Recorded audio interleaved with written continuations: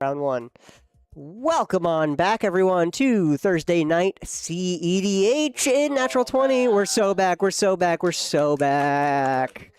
All right, and it's time to start gaming because we got some fun. We got a fun table here, honestly. Oh yeah, we do.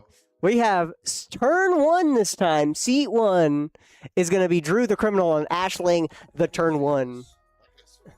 That guy's famous now. That guy's famous now. Have you guys seen that TikTok? It's like blown up. We're at 960. Heck yeah. Or not TikTok, on Instagram. Heck yeah. But Drew the Criminal coming in with Ashling the Limitless, of course. Big fun elementals. Ashling the Limitless. Here. Wait for pop up. There we are. Ashling on here. And I need to center it every time. 1 second. 1 second. Almost. Where is it? Where are you? Where is the source? There it is. And there we go. All right. We got Ashling the Limitless, of course, coming on in with it as well. Next in the seat order, we got Kellen, a new player. Our little guy coming on in, playing Avatar Aang. In the seat here.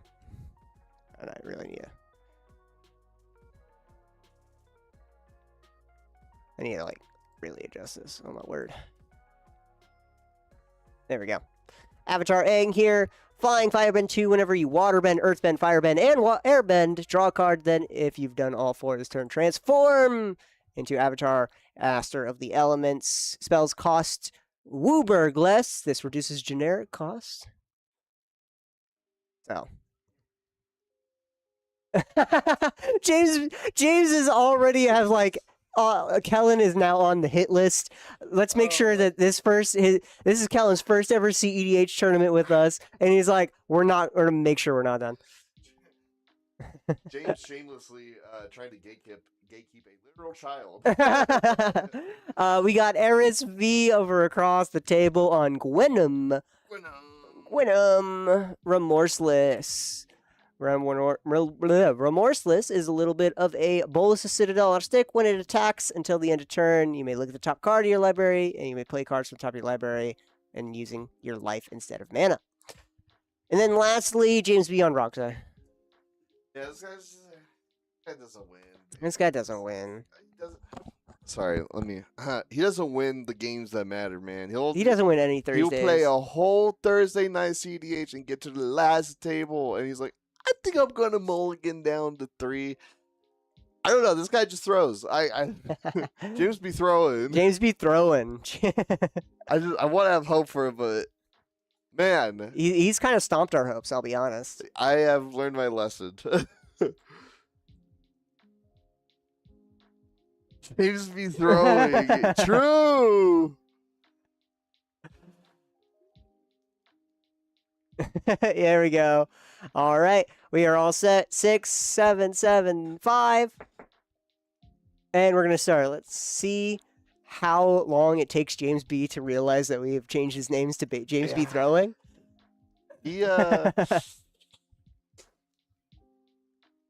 Kellen has a turn 1 win, technically. In that deck, it does have a turn 1 win because there is a specific card called Moon Mist. Please. You guys know what Moon Mist does? I need this. I'll edit it.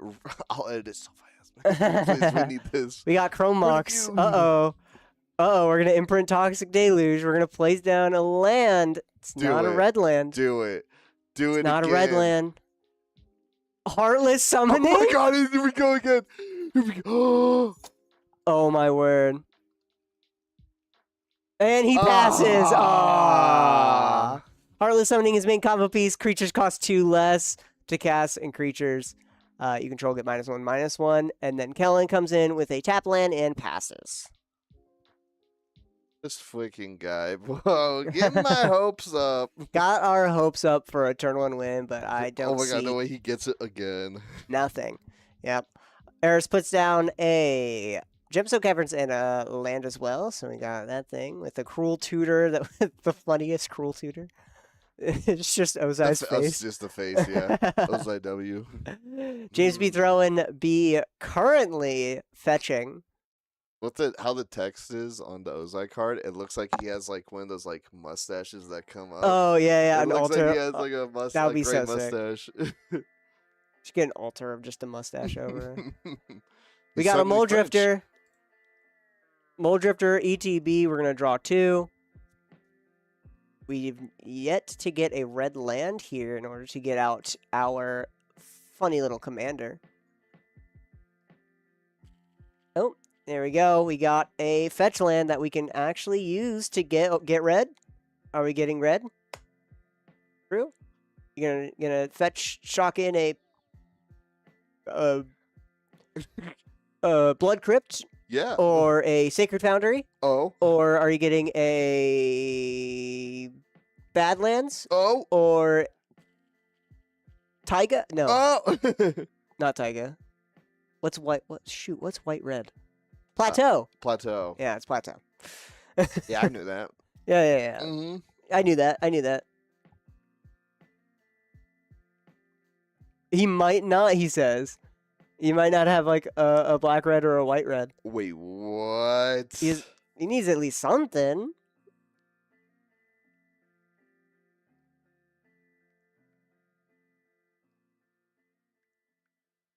Does he not have a... Oh, okay, Blood Crypt. There we go. Oh. He wipes his brow, sweat dripping. I was I was a little worried about Drew's deck construction. Treasonous Ogre. It is a 1, 2, 4, 3 life. Make a red. That's it. That's all that matters on this card. And it was for 2 mana. I'm surprised he didn't pay 3 life immediately to get out Ashling. Callum plays a land and passes. Whoa. Oh my god. Eris plays a land.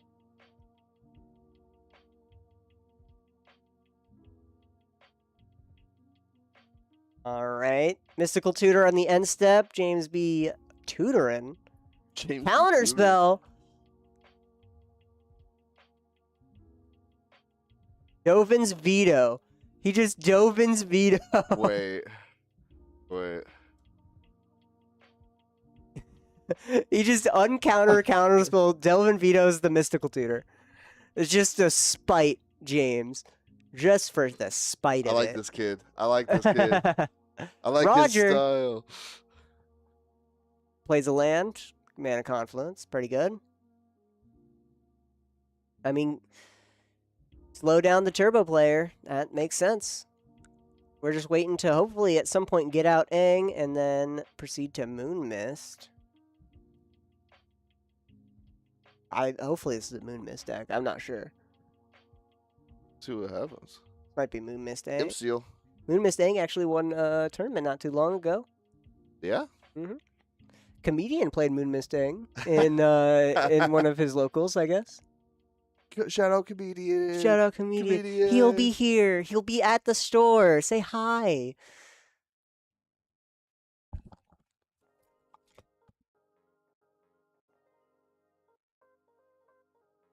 Go.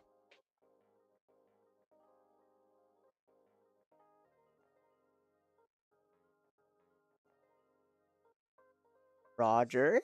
Imperial Seal right now. Probably grabbing up either more mana to cast out Adnaz or just grabbing up Adnaz, hoping to get more mana.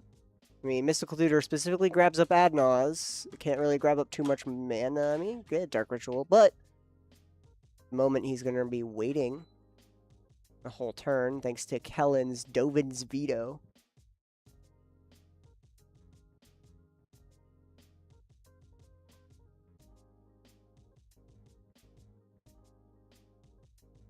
As we get that card to the top here, I pay 1 into a Mana Vaults.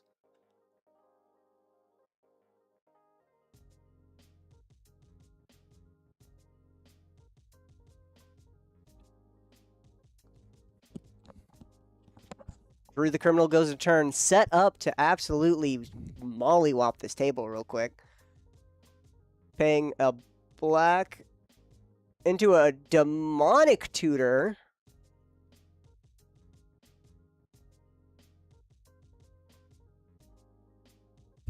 So we're going to search for a card, put it into your hand, then shuffle. Probably grabbing up a combo piece. You know what you get here? Demonic Consultation. Demonic Consultation? Dark Pact. Tainted Pact, sorry. Tainted Pact. And then Ethorical.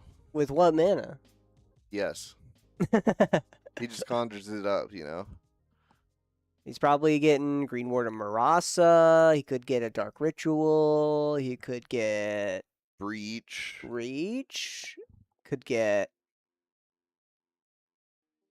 a combo piece. Could just be getting Omnath. One of, like, what, 2 Omnaths he has? 2 Omnaths. What if he just gets a land, you know? Oh, yeah. What? Yeah, he might be just... He just Guys. needs mana. Just Yeah. needs mana. Yeah, just gets mana. I'm Guys, just tutoring for a mid land, you know? might as well just guys, a command you know? tower, you know? like, Nothing imagine you make big. infinite dudes, then you tap guys, bam, infinite mana. All right, we're done demonic tutoring. Crimes are about to be committed, Drew the Criminal Ooh. says. Pay 9 life. Urza's Incubator. Oh, that's my gosh. actually really good. Elementals. So, Elementals now cast 2 less, so that means all of his creatures cost 4 less to cast because of Heartless Summoning and Urza's. So we are going to cast Ashling for 3 life because it's making a red. And we're just going to start evoking for free. Because evoke 4 goes down to evoke 0. Drew the Criminal wins round 2. Yep. We got fixed around by the Oh. way. Oh. Oh. There we go. We're on 1. We're good. There we go. Whoopsies. All right. Dude, Kellen We're and going to Giga vote chatting Green James Warden of M. Marasa. This is free. GG. This is the GG. combo. He did the thing. He did the thing. Green Warden, Green Warden of Marasa. So ETB, he's going to return something. So he has 2 triggers. He's sacrifice it and the return a card from your graveyard to your hand. He's going to target the Mole Drifter. And then he's going to put that in the hand. Then Green Warden's going to sack itself. Then Ashling is going to copy it, and then the copy is going to get back Green Warden Marasa. And then he's going to cast Green Warden Marasa. Target the old Green Warden here. Yep. And he is now going to make infinite Green Warden of Marasas and swing out.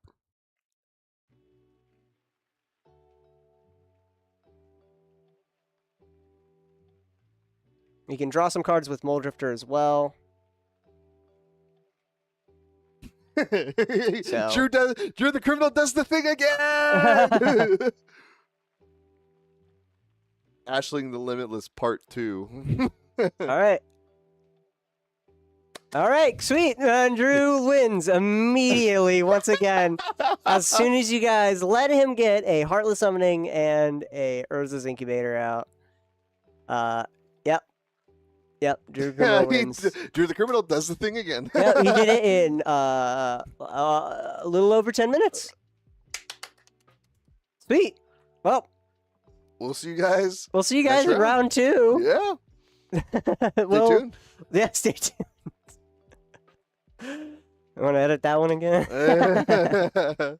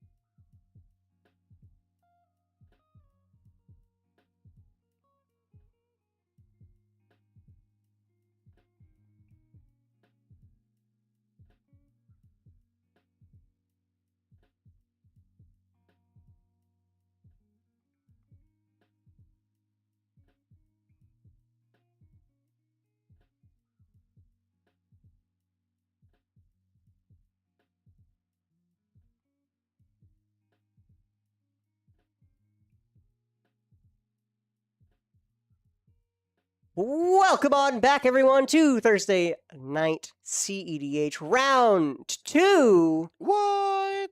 No way. Absolutely. And it's, you know what time it is, right? What time? It's Gambit time. We have for you in the room today, as the featured table, STK 7-turn Kale. What? So we'll be seeing It's some him. fun stuff. As you can see, Kenan Bonder Prodigy, he's been on it since it came out. All right, he is a loyalist through and through. We got next to him, back in the streaming room, Eris V. She's on Gwenna Remorseless. Ooh. Ooh, ooh. We got, of course, you know, the legendary, the man himself, X-Spell Extravaganza, Rocco Cabaret Caterer, piloted by Matt Black, Whoa. as we will be cheating out some creatures. And then first time in the stream room, Sean T. He's been playing in our tournament for quite some time on Terra, Magical Adept. If you guys don't know what Terra does, let's put up Rocco and Terra real quick. Welcome in, Shido. What What's up, up? Yogmoths? Welcome in, guys. Make sure you place your channel points bet. Who's gonna win? Rocco, of course, X and Naya, that's the color combo. Enters the battlefield. If you cast it, you may search your library for a creature card with mana value X or less, put it on the battlefield, then shuffle. So cheating on some stuff out. So one card combo here. And then we have Terra, Magical Adept. Terra, Magical Adept. Here, we'll put on the actual one. Bam. Terra Magical Adept enters the battlefield, mill 5 cards, and then put up to 1 enchantment card milled this way into your hand.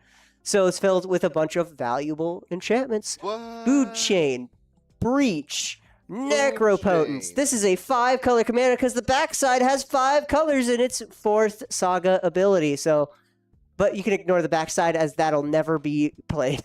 This is a 5-color, funny little enchantment deck. How fun. SEK is currently mulligans. Sean has gone to 7. It's very weird saying your own name to describe. As I see the gameplay and I don't see Chatterfang on the field, then I'm just like, Sean. yeah, this is Sean T. You know, comes after me. Sean. Yeah. As a common greeting I hear every single day of my life here. Right?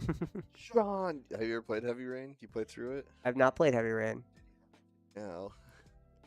You're in it, man. I'm in it. Yeah, you're dude. so He's like, right. Sean. They spell it wrong though. Wait, did they? Huh? I think they spell it wrong. What? I think they spell it SHAWN, or do they spell it SEAN? I think it's SEAN. Heavy Rain Sean.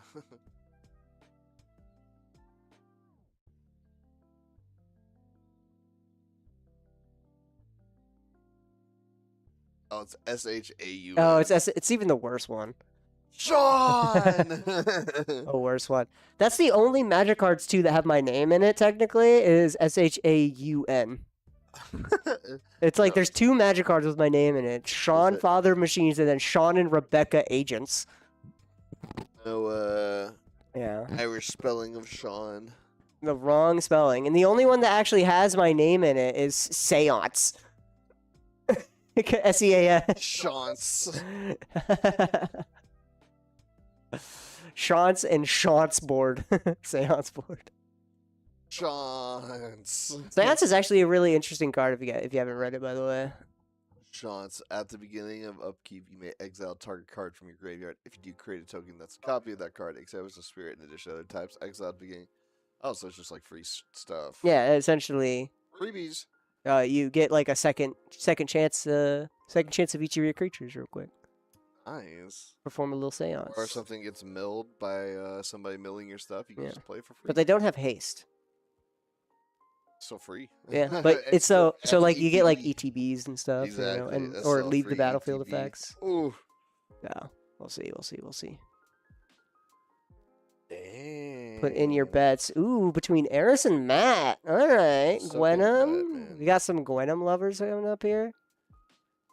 We're going down to 3 7-turn Kale. What? It's all part of his plan. It's all part of the plan, It's gonna win apparently. somehow. Yeah, we're going. That's crazy. Mono black all day, every day. I love Matt's playmat.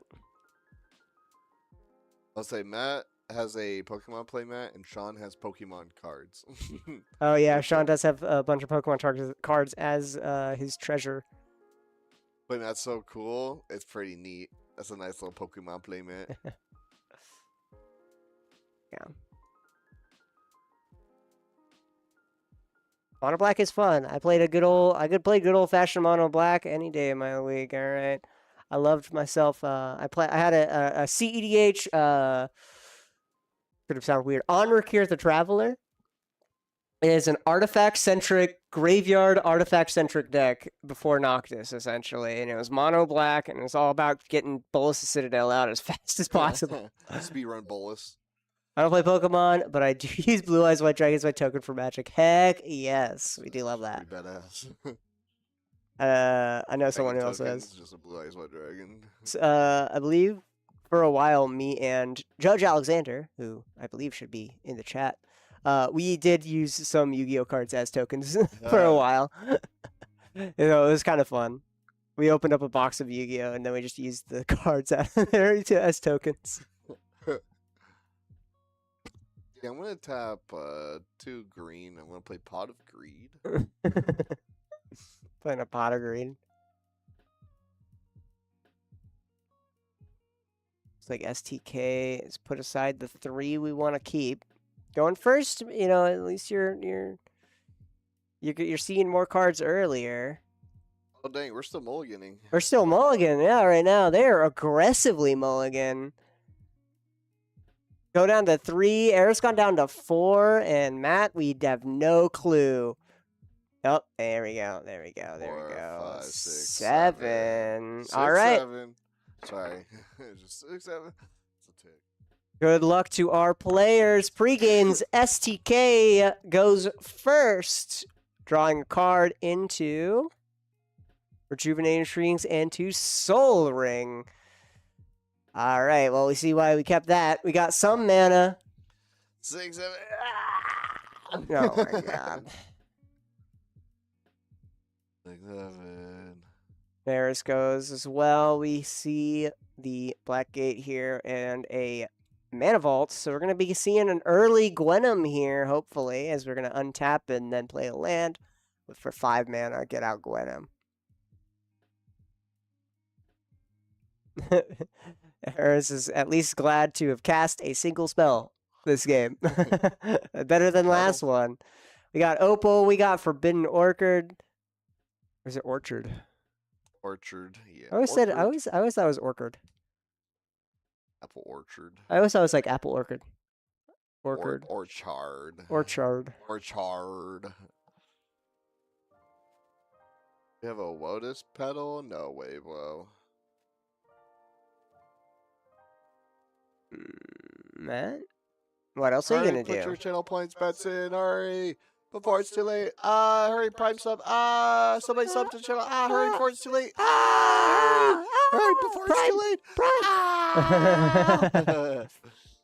We're gonna play an ad. We're gonna play no, not the other way around. We already have like auto ads going as well, so Immersion. don't want the auto ads going. Then Immersion. Oh no, an ad for Colgate. Oh, Oh no. Oh. There's an ad. There's a subscription. Let's go! Let's go! Yes! No more ads, you convinced me. Yes! Yes, get no more ads. Welcome. Get more dice. Get more dice and Double the channel points. Double some channel points. Absolutely. What Dice are we? gang. Oh, okay. We're doing. Okay, sorry. Yeah, Forbidden Orchard. We're figuring out who gets the thing. Evens tapping the Forbidden, giving a Wirewood Symbiote. Thank you so much for that sub, by the way. Yeah, that no, actually, that's cool. Thank you so much. Wirewood Don't forget Symbiote to comes sub on to your out. Favorite LGS. Yeah. Return an elf to your hand, or an elf you control to its owner's hands. Untap target creature. Activate only once each turn. So we get some extra mana up here from our dorks. Sean's coming out with a Bloodstained Mire, fetching for a red and something. Or no. Oh, okay, yeah, the black and green. All right, that's fair. Overgrown Tomb.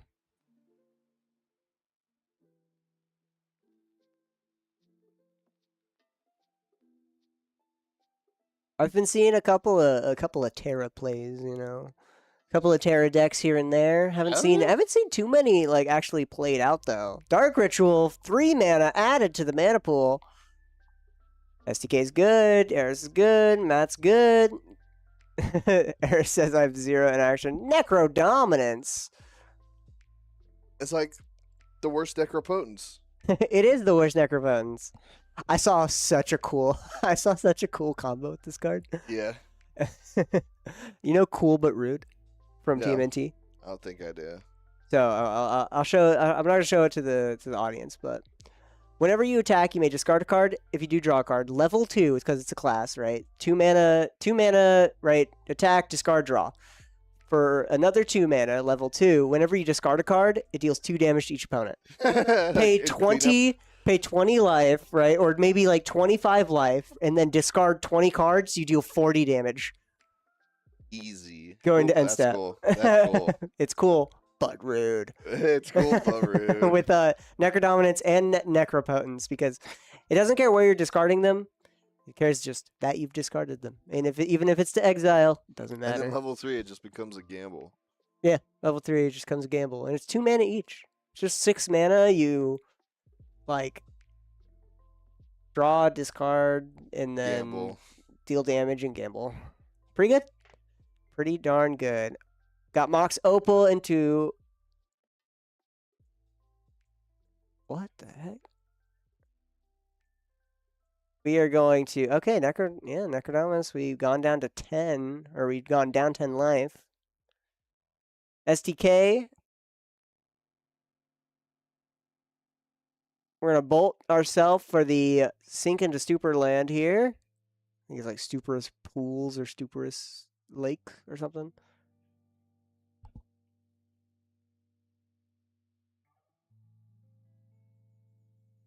In a Stupor, it is... Oh, Soporific Springs. Not Stuporific Copy Lake. Artifact. Copy Artifact. We're going to get a Could Opal. Mana Vault.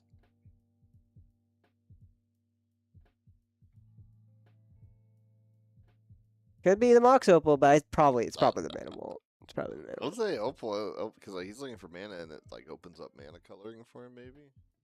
Maybe, but he doesn't have Oh. enough artifacts to have it come online. Oh yeah, true. What are you gonna do? Okay. Say Vault for Jam and then It's gonna be a Soul Ring. He's gonna make a second Soul Ring. All right, yeah, that's fine. 2 Soul Rings. 2 Soul Rings is still pretty good. It's not bad. And a untap and all that fun stuff. Eris goes a turn. What are we gonna do? Swamp for turn, and are we putting out a attempt to cast Gwenum? Whoa. Gwenum Remorseless, Death Touch, Lifelink 4/4, attacks until end of turn. You may look at the top card of your library anytime, and you may play cards from the top of your library. If you cast a spell this way, pay life equal to its mana value rather than paying its mana value. Nice and good. So we got a nice out turn 2 early. We'll see if it survives the whole turn cycle before getting back to Eris's turn. If it does, then we might win. Oh, that's weird. Oh, because you have it in like a separate tab. You don't have it like. I'm surprised you didn't just take the dock. Well, even though it was doing this week or like a previous week with the dock as well. No, it wasn't. Okay. I don't know. I just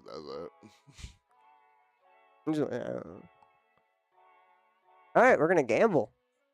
Matt Black's gonna gamble on turn, as we have. I don't know. Maybe we're just trying to get some mana, trying to make sure we're getting some getting our Rocco out at a nice steady pace. Get our own mana vault and dump 3 mana into it. That would be pretty spicy. 3 mana Rocco. X is 3. That wins the game usually. I believe that. More X mana. equal 3 is I good. need more mana. I need more mana. More mana, more problems. More mana. I mean, we have 2 mana up right now.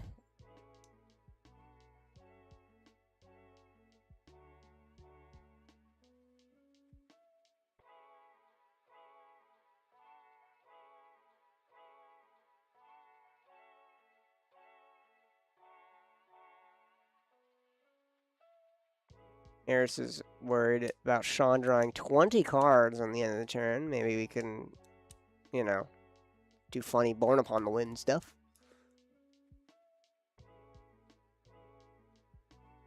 We got politicking going on, man. We do have Deals some being made. Deals. The art of the deal.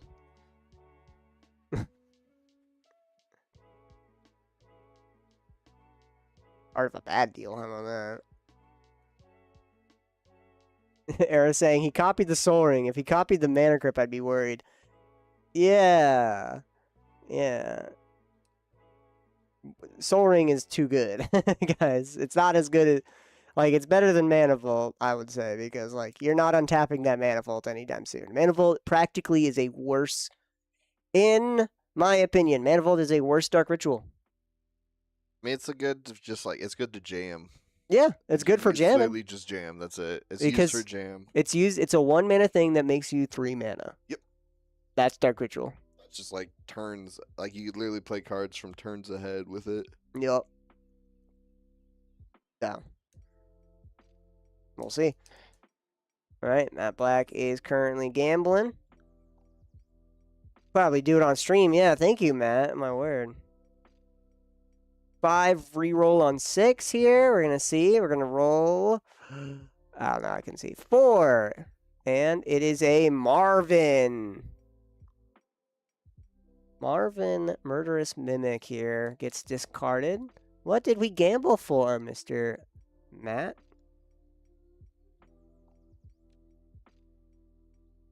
Correct. That Dranith Magistrate. And that stops Gwenum in the tracks. All right, yep. so like, do we get some packs or like? Oh yeah, true. Every time we get a stacks piece, we're gonna open a pack. Oh god. Oh my word. So Dranith Magistrate, of course, your opponents can't cast spells from anywhere other than their hand. So that's gonna be stopping a lot of our players here. Gwenum is no longer cares about the attack trigger, as no one cares about the attack trigger because now it can't cast it from the library. Kinnan can't enter the battlefield for as long as Dranith stays out, and I guess the only one that's not really affected is Sean the most, as Terra is not a essential part of the equation. Terra is just to mill 5 cards and get an enchantment back, and potentially you get a winning enchantment. In colors. In colors. We're going to go to end step, trigger Necro Dominance. We're going to pay 8 life here and go down to 20. Nice and even number here. 2, 3, 4, 5, 6, 7, 8. Yoinking up the cards, plus 5 here. So we got 13 cards in hand. We're going to be discarding 8 cards again.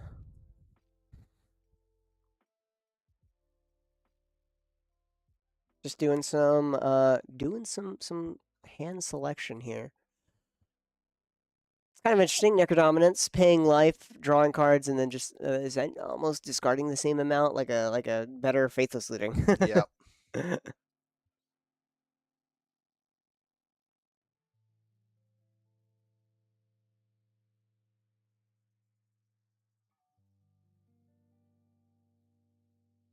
Not really choosing what's going on.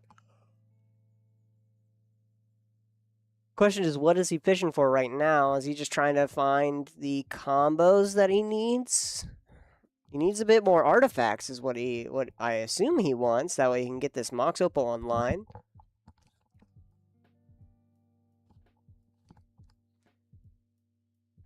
They are worried that it's all interaction that Sean's been choosing. That way it just makes the game last a little longer. He's like, yeah, I'm just gonna. I'll play on any time I want to.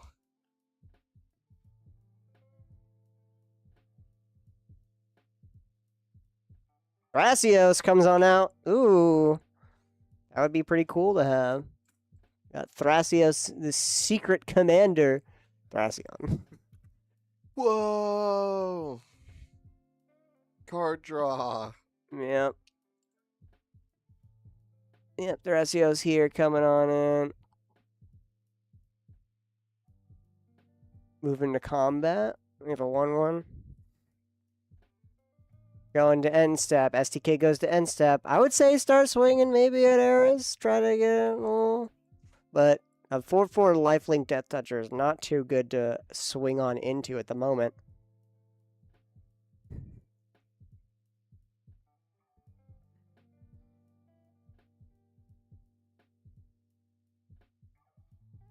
Crystal Vein.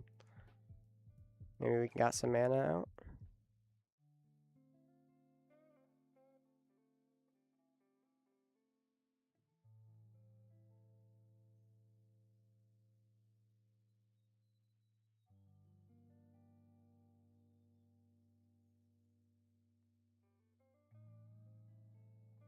We're going to give Gwen Fear. Moving to What? combat. Swing with Gwenum. Matt takes 4. Eris gains 4.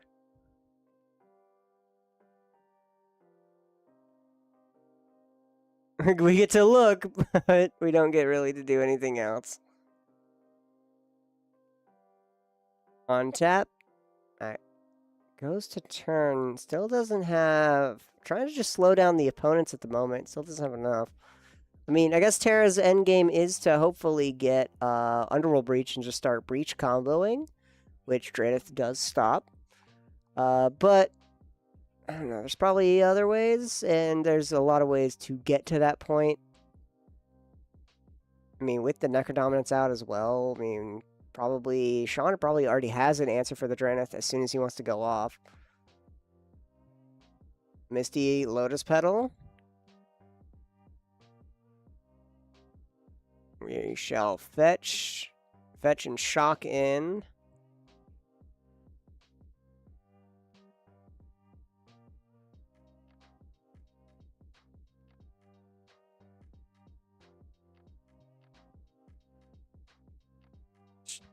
Dang, Drainus man, straights, man.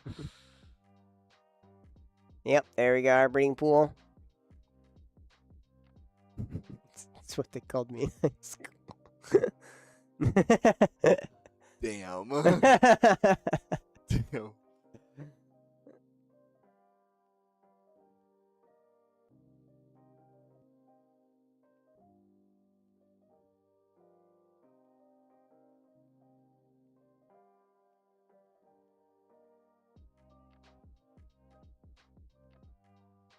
Moving to end step once again. Sean at 17. At least a good amount of... At least one blocker up, Tinderwall. We're going to go down to 5? Alright.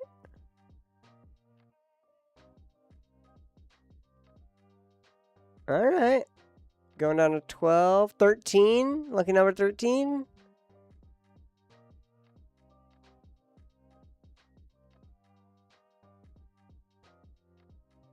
SDK saying, I definitely have a bolt, as he's contemplating going down to 3.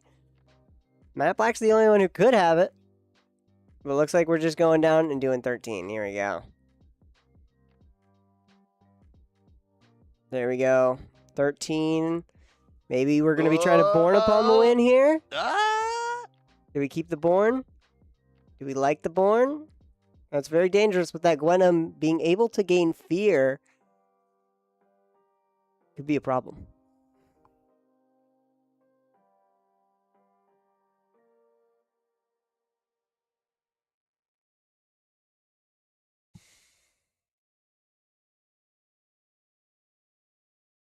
All right. I think Sean's going to jam it here. Chain of Vapor, the Necrodominance. to get back to 7 cards here. STK has a response. To colorless, we're going to activate Thriathioth. Scry 1, reveal the top. It's a land, put the battlefield tapped. Not draw it. Yeah, we'll put that on the bottom, and then we're going to flip over. It is a Pact of Negation. He doesn't... I don't know if he wants to cast out a Pact of Negation. Stop this Chain of Vapor. Probably wanted any other free counterspell, Force of Will.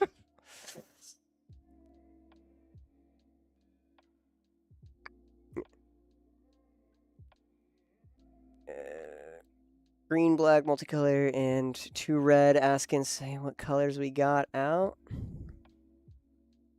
Packed Chain of Vapor. Do you have a response? We do. Green Veil of Summer. Ooh, baby, that's the green counterspell right there. Veil of Summer. Spells you control can't be countered this turn. You and permanents you control have hexproof from blue and from black until the end of turn.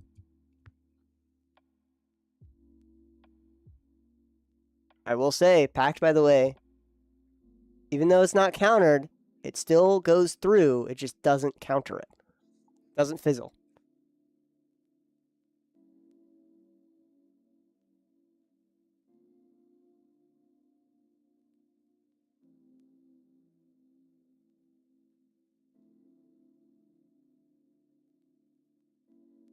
Real Summer, draw a card. Doesn't fizzle. It can resolve. Yep, Sean is telling him that it still is countered. All right, we're gonna judge. 1 second. He doesn't know. Oh no.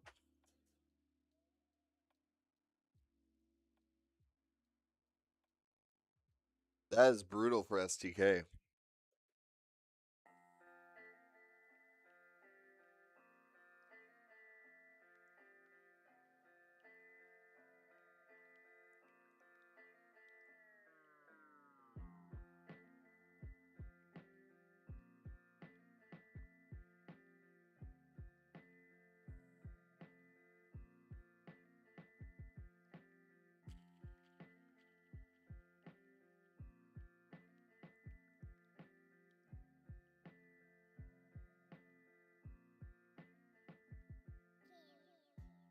He will have to pay. Has to pay the Pact of Negation, even though it did not counter it. That was honestly the best counterspell Sean would want off the top, because even if he doesn't go off, Kale basically loses a turn here. Oh yeah. Yep, because it's exactly the same as Hexing Squelcher. Like, you can still target it, it just won't be countered. One gets put out. Yeah, a spell ability that counters spells can still target any spell that can't be countered. When the spell or ability resolves, the spell that can't be countered won't be countered, but any additional effect of the countering spell or ability will still happen. Underworld Breach, of course, yep. We're going off. Born Upon the Wind for the win here. I'm surprised he bounced it. He didn't have to bounce the Necrodome. He did. He did? I think he got rid of it, right? Oh no, he needs cards in his graveyard. That's why. Yeah. Because it'll exile if cards going to the graveyards will be exiled instead. So we bounce it, cast Born, and then start going off.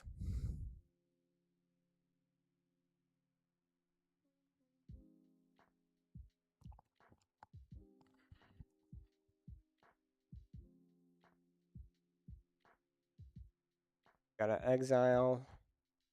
So the Lotus Petal here, if he casts it twice, he needs to win with 2 mana, which he'll probably cast Brain Freeze in order to mill his entire library, and then attempt to cast Lotus Petal or LED multiple times to get more mana, and then if he gets 3 mana, he'll then just Oracle combo for the win. Yep. As per usual, that's an Honorable Breach.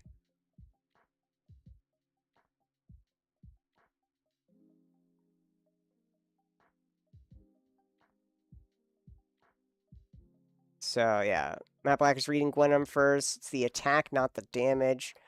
Also, we have gotten rid of Dranith. Perfect. That Chain of Vapor, as we did sack a land for it. So good. That's such a good card. Chain of Vapor, like, target your own thing, sack it to target another thing, and get rid of it. So good. Solid play. Economics is an enchantment. We're going to exile 3 cards here. Cast Lotus Petal. We're all at instant speed, too, so this is all good. Born upon a Wind's instant enabling. We're going to sack it.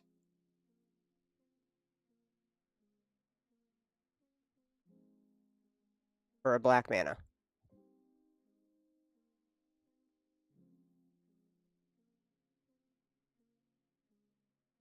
And we're going to exile. Here we go. Another 3. Cast 3 Dark Ritual for 3 black.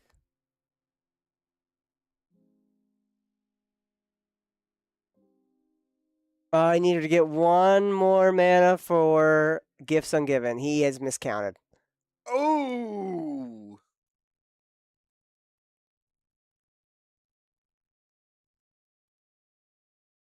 We got Mystical Tutor.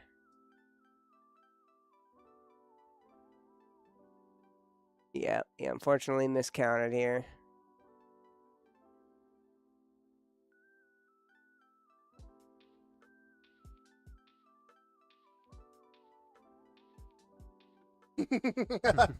No, don't tell him. Yep.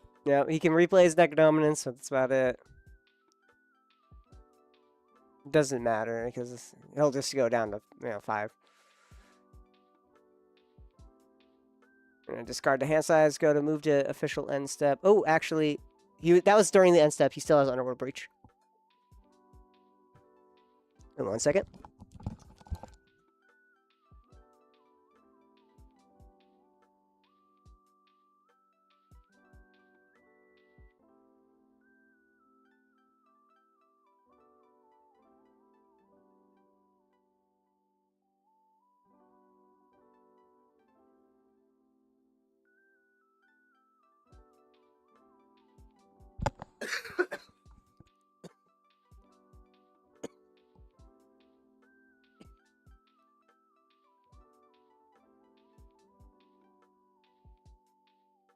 You do another dark ritual. He still has Underworld Breach. We're good. he'll have to sack it at the end of STK's turn.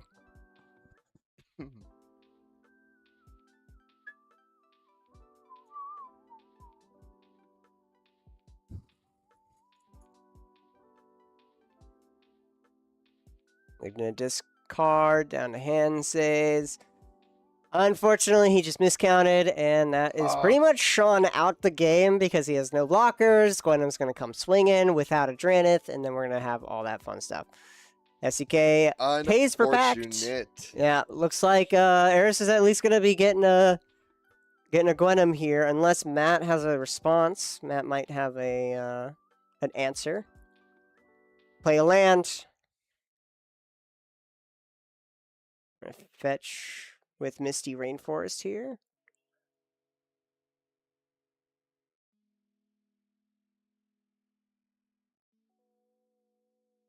Oppo agent. Oppo. Oppo. If only they had Oppo. If only Eris had Oppo. Ow. Sticker in my sock, bro, and it just stabbed my finger. Damn.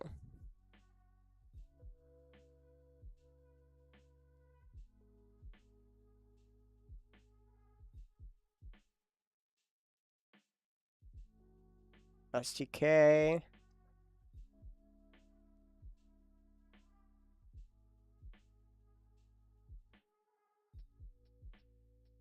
Moving to end step.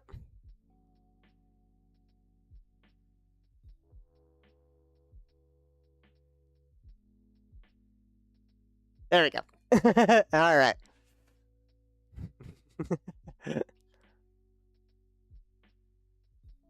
Knocking on the wall just makes Yeah, everyone wait. They understand. They understand. Gonna move to end step. Eris, Kill him. Do it. Killed him. Go to combat. Do it. Giving fear to Gwenum. And that was unnecessary to give fear.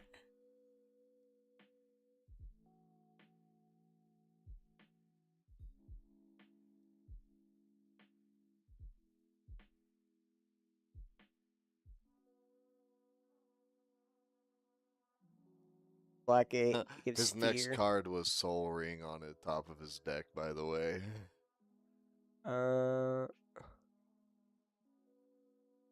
Wait, hold on. Player with the most life or tied for the most life? Wait, that's with Blackgate, right?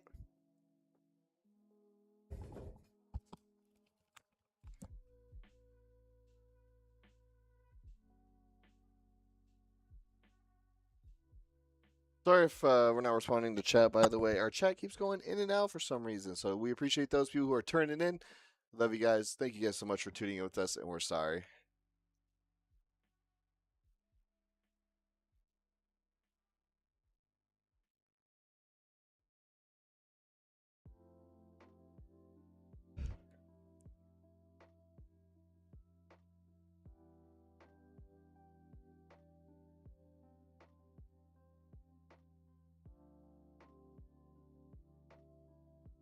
Sean dies.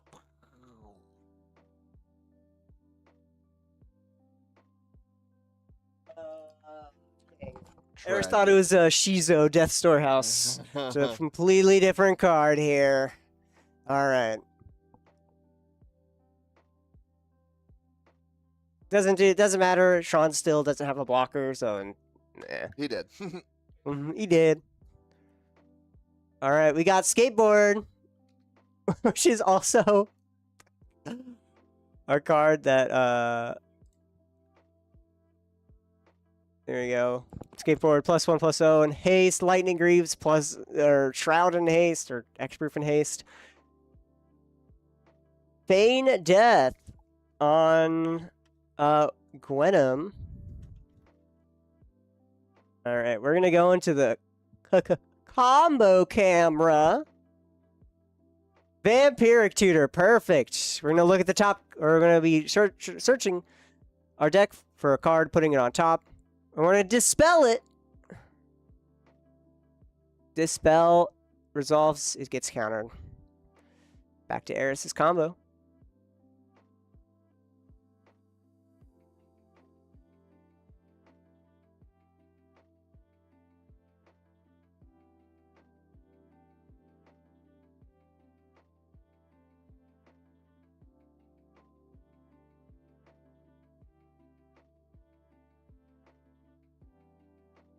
I think we have a land on top, unfortunately. Yep. Eris can no longer go as there's a land on top and we are not going to be able to get through.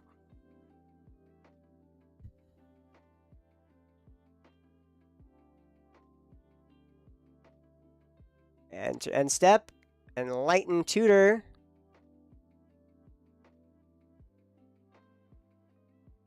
Surprised we didn't. Yeah, Eris forgot to equip. Boots give hexproof here. I believe Lightning Greaves gives hexproof, right? And then, no, wait, Lightning Greaves gives Shroud, right? Lightning gives Shroud. It's Swiftfoot boots that give Proof, yeah. Lightning Greaves. Yeah, it gives Shroud. How the cookie crumbles. Bolsa Citadel, gamble in off the top.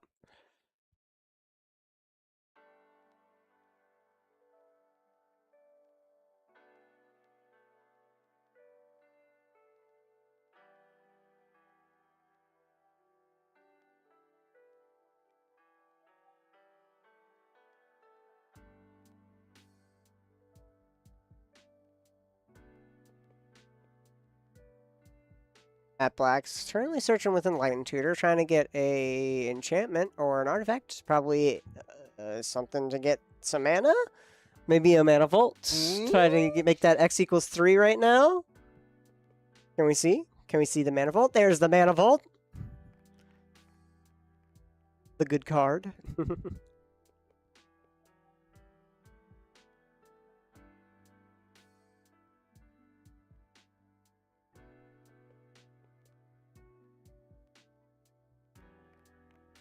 Put one card in the middle here. Mana vault on top. Untap, upkeep, draw that mana vault. Gonna play a land out here. Let me see it.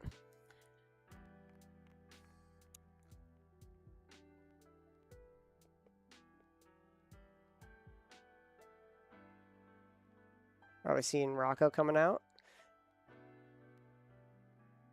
Don't have enough. Yeah, so you have to go for something else here. Sure, a color.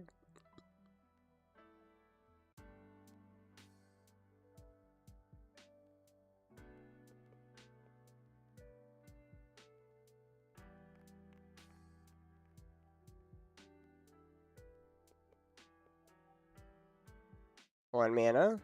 Play out the vault here. Might as well get things set up. Give Eris a spirit. And we're going to tap mana vault.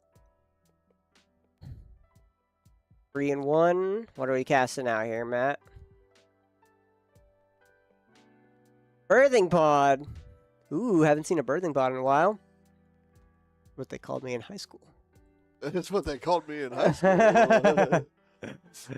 Birthing pod out here for 1 and a Phyrexian green. Tap it, sack a creature. Search for a creature with CMC equal to 1 plus the sacrifice creature CMC. So we're going to search for something with 2.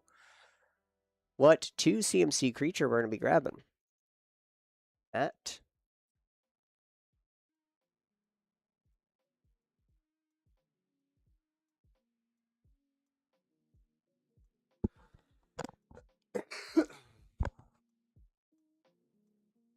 What up, Cheeto? What up? We're seeing it. We're seeing it. We're seeing it through. We're seeing Matt Black, Birthing Pod, 2 mana. What are you getting? Let's go to the combo camera. What a combo we got here. What a combo. Tapped everything. That's nothing. You slam it on the table. Badger Molka. Badger Molka's Earthbend 1. Whenever you tap a creature for mana, add a green. ETB, we're going to make the Sacred Foundry creature. Means that'll probably be it. Put a counter on that bad boy. Sure.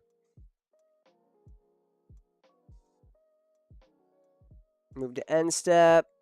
STK goes to turn. Pact of Negation paid for last turn, so we're good and free to go now.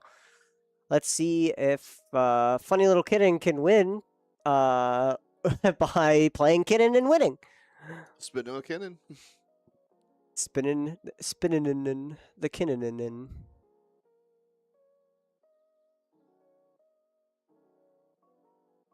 This sucks, he said. All right, we're going to play Kitten. We have 5 mana available, or sorry, now 7 mana available as Soul Rings now tap for 3 each.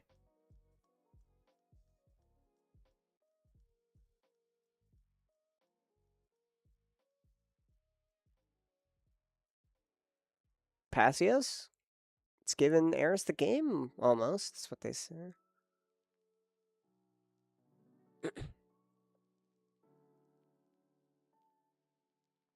STK goes to end step. Passes the turn. All right, Eris. Let's see it. Let's go. From the mana vault, we take 3, or take 1. We're going to main phase 1 real quick. Just, you know, Hex, Proof, or Haste and Shroud Gwenum. Move to combat. We're going to do this properly.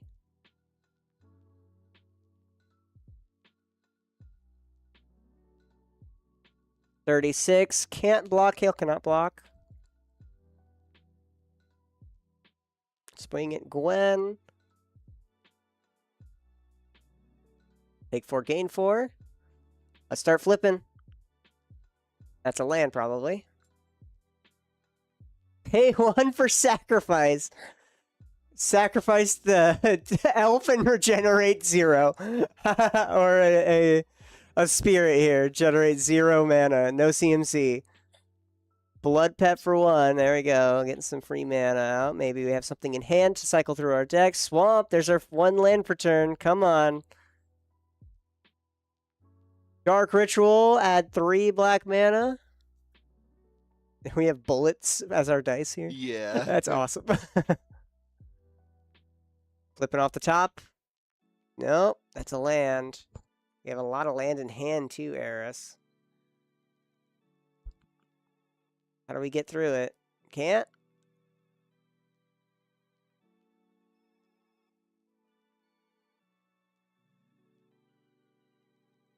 What do we have in our hand? Oh.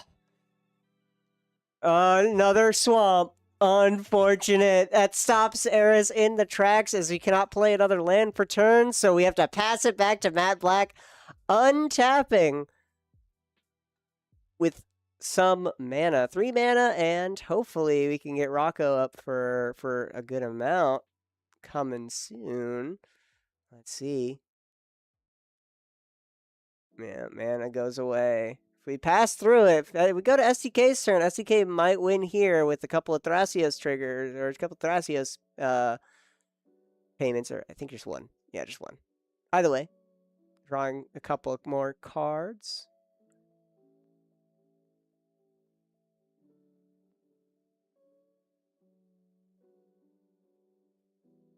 Matt. Sir Matt Black. You were lucky to get off with 1 more turn here.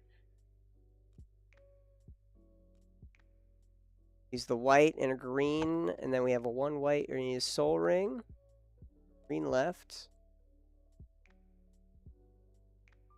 Tap Soul Ring for 2 colorless here.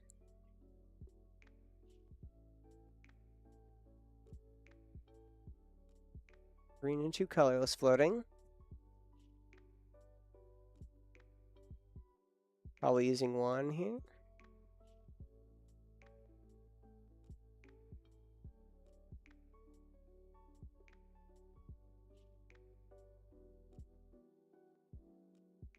Using 1 colorless to activate Birthing Pod.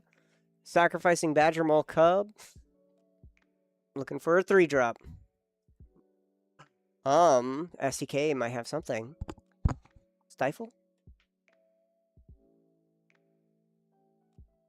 Anything in SDK's deck that stops it? Stifle could be 1. But I don't see people running Stifle nowadays. We're going to activate Thrasios. 2 colorless floating.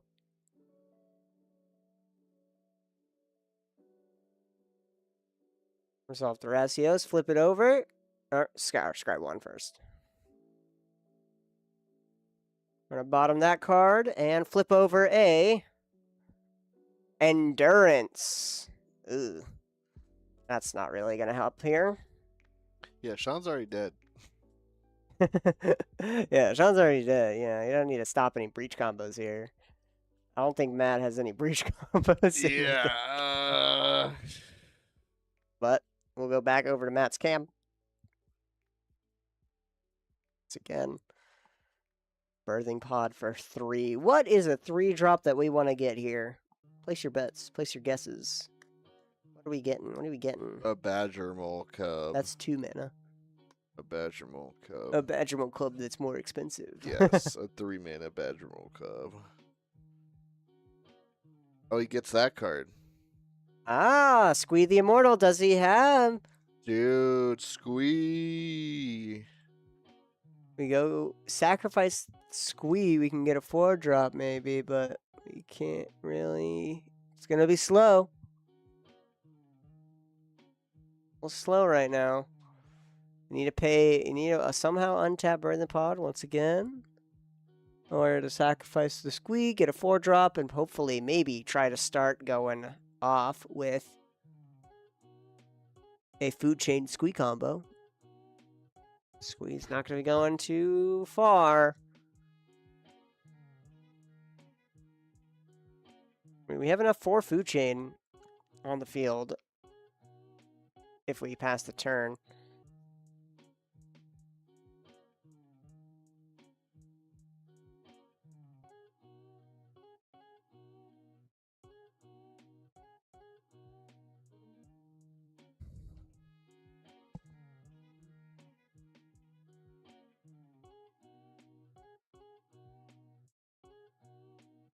Play out Traneth Magistrate.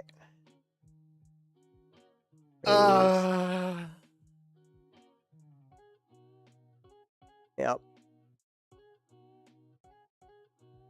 Yeah. We used the green from Badger Cup to cast out the Soul Ring instead.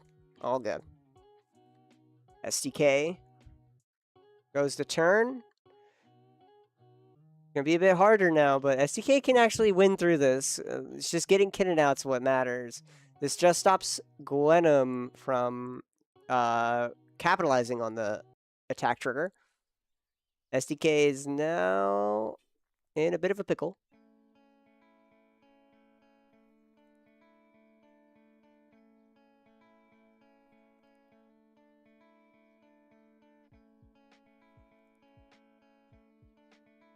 SDK has a good amount of cards on the field. Activating Thrasios a couple of times here as well. 7, 8, 9. So we can activate it twice instead. Excuse me. SDK needs to... I mean, the funny thing about Kinnan is that it's not casting creatures from the from your library, so it gets around Traneth. Arcane Signet in hand with 1 floating.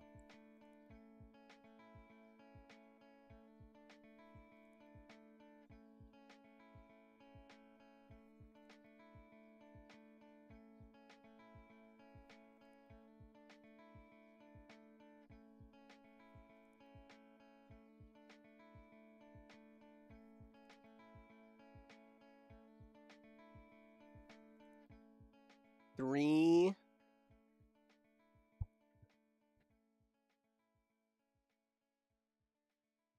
We have 4 colorless now.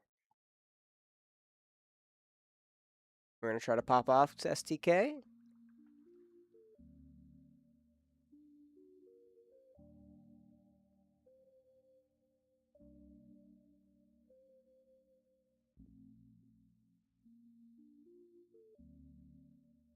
What's the plan? A good couple of cards in here. I see a Force of Will. Enemy's Aura. I could go infinite if we had a creature that tapped for mana. For a blue. A Birds of Paradise. That'd be so good.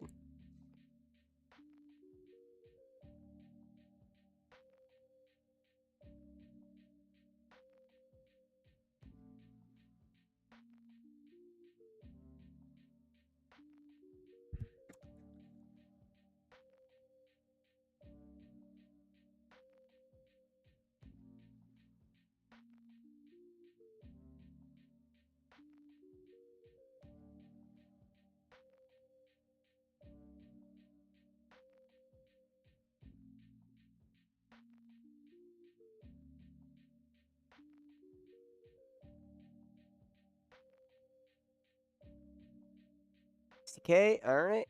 We're tapping 3 more mana here. 3 more blue. What's 7 mana? 7? No. No. That's not it. Looks like we're just going to activate Thrasios. Or, oh, no, we're activating Kinnan. We're just spinning Kinnan. What are we flipping? If you get it. If STK gets it, he gets it, you know?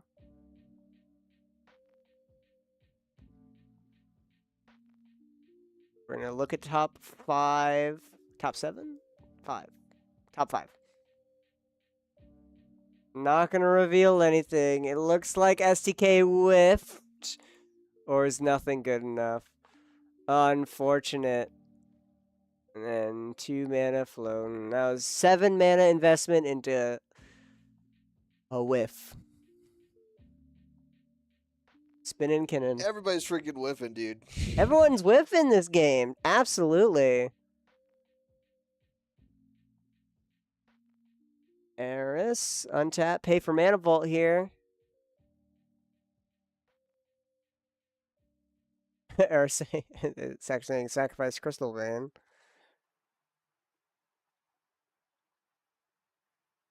And take the 1 here. Eris goes down. Draw a card.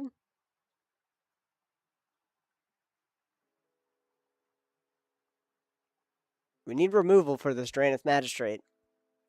Please. Get it out of here. Get it out of here. Shoot. Get. Freaking Granith, man.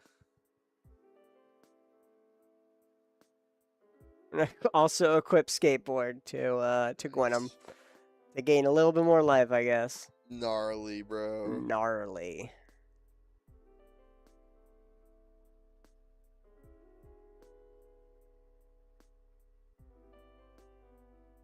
Eris goes to combat.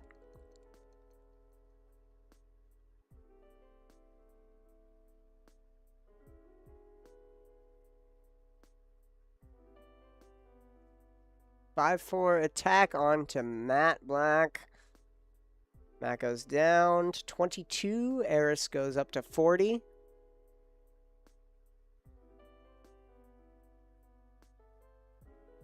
Still get a look at least. We got a main phase 2.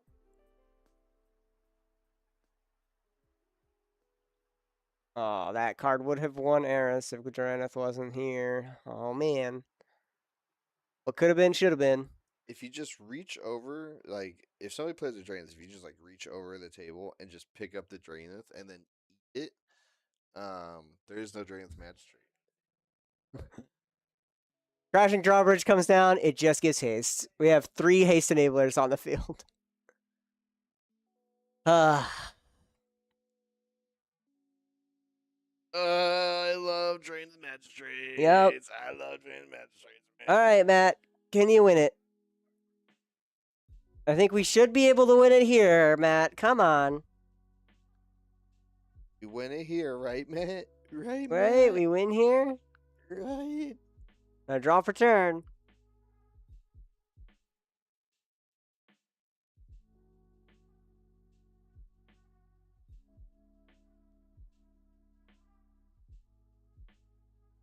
Play a land. Lazotep Quarry.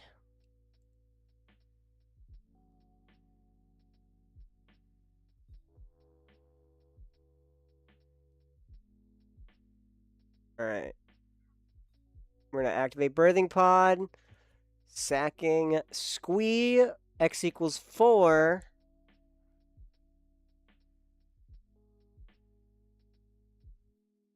Felidar Guardian. Felidar Guardian is going to enter and untap Birthing Pod. So this is where the kind of combo goes with Birthing Pod is all about untapping it. Exile another target permanent and then return to the battlefield under your control. So it untaps it.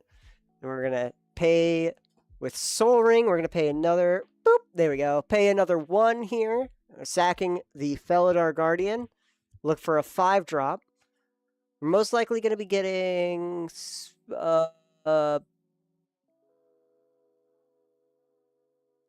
Oh, it's like an angel. I'm forgetting its name. Crap. Satya. It's an angel that returns things from the graveyard to the battlefield. Paul. Paul. Yeah, let's get Paul out here.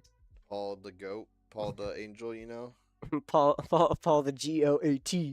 Yeah.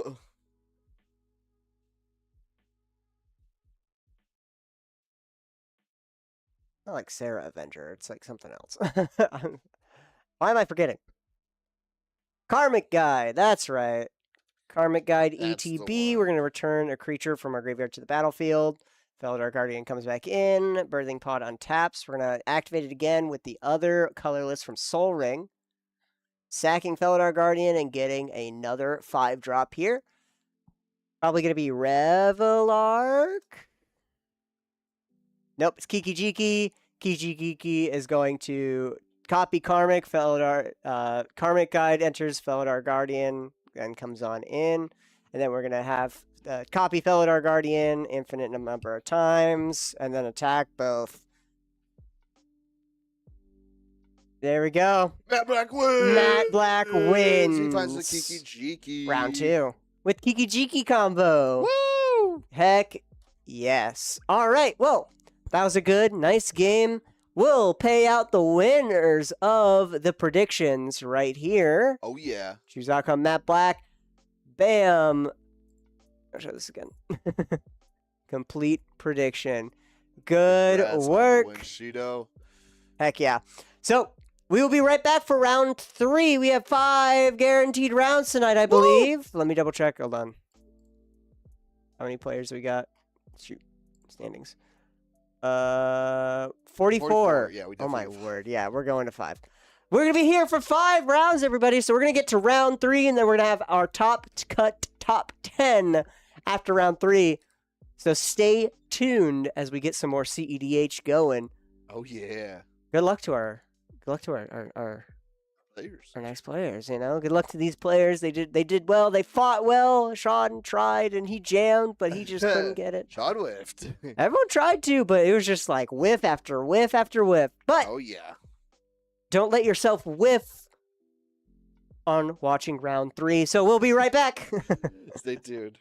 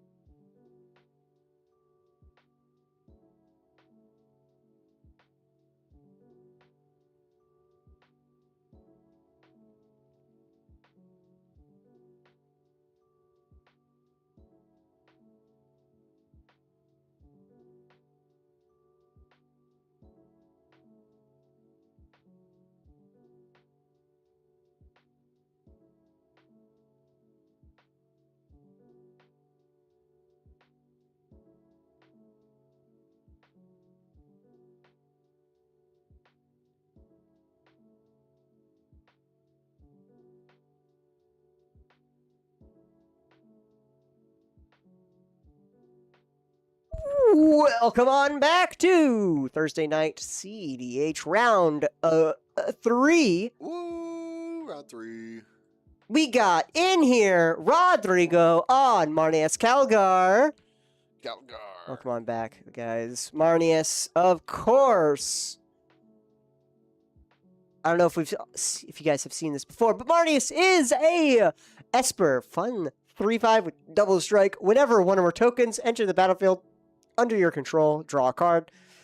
And then for 6 mana, create 2 tokens with Vigilance. Space Marine. Space Marine. Astartes. Warrior. We got Matt Black over here on Rocco, back in the seat. Showing what's up, showing what's good. Jackknife Jared across on Winota. Winota aggro. Winota stacks aggro here. As we have, whenever Zerda first is whenever a non-human creature control attacks. Look at the top 6 cards. Here, we'll put on butts. Look at the top 6 cards of your library. You may put a human creature card from among them on the battlefield tapped and attacking. It gains indestructible. Till in turn, put the rest of the cards bottom of your library in random order. That is a big old wall of text. Bart's. And then lastly, we have Joyra, Ageless Innovator. Joyra, Ageless Innovator has put 2 Ingenuity counters onto Joyra. Then you may put a artifact with mana value X or less from your hand onto the battlefield, or X the number of Ingenuity counters on Joyra. So, we'll see how that goes for Rob here. As we get things going, Rodrigo keeps that 7 here, I think.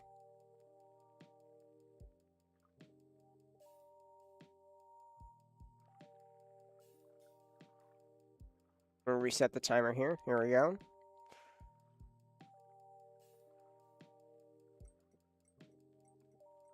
Matt Black's last day on Rocco? He's going to be getting something else? Never forget you, Matt Black. Alright, looks Never like forget. Jackknife Jared's going to mull here. Get your predictions in, by the way, y'all. Yes, place That your way bets. you Who's can gonna get win? get Round 3. Ooh, you can bet on who's going to win here. Already, we get maybe some Matt love coming in.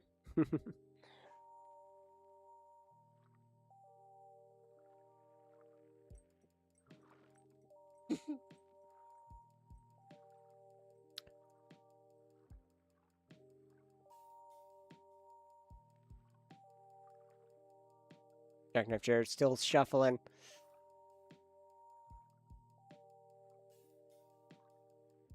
While they're mulligans, you know what you guys should do?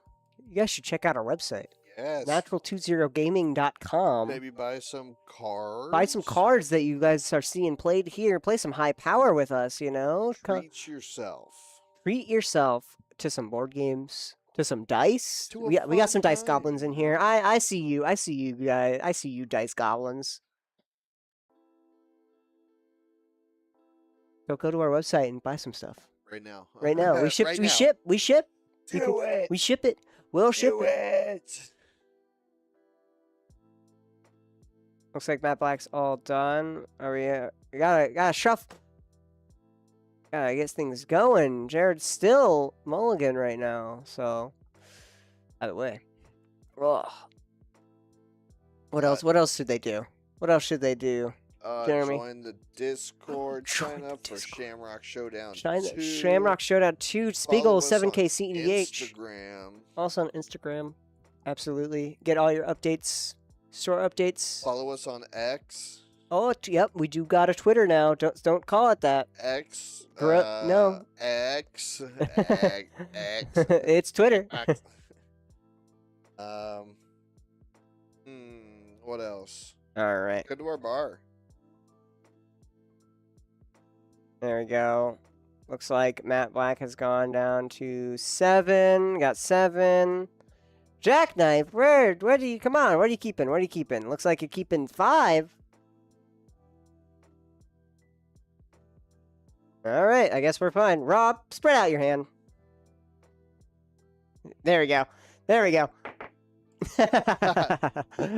Looks like Rob went down to 6. He just like throws his hand out. He's like, He I'm just sorry. I'm starting. Let's start it. He's a very aggressive man when it comes down to his games. All right, he's getting things ready. City of Brass comes on down. Rodrigo puts out a Mystic Remora. Remora. How dare you say its legal name? Mystic Remora. And not its full actual name, Poopfish. Poopfish. That's right, it's Poopfish. Cumulative upkeep 1 whenever an Poopfish, opponent casts a Poopfish. non-creature spell. You draw a card unless that player pays 4. Nice, good early game team. Turn 1 and going first. Get a Ragavan on out here as well with our Gemstone Cavern when we pass the turn. Got a Recto. A Raucous Theater, I believe. There's a Phyrexian Walker out turn 1 with a land.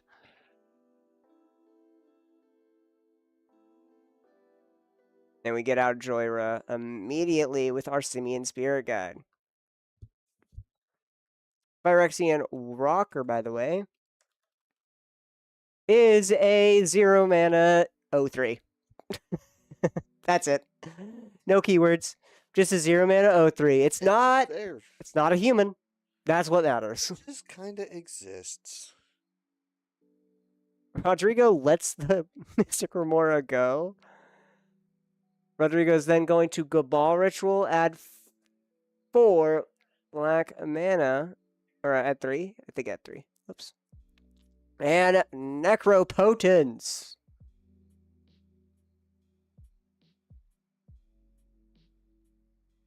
Necropotence, of course. Skip your draw step. When you discard a card, exile that card from your graveyard. And then for 1 life, exile the top card of your library face down. Put that card into your hand at the beginning of the next end step. Yeah. If I could breathe. Not Necrodominance, Pog. Not Necrodominance, the better one. The more expensive one. Necropotence. Necropotence. I want to get the anime version. I need it for reasons. Personal reasons. For personal reasons. My goal with my Chatterfang deck is to make it full art non-foil. Cool. All That's full really art, cool. all non-foil. That way I can like get the card signed and it looks super sick, or get it like True. altered and it really is nice and more convenient That'd be than having pretty it cool. onto. Also, I'm like just having cards that are full. Yeah, because the foiling makes it a little bit more slicker, so it's hard to paint on it. But also, you can see the cards, and the foil doesn't Pringle it. It doesn't like bend. Yeah, so sick. Rodrigo is currently discarding down to hand size. All these cards going to exile here.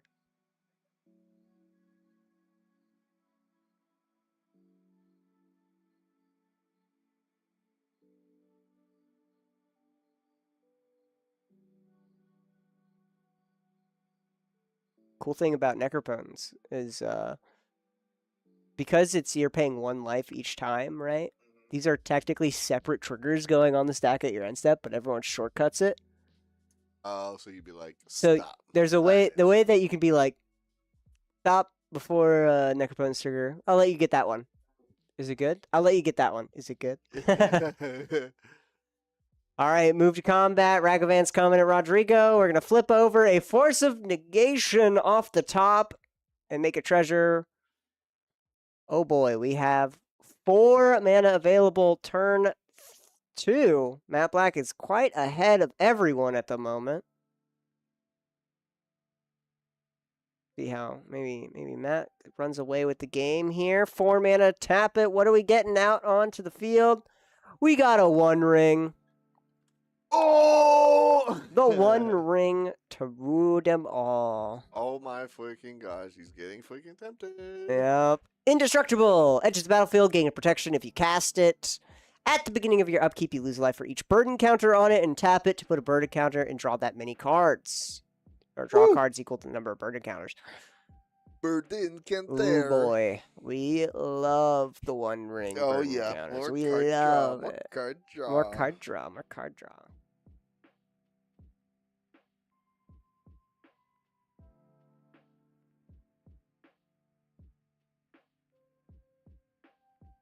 An Aethersworn Canonist. Oh boy. Hey, do we have any more packs?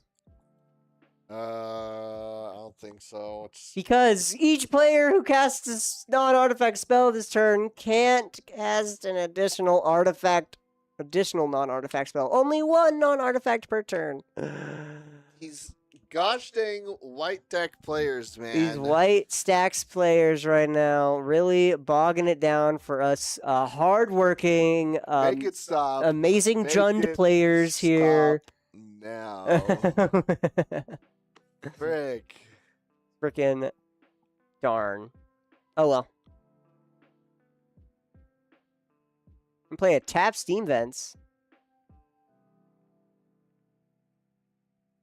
Did we pass the turn here, Rob? Just like Draineth Magistrate, if you just Ooh. reach across the table and pick up the Ether Sworn Canonus and eat it, it no longer exists. Yep. Goblin Welder comes on down. Tap it to choose an artifact. A target player or player controls target artifact and target artifact in their graveyard. They're both illegal if this ability resolves. You swap them simultaneously. I don't think I think like we said last time, I don't think that any other card has simultaneously in its rules box. Things do not simultaneously happen. Yeah. That is not I'm gonna look it normal. up, see if there's another way that says simultaneously or legal in the in its text box here. We're gonna look it up. Oracle text simultaneously. There is. There are. There are 7 cards that say simultaneously. Whoa. There is Breaking Wave. Simultaneously untap all tapped creatures and tap all untapped creatures. Creeping Dread. Each opponent who discarded a card this way that share players reveal and discard cards simultaneously. Goblin Game. Goblin Games, I'm not reading that. That is a mini game within a red card. Beginning of each player's upkeep, that player simultaneously untaps each tapped artifact creature and land they control and taps each untapped all the fun stuff. Simultaneously, all phased out creatures phase in and all creatures with phasing phase out. And then lastly, Wheel of Misfortune. That is, again, a red card that has a minigame I'm not reading. Alright, I'm going to play this red card. It's a mini Hey! game. Smothering Tithe coming on out. Smothering Tithe is one of the fun cards in Marnius Calgar of all time. Whenever an opponent draws a card, that player may pay 2. If that player doesn't, you create a treasure token. If Marnius Calgar's out, you make a treasure token and you draw a card. Nice combo. It is so good. So every time your opponents draw a card, you draw a card. And you get a treasure token. And you get a treasure token. You get mana and card draw. Those are the 2 things you need to win the game. Mm-hmm. Marnius Calgar. Very fun deck. I wanted to make it for some time, but Yeah, Space Marine cards expansive.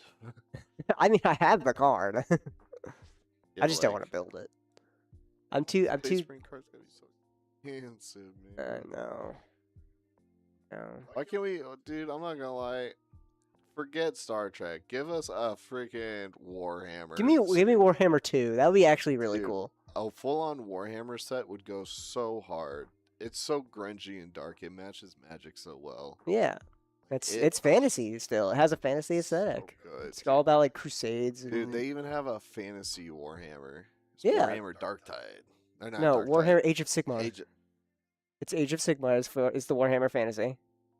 That was like called something else because like that 40K is called 40K, and then it was like Yeah. Warhammer something else. Age of Sigmar is the Age of fantasy one. Sigmar? Vermintide, you know. Vermintide is also 40k. Darktide is for 40k. No, Vermintide is the fantasy one. No, Kill a bunch Vermintide. of rats. Oh yeah, you're right. Vermintide is fantasy. But Kill a bunch of rats and stuff. It's like plague and stuff. yeah, the rat folk. But no, the tabletop version, the fantasy version of Warhammer is Warhammer Age of Sigmar. I've never seen anybody play fantasy tabletop Warhammer. I've seen 40K, but not Age of Sigmar. Well, Age of Sigmar is 40k, but like without the guns and spaceships. Yeah, but nobody be playing that, man. Like, Actually, a lot of people play it. Let's say I got my Sigmar Legion. I got my Sigmar Legion. Yeah. Nah, dude, they're like, I want to play Blood Angels Yeah. and Space Wolves. Space Wolves. I'm a salamander. For the God Emperor. For the Emperor. I need an instant card that's for the God Emperor, and it's like give all creatures like +4/+4 or something. It's just literally it's like a morale booster. Yeah. For Gilliman. For Gilliman. All right. Looks like we're going to go to end step. We move over to Jared's turn. Did you know Gaming. that Marnius Calgar is the son of Gilliman? What? Son of who? Gilliman. Roberta Gilliman. Who's Gilman? The Primarch of the Ultramarines. Oh, yeah. So I think he's a bit more than just a Primarch now, all right? People say he's becoming the God Emperor. He's basically humanity's leader and stuff. And he's the guy that's leading because like the God Emperor is a skeleton on the throne, but apparently he's like starting to wake up or something now, or as something I overheard. I was like, But basically he's the guy that is in command of all the blue Space Marines you see. That is Ultramarines, and that's his chapter, and it's the largest chapter, I believe. I play Warhammer, bro. Dude, the more you know. I play Warhammer, man. I have an orc army. Dude, Blood Angels all the way. Yeah. Synchronous. Brother, I just like the orcs because they walk and then they hit and then they walk again. If I think it works, it works. If I think it works. I'm going to throw a handful of dice and see what happens.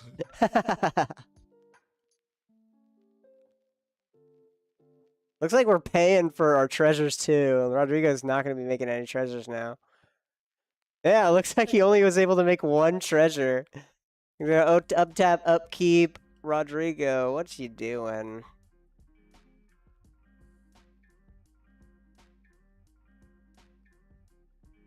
Got a Harsh Mentor out on Jackknife Jared's. We have Moonsilver Key on Rob's.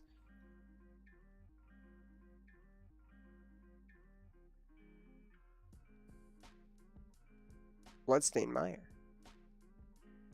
Someone leave the room. Maybe bathroom. Maybe, but they don't have a way of getting back in because they closed the door. Can you go out there? They'll probably come knock. I'll let them. Yeah. Oh, they're back, I think. Oh, unless they were able to open the door. All right, we're good. Yay! Nobody's locked out of the room. Yeah. Casting Commander Marnius is out. Calgar. Mr. Calgar.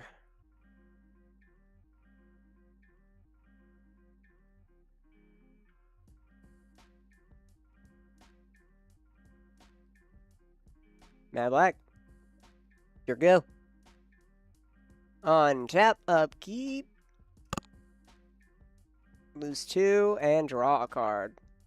Where's our Rocco? Rocco should be coming out here soon. We got a whole bunch of lands. We have a whole bunch of mana that we can use to start comboing. Calgar. Not gonna pay it. Rodrigo is gonna make a treasure and draw a card. Calgar. Our Astartes warrior out here. We Showing need what's to up. make like in-house rules, like when the Marnius Calgar player draws a card, they gotta be like, for the God Emperor. For the God Emperor. Thank you, God Emperor. Thank you, God Emperor. You gave me my 15th land. The God Emperor looks upon you. His glance. All right, Rocco. We're gonna flip it over now, people can read it. You guys don't remember what Rocco is from last round. Let's Does remind you. stuff.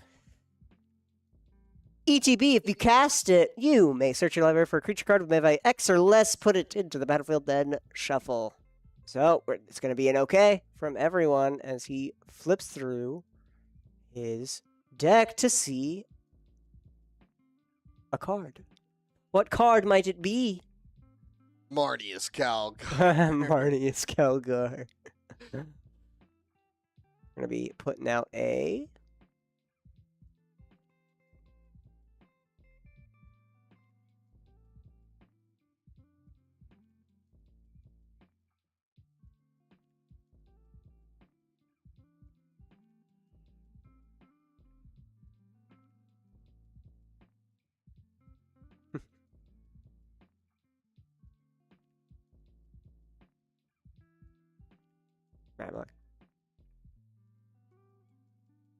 Rodrigo found out a combo in his deck that he doesn't have. He was like, "Oh, REX Salvagers would be so sick in this deck."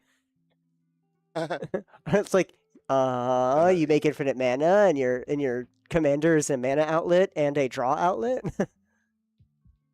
Pretty good. I think Marnius Calgar is mainly an infinite mana combo deck with like Esper mid-range ideas, right?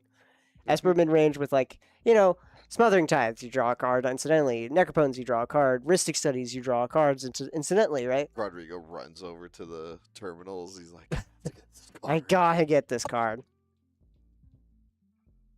We're gonna get something? What card is that?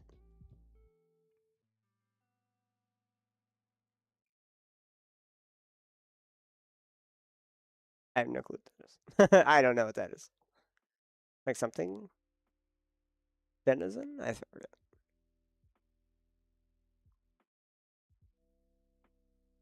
Or is that Arena Rector? I think that might be Arena Rector.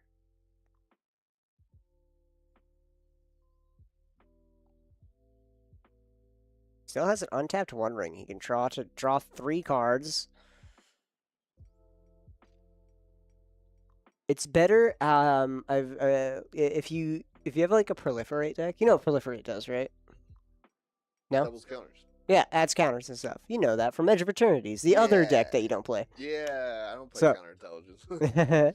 But if you proliferate the One Ring's counters, it's actually worse for the opponent. Like, true, they're drawing more cards, but in reality, they're drawing less cards than they would have because you're skipping some of those ones. True. So, for example, right, they have 1 counter on it, right, and it's tapped or something, right, because they drew 1 card. If you proliferate it twice and goes straight to 3, they draw and they, go their turn, tap it, draw 4. They've drawn 5 cards. When in reality, if they have gone through each single one, they would have drawn 10 cards. Dang. So you've cut down their draw in half with the One Ring if you proliferate it a good amount. Like, sure, they'll draw, a shit ton of cards at that moment, but it would have been less than it throughout the whole idea. Yeah. Math. Math. All right. Deafening silence. Nice. Oh my god. He's deafening. Ay, ay, ay. We're gonna be here for a while, y'all. Each player can't cast more than 1 non-creature spell each turn. So we're looking at 1 spell per turn, period. Period.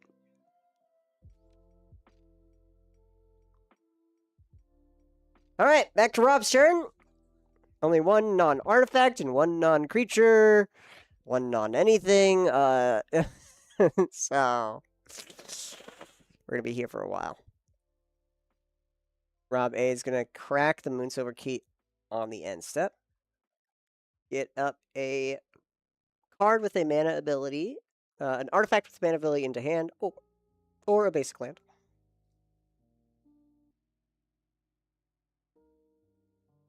We're going to get a Covetous Jewel. Covetous Jewel is pretty good.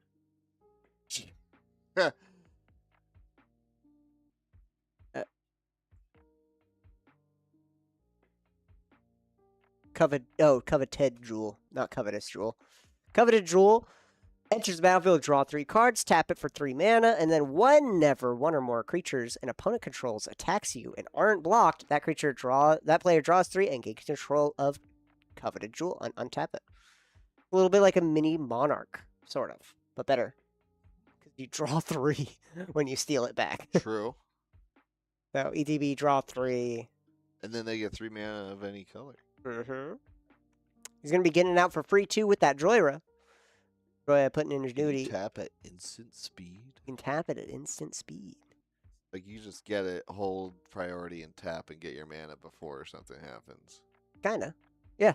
Okay, cool. Well, I mean, you can tap at instant speed to get your mana, but then it gets stolen. And they untap it. That's on, like, if you just float it before, like, they do damage. Yeah. Oh, but if you be a creature attack. Yeah, if you put out an unblocked creature, that's what it has to be. But majority of the times, if you're hitting that, 3-card draw and 3 mana refund, right, it's pretty darn good. You're probably not going to be trying to give it up and passing the turn. You're probably trying to win there. Spellseeker. If only he was playing Anala. Then he would win. Everyone's fine with the Spellseeker when it's not Anala in the command zone. Oh. As soon as I'm playing Grixis, everyone's like, whoa, whoa, whoa, he wins here. It's like, yeah, I got a combo for it, but... Add Deafening Silence and Magistrate to my Blame Game deck just to make it even more degen. It's literally just the worst to play against. Yeah. I just play cards that make you not hit me and I make you hit other people. It's so rude. Yeah, goading is so fun. Dude, just Deafening Silence. Good luck, guys. Oh yeah, on top Magistrate. Oh yeah, on top of that, Griffin. Rodrigo is going to crack the Bloodstained Mire and fetch here. Probably shocking in a land.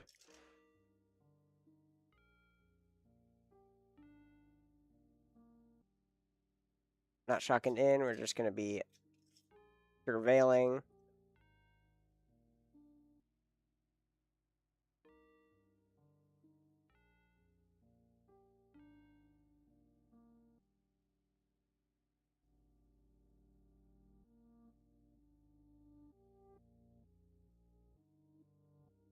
Couple up surveil here. I'm curious. I assume Rob's most likely going to be doing it on the end of Jackknife Jared's turn, going into his turn. So he'll tap Joyra, put 2 counters onto it, and then put out Covetous Jewel. Why do I keep on saying Covetous? Coveted Jewel, right? Draw 3 cards, and then have 1, 2, 3, 4, 5, 6, 7, 8 mana total available on his turn, and then 8 mana and a Dream. And then he wins. 8 mana and Spellseeker. We will see something fun.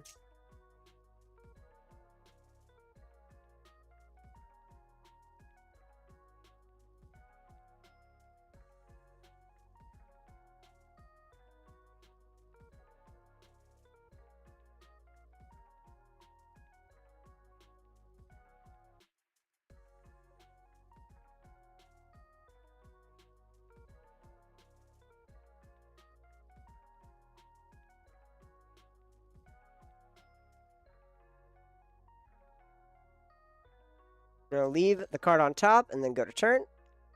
Untapping. Draw. Can't draw because of Necropotence. Surveil says no. Necropotence says no to your surveilled card. We're going to have to wait until make a token.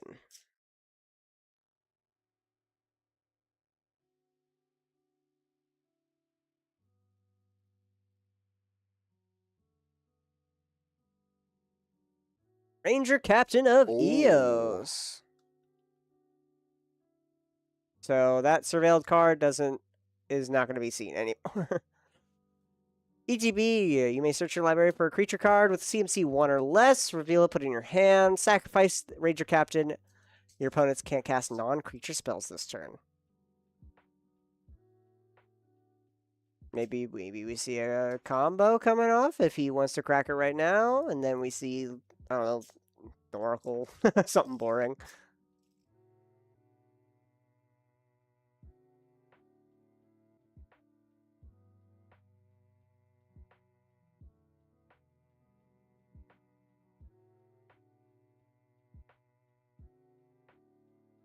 Calgar. Yep, get our Esper. Ranger Captain always gets Esper.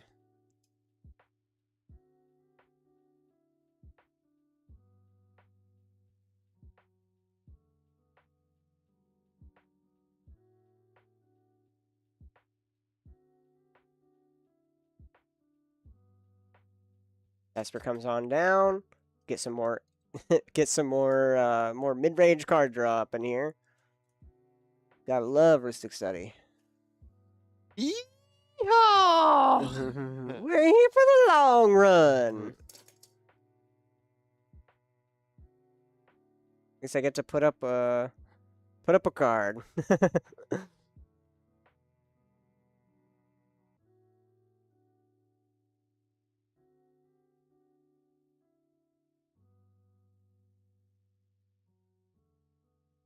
What else can we advertise? Crap. Sign up for Shamrock Showdown. Sign up for Shamrock Showdown. Topdeck.gg/Shamrock Showdown 2 or something. I forget.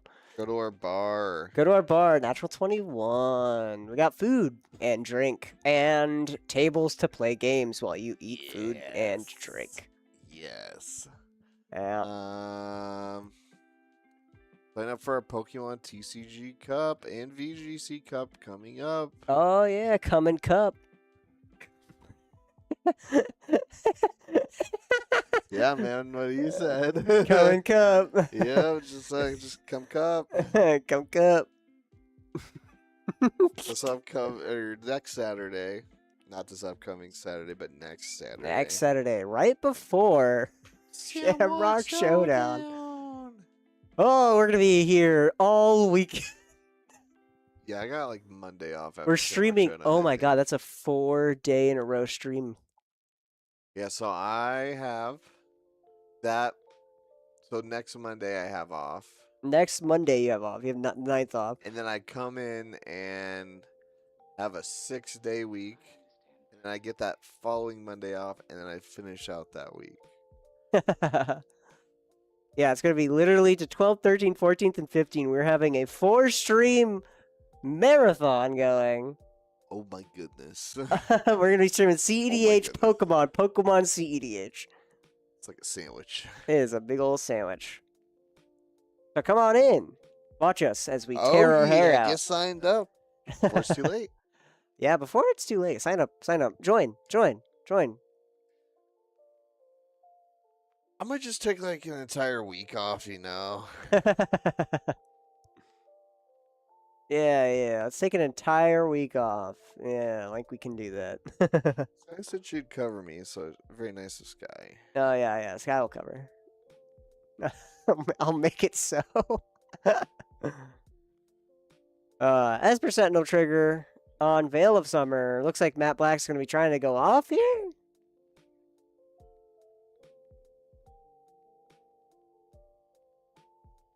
Spells you control can't be countered, and you and permanents you control have hexproof from black and from blue.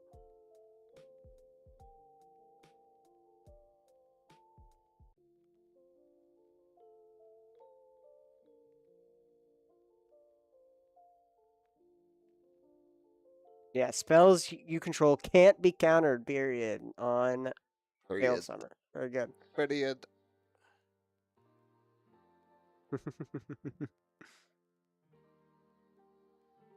The havoc you can wreak from pretending to be Jeremy, yeah.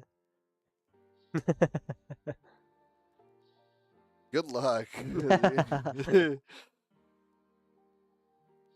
It's not an easy life being Jeremy.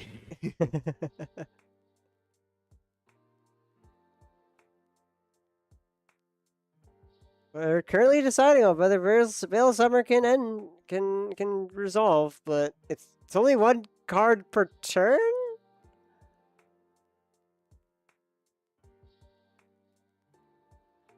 I guess you could cast an artifact creature, I just realized. Cast freaking Sarkon.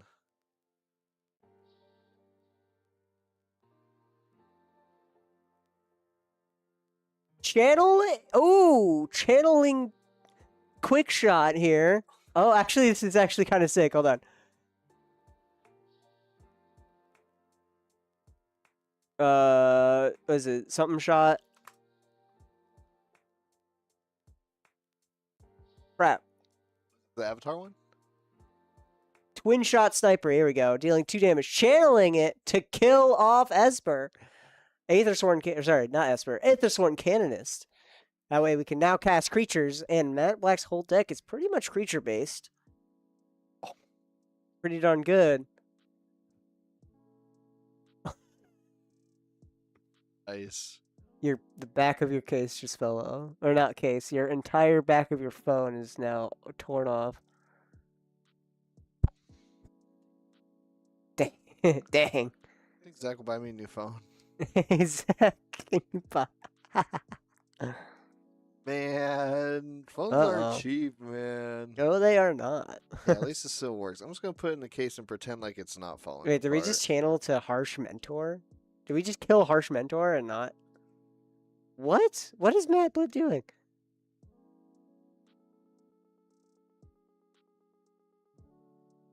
He's going quantum. What is he doing? He just casted Veil of Summer into channeling. Oh, it got deflecting swat. Never mind. Or redirect lightning. Never mind. Okay, all right. I see it. It got redirect Dude, lightning it to Harsh got Mentor. redirect lightning, Sean. Okay, I just didn't hear it out loud, you know. Dude, I said it, man. You said it. Yeah. Why didn't you say anything? I did. I was like, it got redirect lightning. And you're like, All right. You're right. Well, Matt Black got stopped in his tracks. Arena Rector. Coming on in. Swinging on in.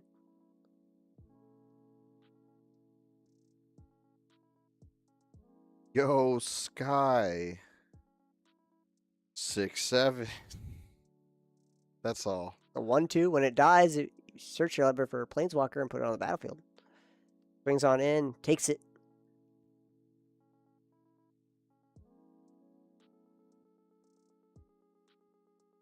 One, two, not 2-1. Jackknife Jared goes to turn. Where's Winota? We're gonna get Winota out here soon. Martin's Calcar's gonna draw a card. Calgar. Algar. Alright, we're gonna tap Joyra. Putting down a coveted jewel. Alright, ETB draw 3.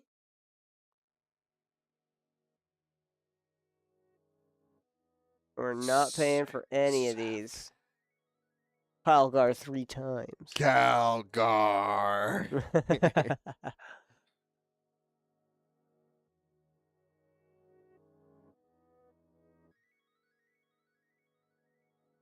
Oh.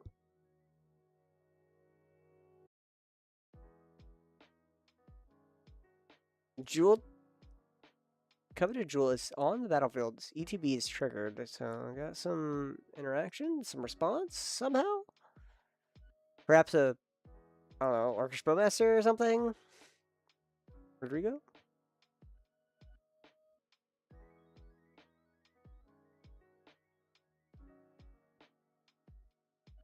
Oh, Rob's saying he's given him 1 treasure.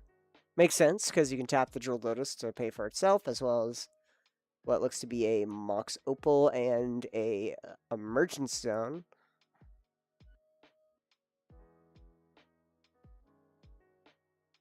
For ETB, we're going to draw 3. We're going to pay 4. 3 Smothering Chides. We're going to have him only draw 1 card. Perfect. Calgar. Calgar. And Rob's going to go to turn with 9 mana available, plus a Joyra, almost a Joyra for 8 or less. Gonna be an easy way of cheating out some cards here, perhaps. Want to go Korean barbecue tonight? No, it'll be closed by the time we get out. If we just hurry up, you know. And... Rob might be trying to win this turn, but Aethys Sworn Canoness and Deafening Silence are probably going to try to stop him. Guy, Korean barbecue. Korean barbecue. Korean barbecue.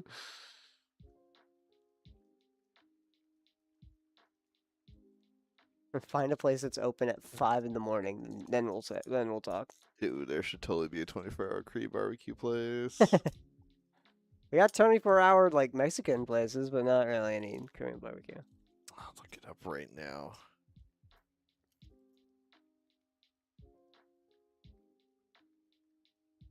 There's one actually in Chinatown.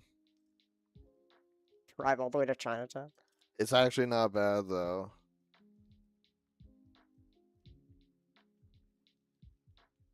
All right, Rob passes. Rodrigo goes to turn. Ooh, and we're going to Archivist of Ogma in response. That way we can draw some cards. So after Rodrigo searches, Jackknife Jared is going to draw a card here.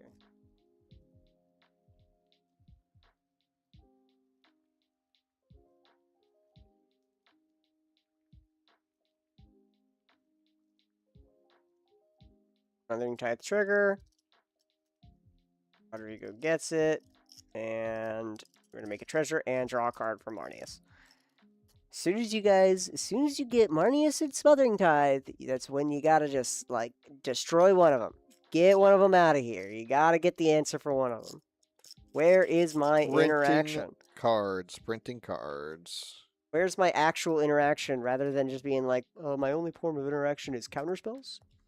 Where's my destruction? Where's my, oh, I got this out for not casting it. Where's my just destroy target enchantment, man? Where's my wear and tear? Jared, where's my wear and tear? Better be running that wear and tear. Kimchi Korean barbecue is open 24/7. Oh my god.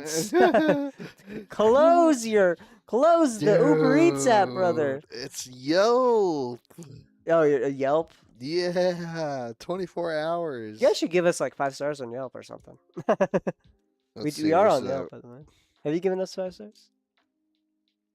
Oh, it's up there. It's up there. It's a little far, but like we could. It's on the strip. I'm not going to eat on the strip. Sorry, it's off of the strip.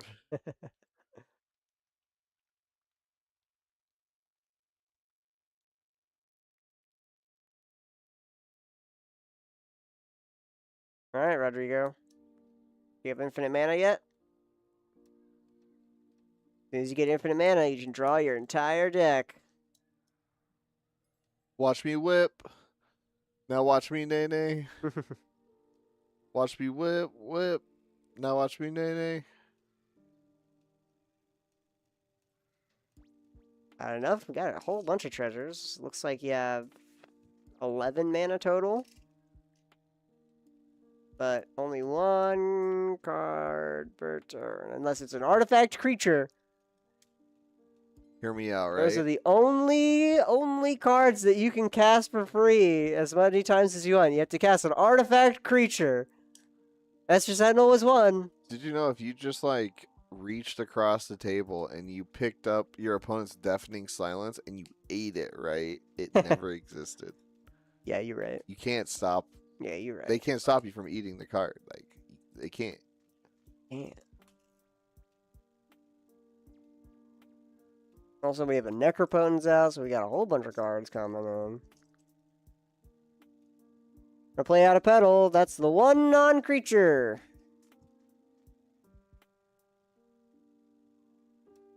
Our one non-creature. Deafening Silence stopping the rest. Coming on through.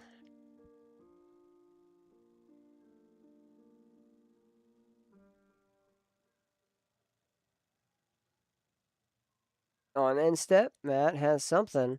Tapping City of Brass.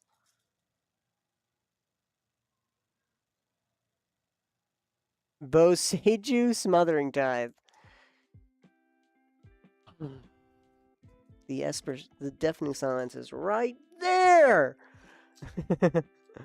The Ethersworn Canonist is right there! You could have Boseiju one of those. Could have made the game nice and fast, nice and quick for all of us.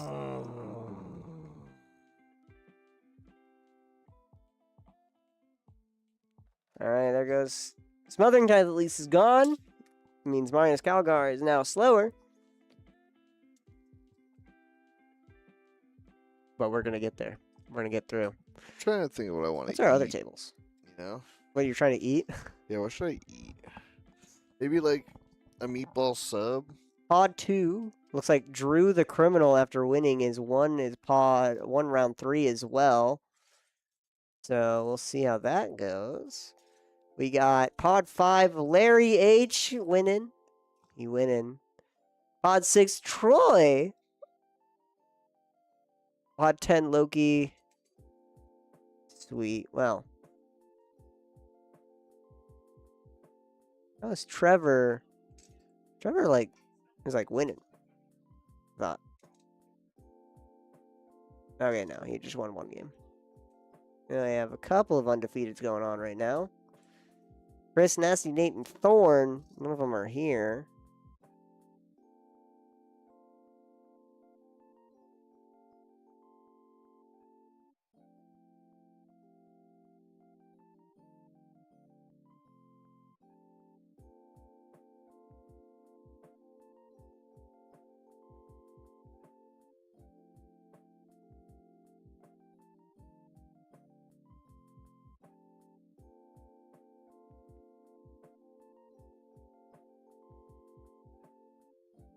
All right, we're gonna crack. Ooh, the zone. Emergency zone is cracked with the mana made by Coveted Jewel. How's your game, Zach? Did you lose? Yeah, dude. Ah. Can I have a cigar, Zach? Dude, it's only white control today, man. It's so White stacks boring, all across dude. the board. It's changing from high pace aggro. No more deafening silence. No more Ranger Magistrate. Train the Magistrate. No more. No more. Ah, more. I love stacks. Stacks so funny. But Matt Black coming on in. What do you got? What do you got? What do you got? What do you got?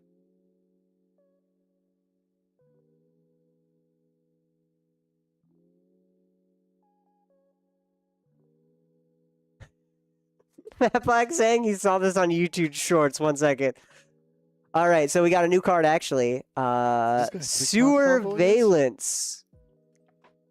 Surveillance cam is on here with flash. When it enters or leaves, you may tap or untap target creature. Then for 4 mana, sacrifice this artifact to draw 2 cards.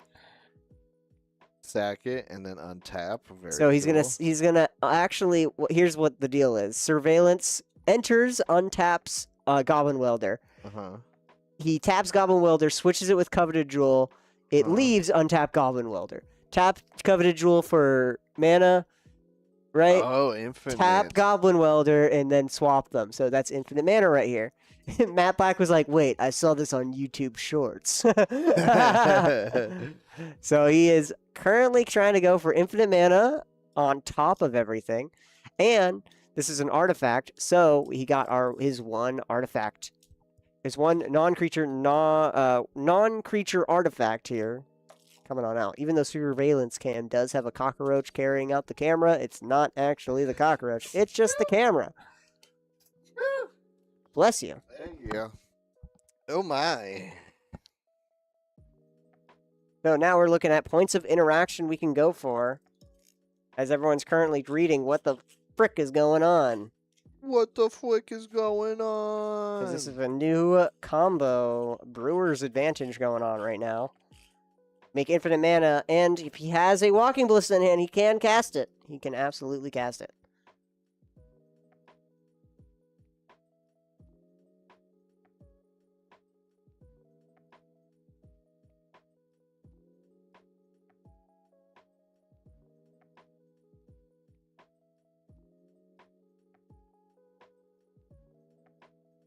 Rob says if you do anything, I'm just going to respond.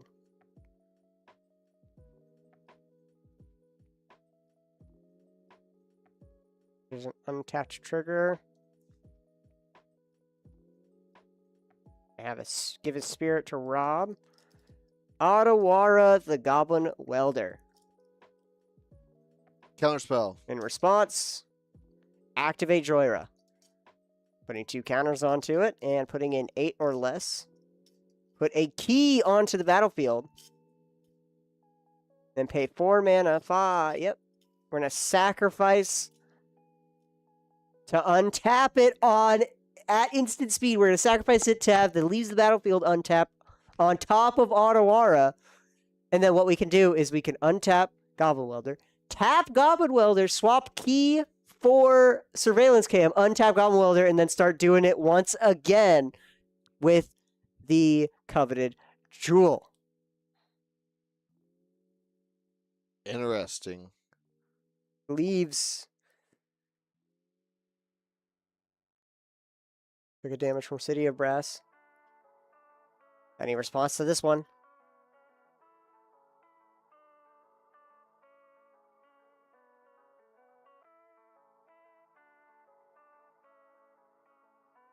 We're going to have to let it resolve. So draw 2 first. We're going to untap our Goblin Welder. It still has 1 untap. That's what the counter or the dice is going to be for. When we'll tap it, get Mox Opal, swap it out with the Surveillance Cam. Untap Goblin Welder. Then tap it again.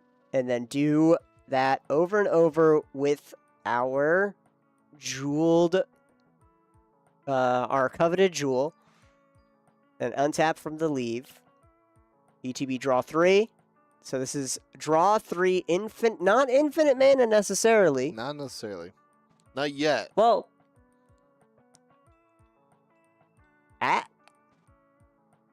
actually, he might be able to stack it to where he will be able to tap 3 mana before the draw every time he swaps. I think I think there's a timing for it because Goblin Welder says simultaneously, so all of the triggers will be waiting until after that, and then he can stack it however he wants, whether it's sacrificing. So the sacrifice or leave the battlefield and the ETB are happening at the same time, so he can stack it how he wants. So he can stop the ETB from coveted jewel. And then he's going to make infinite mana. So he now has pretty much infinite mana, pseudo-infinite mana, and then drawing 3 cards every time. So he has to go buy 3 cards because he can't just do evenly, just like the shortcut of picking up your deck, because each one is a trigger. Right? Yeah, it's also it might not be an even amount. The number of cards in his deck might not be divisible by 3. Oh, okay, yeah. So at some point, right, he might get to the end of his deck. He'll after drawing 3 continuous times and have 2 cards left. If he drew 3 more after that, he'd lose the game. Yeah. So right now he's drawing.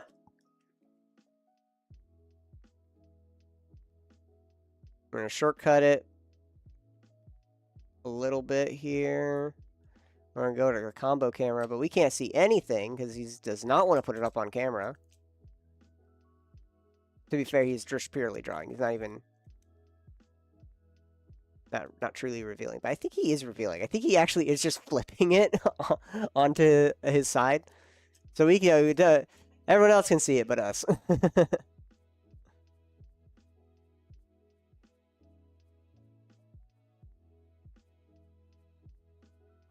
So he's just going. He's pretty much going until he reaches a certain card he wants. He can restart it, but how he wants to end it is with Coveted Jewel in the yard and Surveillance Cam in the field. Because he has to end it at some point, technically, but I don't think he does, because... No, Emergent Zone, he's at instant speed, so... End it with Coveted Jewel on the field. We're going to keep digging, he says. Keep on digging. Yep. And he has 1 card left in library. And we'll stop doing coveted jewel stuff.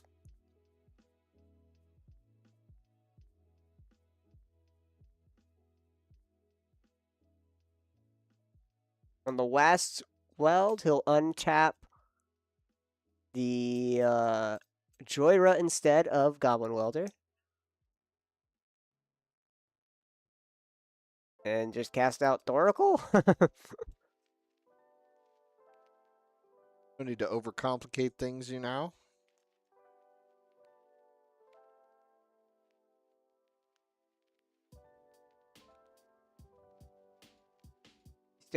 He still has a creature card he can cast. A non-artifact creature card.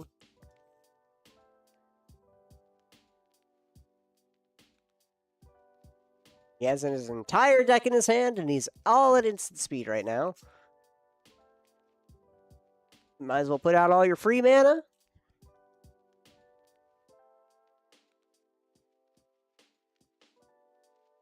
Library is at 1, so if we can make him draw 2 cards, he loses the game. But he is at instant speed, so he can try to play on top of it. Tap Joyra.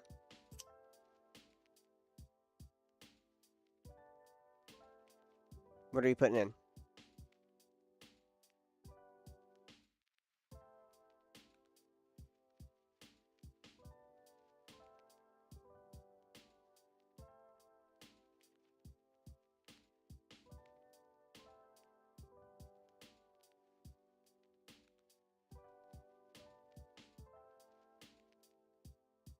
And 1,000-year elixir.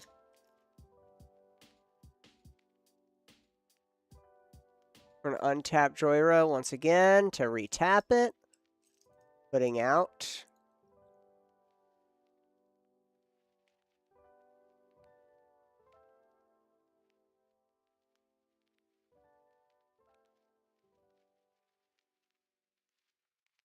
Filigree Sages. Filigree Sages are 3 mana untapped target artifact.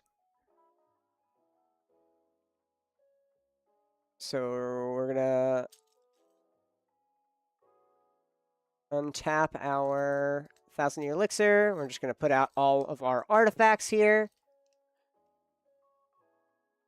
Spells your current cast cost 2 more, I believe. That's a Godfarer's statue. Agatha's Soul Cauldron.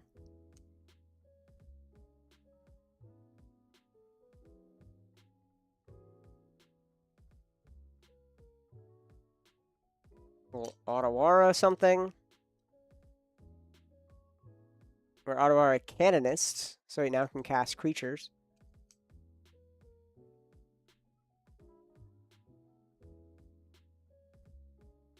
Now, non-artifact creatures are unlimited. Or, sorry. Creatures are just now unlimited. And Thoracle. Bang! Bam! Wanted to Just put like out the that. protection. All right, no one's got anything, and Rob A wins round 3 of our featured match. We got to see the Goblin get some use this time. We didn't really get to see it last time. Yeah, but Goblin Welder really coming out here, right? Very Goblin Welder, cool. new fun combo as well with Surveillance Cam from TMNT.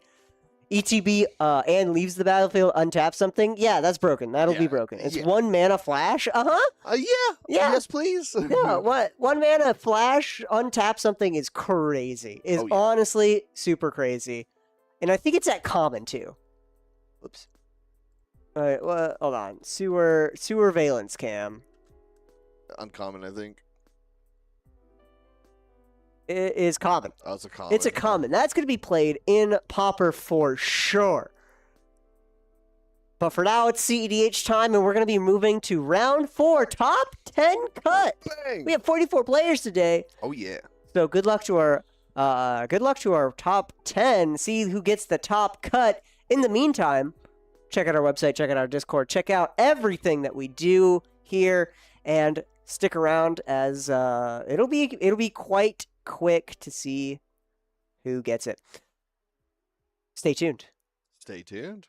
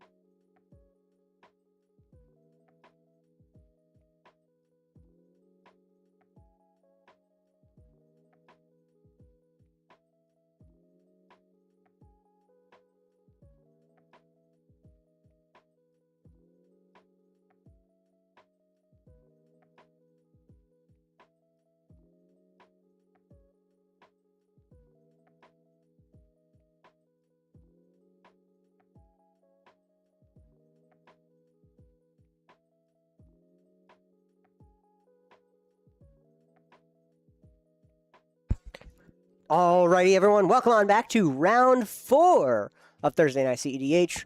All of our players are done mulligans as we get things ready and going. Oscar D, Nasty Nate, Drew, and Seabass back on in. We're going to be starting the round the same time as everyone. Good luck to our players here. Jeremy's just scrounging down. What did you order? A meatball sub from the bar. It is. I can smell it, and it smells so good. I'll be honest. It's like smell the garlic, the meat, the cheese. Starting town comes on down for a Ragavan turn 1. We love turn 1 Ragavan. Everyone got their mulligans done pretty quick today. Pretty nice, pretty nice. Nasty Nate coming on in on that Timna Rog with a Soul Ring into a Felwar Stone, into a Lotus Petal, into Roger. Oh my word, what are we playing today? And then tap for a white to play Esper Sentinel. Wow, Nasty Nate. Immediately we are at turn 6 almost with a Esper Sentinel to help us draw some cards in the early setup phase, as well as a Roger out in the field to sack and use as a resource here later on. We go over to Drew's turn. We play out a Marsh Flats and Fetch.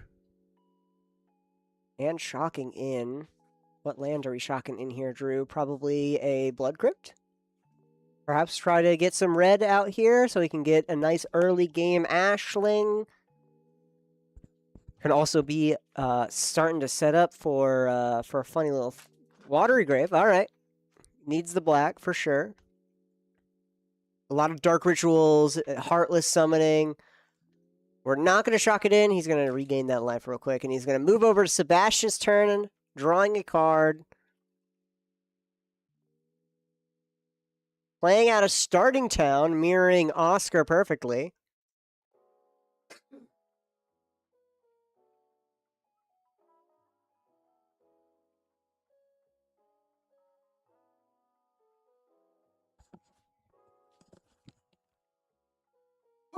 Food. Oh, food. Food. Tastes good. Pretty good. Really garlicky this time. Very garlicky. Yeah, more garlicky than last time. I do love some garlic, though.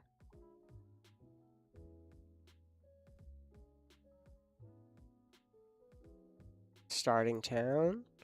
Taps it for a Soul Ring. Oh, mirroring Nasty Nate, so we're taking a little key out of everyone. Mana Vault with a floating mana, and passing the turn with 5 cards left in hand. Oscar D goes to turn.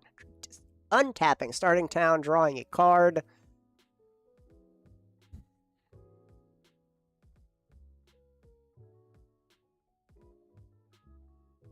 Can play a command tower, another 5-color, or not 5-color, another perfect color fixing here for our deck.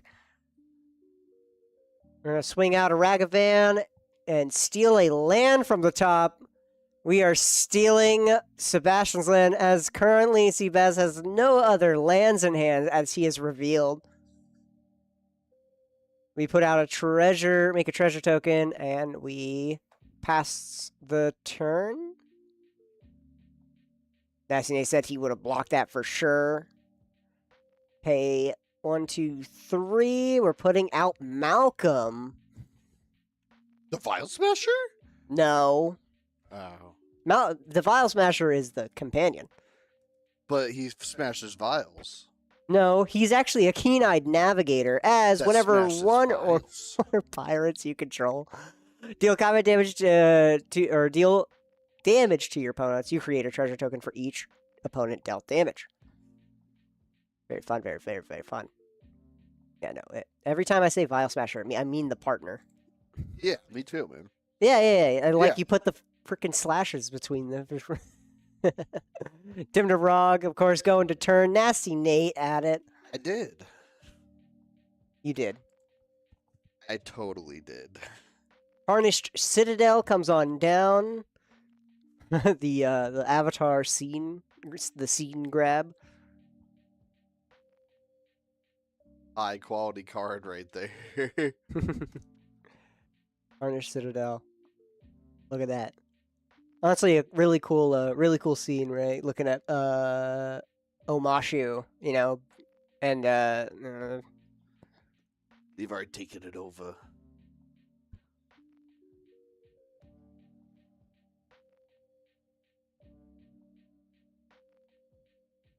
all right. Now Cine has a good amount of mana up, and also Drew is a lot more behind than we saw him last time in a different game here. Only putting out a tapped land and nothing else. Usually we would see at least a couple of rocks going out, but Nasty Nate has that covered with the Soul Ring Felwar Stone Lotus Petal. We're going to put out Timna in order to get some more card draw going, get some more value. We're going to pay 3 and play out a Tataru Taru. Cards. More cards. More cards, more treasures. ETB, you draw a card, target opponent may draw a card. When an opponent draws a card, if it isn't that player's turn, create a tapped treasure token. This ability only triggers once each turn. So Tataru is really good because it replaces itself for sure, and it might also refund itself a mana if your opponent chooses to draw a card. What's interesting is that Seabass, no matter what, people are going to probably take the choice of drawing a card. Me like card draw. They want card draw. I have a question for you. What's more important in CEDH? Is Card it... draw. Yeah, you're right. Yeah. Is it cards or is it mana? Card It'll draw. always be cards because cards gets you mana in this game here. Esper Sentinel is going to be 1 at Seabass and none at Drew. Because unfortunately, Roger needs to deal damage for Tibna to do anything. We're going to pay a life, draw a card here. Then we go to Drew's turn with a single land up. You turn one's right here. He does it. He can do it. Drew plays out a basic forest Nice. into a mana vault Nice. and paying the 1 for Esper Sentinel. Nice. All right, Drew's not winning it. Seabass goes to turn with that mana vault, Soul Ring, and starting town.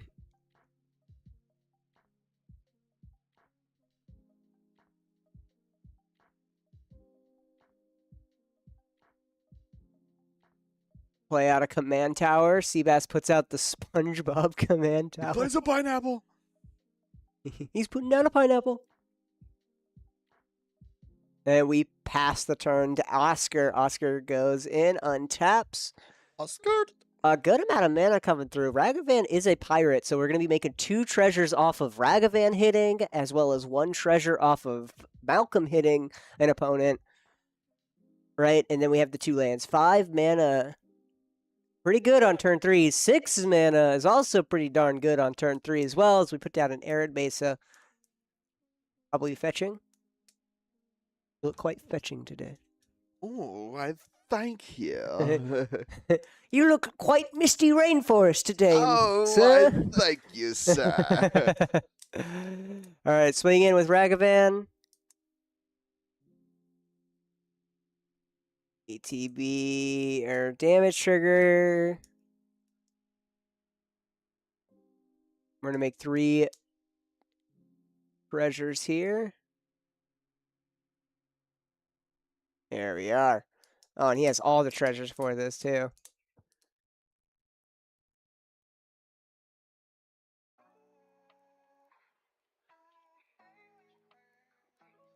We have to burnt offering off the top as well, so we can get even more treasure out here, more mana out here. We use it to sack Malcolm, but we're just going to pass the turn as burnt offering is now forever gone. Nasty Nate, what you got? As we untap with a whole bunch of mana out here as well. 7 mana? We'll see.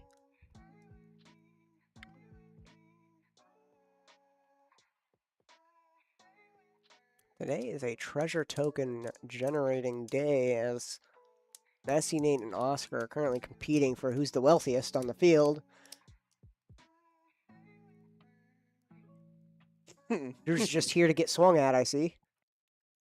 Swing at Seabass and at Drew. The bottom. Holy.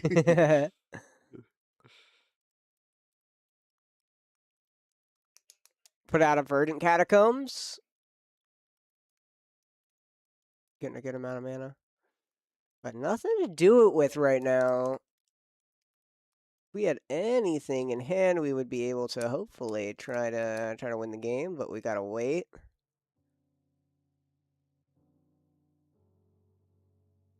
Okay, put out a scrub land.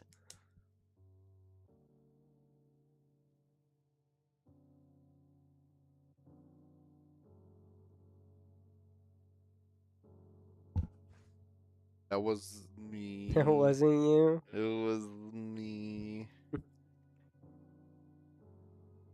That was you. I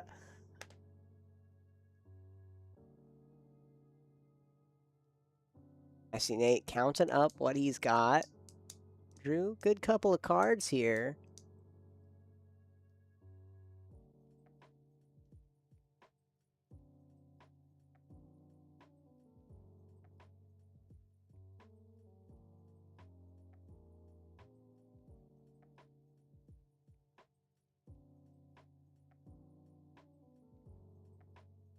All right, Felwar Stone.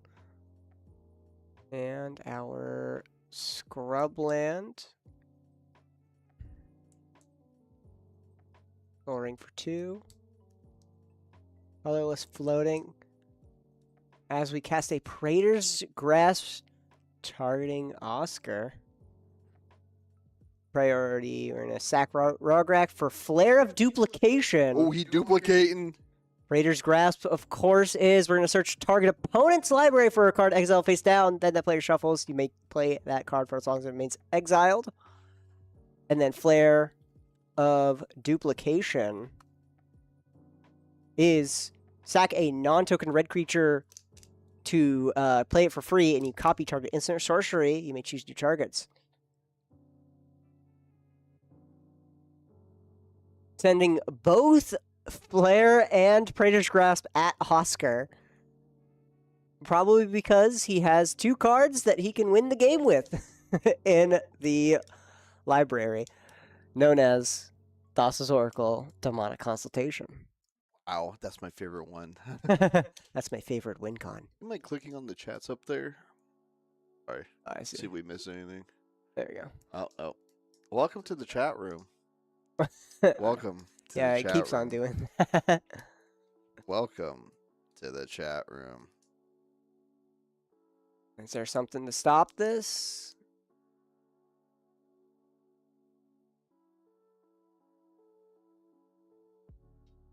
Drew's saying what he might find. Unfortunately, Drew is tapped out. Seabass, I'm not sure if he's got anything, but I don't know if Seabass will stop him because it's not targeting Seabass himself. Seabass is a very selfish player. Sure. Oscar out here is pretty much the only one that has a threat and some skin in the game, as both of these are targeting him.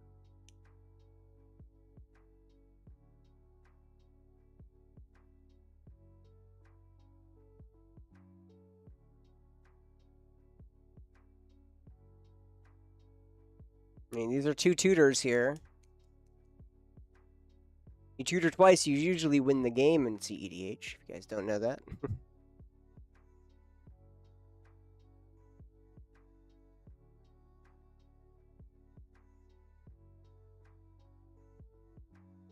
Oscar would have to redirect one of these, but that doesn't really do anything, unfortunately. As both of the players are going to have something. Derek made this. Counters on the side, and then you can Sweet. pop them off, and then you have like storage. Yeah, check out Fidget Things. That's Derek the Machine. He machines things. It's really cool. Yeah. Book, and then it holds 2. Sweet.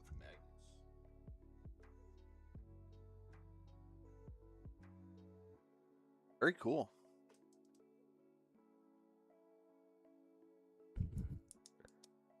All right, there's Force of Will from Seabass. forcing one of them. Uh-oh. Looks like he's trying to save Oscar's butt. Force of will, deflecting, swatting. Ooh. Oh man, he had the backup. The deflecting swat on the deflecting swat. What?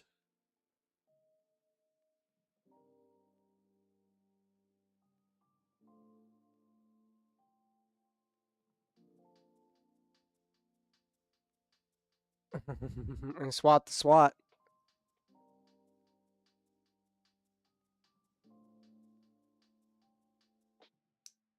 Paying the one for Esper, both of them. Swat on the swat. Force of will resolves. And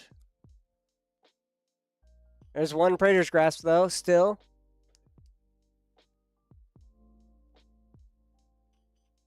Oh, I see. It countered the original Praetor's Grasp, therefore, Flare of Duplication no longer has a target and fizzles. That stops both of them. Bam! Arcane Signet comes on down. With the one colorless floating. As well as Tari Citadel for the colorless.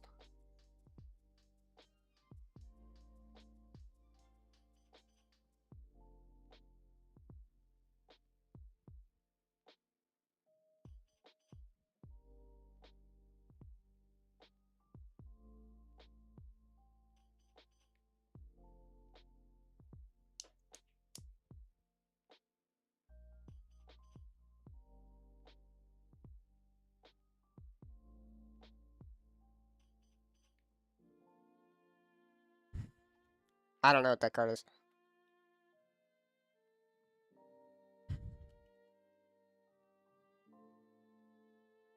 I'm not sure what that card is.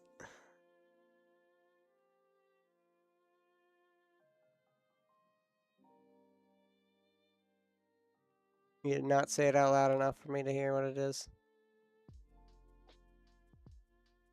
Dude, what's the card? I don't know. You want to go double check? What's the card, dude? Looks like it's from... Oh, dude, that's Hexing Squelcher. That's not Hexing Squelcher. It's Hexing Squelcher, man. They said it wasn't Hexing Squelcher. Are they sure? Hexing Squelcher has 4 lines of text. That has, like, 1... Like, 6. It's like 4. Like 6, 7. Ah!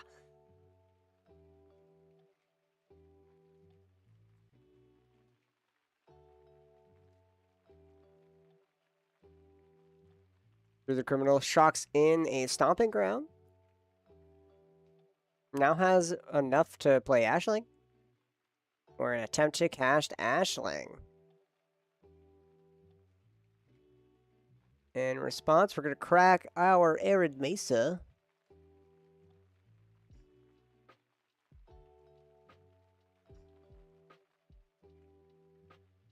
Pass the turn. To Sebastian. And then Oscar's going to grab up Steam Vents. Here we go. Sebastian goes to turn. 7 mana out. Commander's still in zone.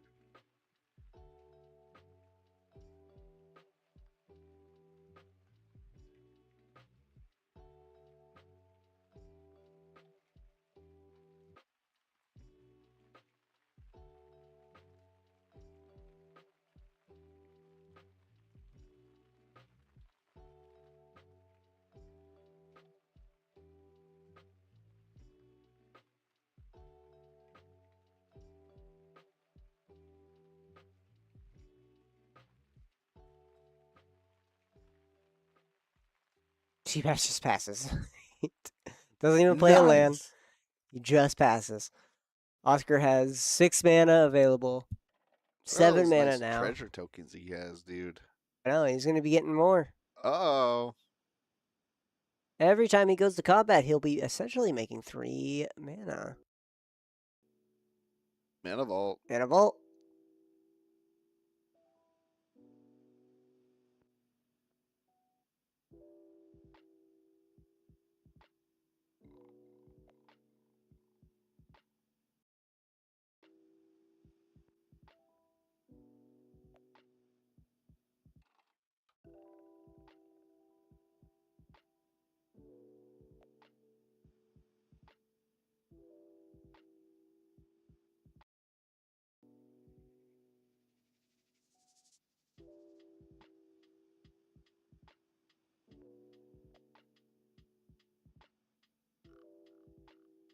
I remember what the card is. I'm just forgetting the name.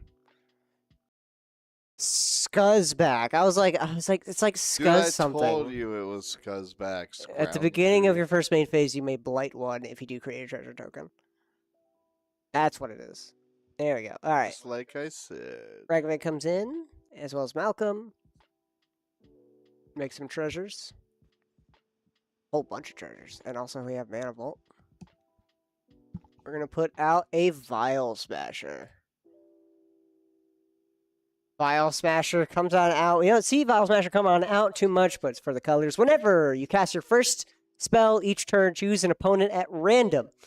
Vial Smasher the Fierce deals damage equal to that spell's mana value to that player or a planeswalker that player controls. So every time you cast your first spell, you deal its CMC to a random opponent. Very fun. Main phase Blight 2. We're going to Blight... What are we blighting? Tataru?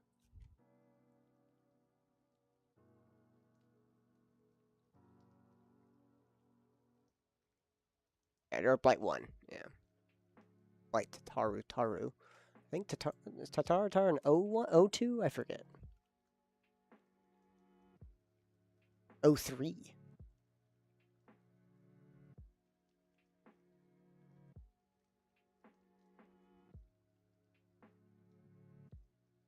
Now we're going to be making a whole bunch of treasures. See how our other game's going. It's still going. Still going. Top 10. Chris, Lord of Smoke, Will C, Thorn, and Loki. All in our second pod here. And then our buy rounds, our two big ones, our two top players, undefeated Kahan and Tyler R. So we'll be seeing how they come next round. We're going to start swinging with Timna and our Scuzzback.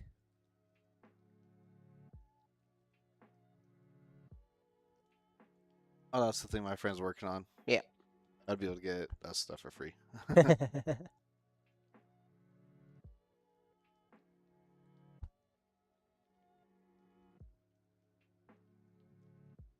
True saying, can't really block it as the Scuzzback's coming towards him.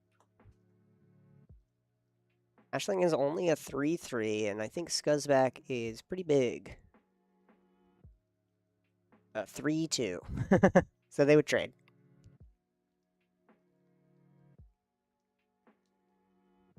Oh, it's 2 draw 2.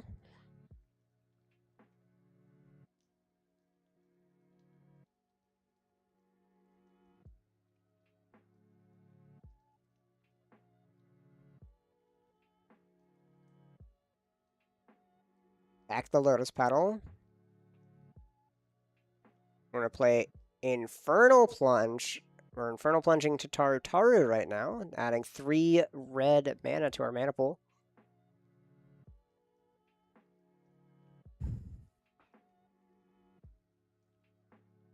They're 3 red.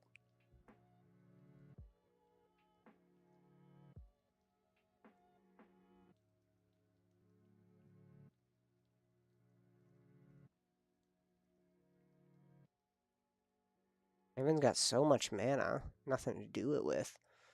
But now Nasty's proven that he does with Underworld Breach coming on down. Ooh, here we go. And I mean, with Lotus and Yard, pretty darn good. Gets Escape. And castings from our graveyard for an additional 3 exiled cards. A lot of mana in Praetor's Grasp. They're worried about the Praetor's Grasp.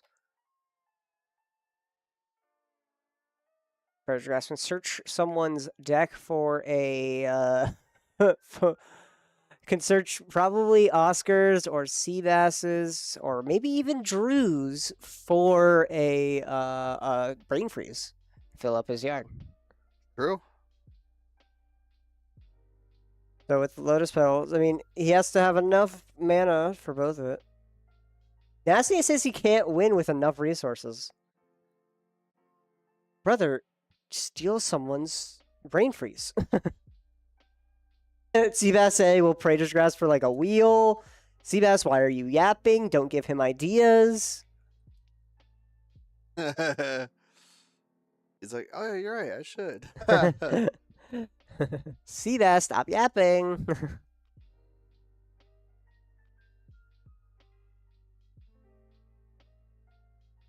Seabass might have a response to this.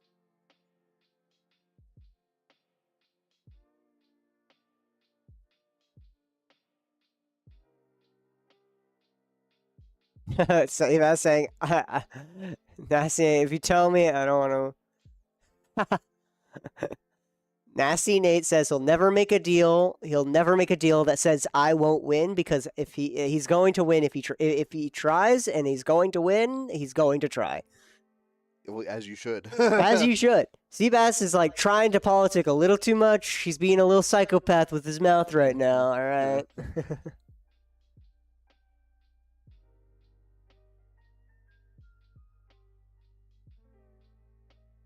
Drew says have one counter spell. Probably get it out. Silence. That's a good one. Silence is a good way to stop this underworld breach. As % no trigger. Paying the 1.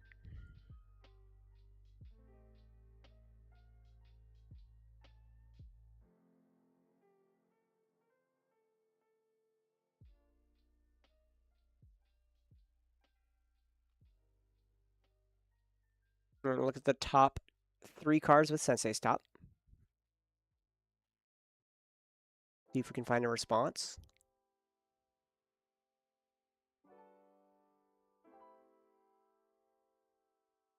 Nasty silenced. Pass his turn.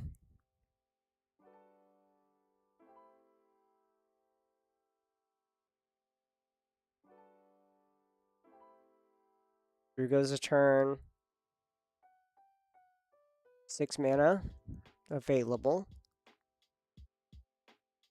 Plays out a reflecting pool for 7. Stop. 6, Oh, my 7. 6, 7.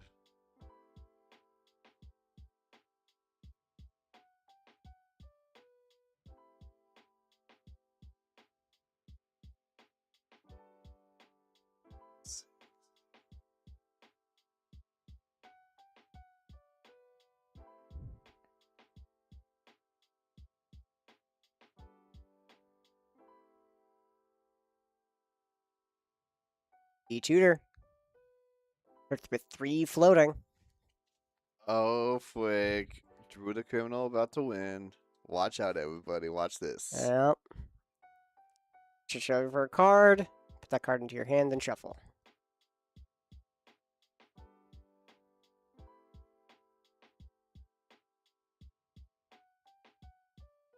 Hopefully there's something useful Drew can find. Because right now, Seabass might have just used all of his resources, and Oscar being a little later in the turn might not have had anything. We're not too sure. We didn't see Oscar go off because Oscar kind of priority bullied, I would say, Seabass, maybe. As Seabass does get priority before him on these turns here. Oscar didn't have to spend any resources after the silence. He didn't even have to spend too many resources. He had Deflecting SWAT out only for the Praetor's Grasp interaction, the Praetor's Grasp stack. While Seabass also had the Force of Will and the Silence. Who knows what else we have in our hand for Seabass. Only 4 cards, probably unlikely to be something. Oscar also pretty low, I'm pretty sure. I'm not too sure how many cards he actually has in hand. I think it's pretty low, as he played probably a land for turn consistently. So 7 land for turn, 6, 7. draw, Deflecting SWAT. Probably has like 5 cards, I would assume, in hand. 7 shots. 5 or 4.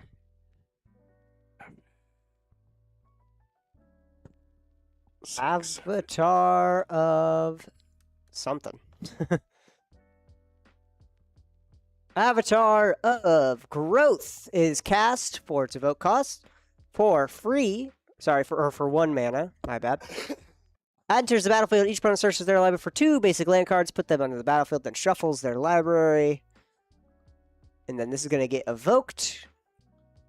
Evoke. Yep, and they're all untapped too, so we're just pretty much getting out all of our basics. Everyone's only has so many basics. It looks like Nasty Nate has 0.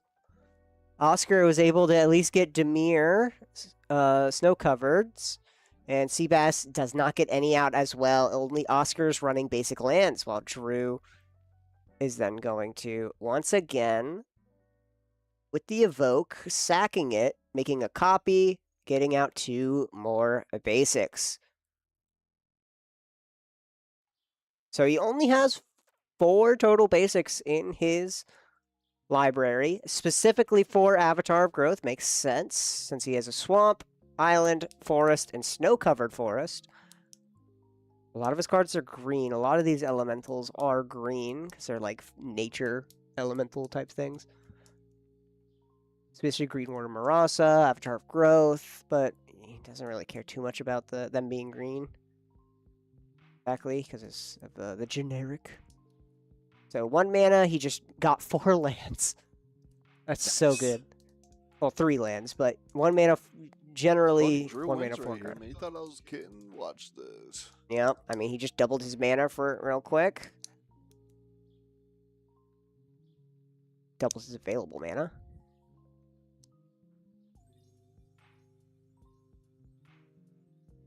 Drew says he doesn't think he has it. Did he Demonic Tutor for the Avatar? Roaming Throne. Alright, that's fair. Roaming Throne is a... As it enters, choose a creature type as a 4 mana 4/4 golem. There's that type in addition. If a triggered ability of another creature you control of the chosen type triggers, it triggers an additional time. So not only are we getting double ETBs on our elementals, but also Ashling is doubling the token generation, Whoa! which quadruples. So every elemental essentially does 6 of its effects. As it ETBs twice, leaves the battlefield, makes 2 tokens. Those each ETB twice for a total mana of 6. We're going to evoke. Ooh, or not evoke. Ugh. We're going to Neoform. Neoform here. Sacrifice a creature. Search your library for a creature with CMC 1 plus the sacrifice creatures. Convert a mana cost. Put that card on the battlefield in addition. With additional counter on it, then shuffle. So we're going to sack our Avatar of Growth and search for something with 7 CMC. 6, 7. I'm going to strangle you. Oh, of Discord. Whoa. Oh, man. Tyrant of Discord, 7 mana, 7/7. Enters the battlefield. Target opponent chooses a permanent he or she controls at random and sacrifices it. If a non-land permanent is sacrificed this way, repeat this process. And Roaming Throne is going to make that double ETB. So we're going to at random. Enters the battlefield. Target opponent chooses something at random. Oscar is confused.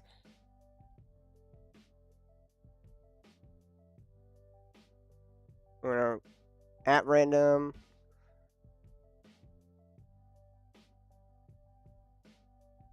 Seabass is currently explaining it to Oscar. We've seen this on the stream before, Tyrant of Discord. So we are essentially going to be counting up our permanents, choosing at random via roll of the dice or shuffling them together if we have enough, right? And then we'll at random reveal something. What if it's a land card, you stop and you just sacrifice the land. If it's a non-land card, you sacrifice it and then you repeat again. What? What is this creature? Creature is a mini game. Oscar has 20. We're just rolling a d20 now.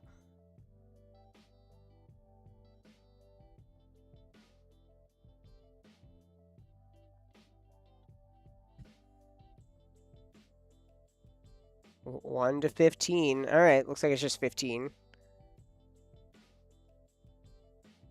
Oscar is the chosen one, as well as Nasty Nate. I'd shuffle it up. I'd make him shuffle it up because like he's got all his lands. I mean, yeah, together. it's just like, well, I mean, shuffling it up doesn't matter. Like, you just shuffle it up, right? Like, under the table. Or Judge Shuffle. That's what I'm saying. Like, somebody should shuffle it up because like he has all the lands grouped together. It increases. Yeah, his so it chance looks of getting like- a land. Yeah. Looks like they're just going to roll dice. They also could just take out their phone and do a random number between 1 and 15. Exactly. And we're going to sacrifice the land, and it's done. Drew very disappointed. That He- was sad. it's I a wanted, land you wanted to immediately. continue so bad. 17 reroll. Oh, 5. We're repeating it.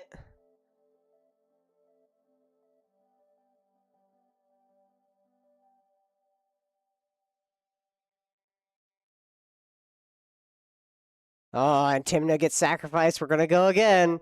12. All right, reroll. 14 reroll. We're going to wait until we get something under 10. 4. Scuzz back. 11. We're going to reroll. Oh my god. He's rolling high. 19. 1. Esper Sentinel. Oh my god, he's skipping all the lands. that's what I'm saying. He should have shuffled Oscar's hand. 3. Oh my god. And Nate just scoops. He's done. He's done. Nasty Nate got Yeah, done nasty with Tyrant of Discord. That is That's insanely tragic. That's so painful. Thank you, Nasty Nate, for bringing yourself down to 0 as you scoop. Unfortunate. It just went straight, kept on going. It's like after hitting the 3rd, like he's done. He's done. Yeah. Nasty Nate is good. Salute. Hit F's in the chat for our boy as he gets knocked out. Drew, the criminal. Tyrant of Discord truly is the GOAT. Once again. So good. 7 mana, 7/7. It stays on the field. It does have a counter on it. Can he like sack it and then make a clone and then do it again? Exactly, dude. Do it. Do it to Oscar. Do it. Let's make sure this Tyrant of Discord has a dice on it. Give me 1 second.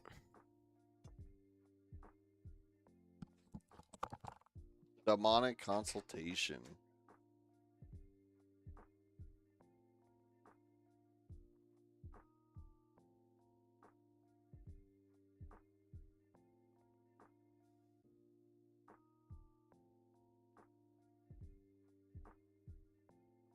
Just demonic consults. Just demonic console. I stole one of CVS's dice to put a counter on. Here's one dice. One dice. I love my tyrant. I love my tyrants. Demonic consultation. What do you name? It's like the first 3 it can't be in. Do you remember what he named? All right, so good on 6. Let's see what he grabbed. LED.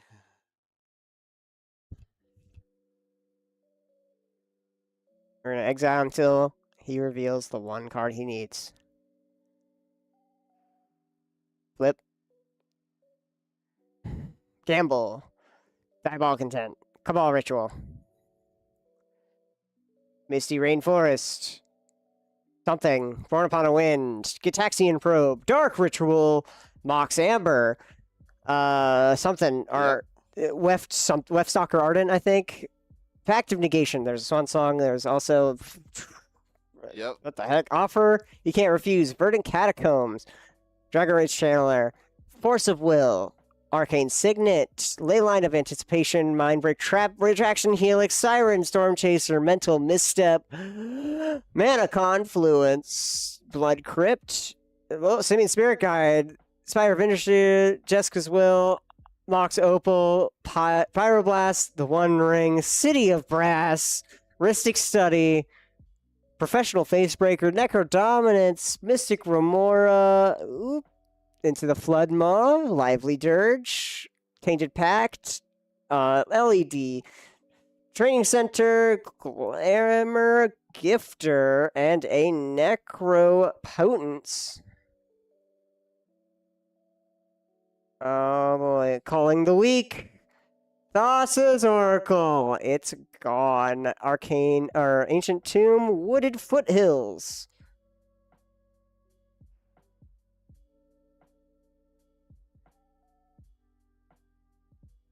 Crystal Vein.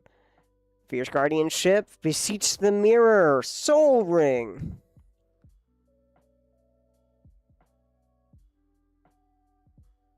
Flame Weaver. Grinding Station, Fluster, Storm, Land, Final Fortune Land, Spectral Sailor, Demonic Tutor, Reanimate, Bloodstained Mire, Mystical Tutor, Glinthorn Buccaneer was his 7 cards left. Unfortunately, that's not enough to win with Glimmerhorn. Glinthorn Buccaneer is the combo piece with Malcolm.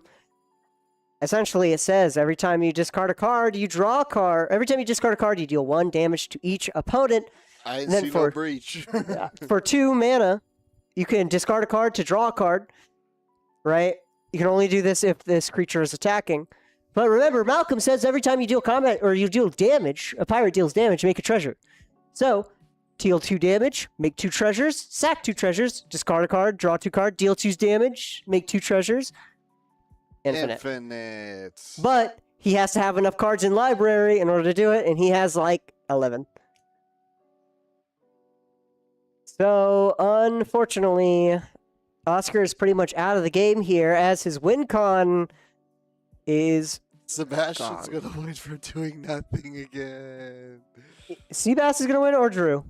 And then Drew's gonna just complain about winning. In Drew. Seabass has done nothing all game. He has sat there with a soul ring out. The only thing Sebastian has done is silence. He has Force of Will and Silence. That's all he has done. Yep. Emergent Zone. Team Vents. Command Tower. Play a Glinthorn Buccaneer. Let her rip. I mean, he can go through his entire deck right now. 5. We're going to deal 3 damage to Seabass here.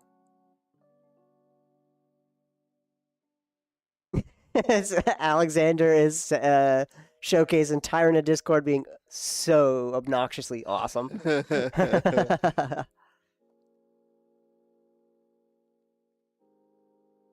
He's going to get a couple pings, but not enough to win the game here. Drew the Criminal is going to read the Buccaneer here.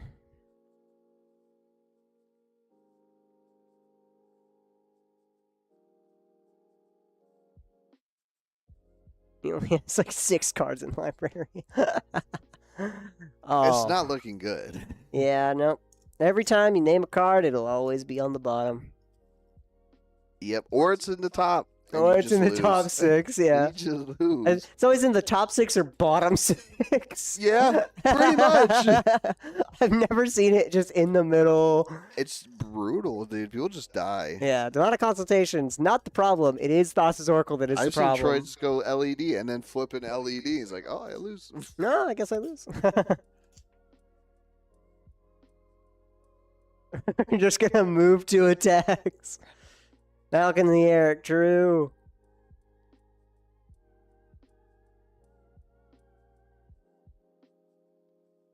He's just going to swing Malcolm to get mana. I'm surprised he's not swinging at Seabass just to get more cards off of him. Because, like, you know what he can do? Steal Seabass's Thoracle or something. True. He could try to steal Seabass's Thoracle. He says this is a nice guy. After not getting swung at. Looks like Drew's gonna be coming up here and like really showing the power of elementals. Diabolic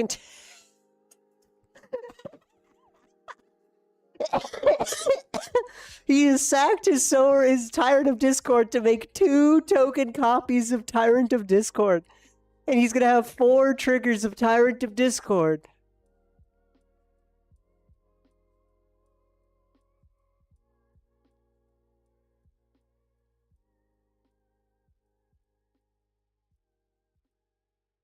Ashling trigger on the stack.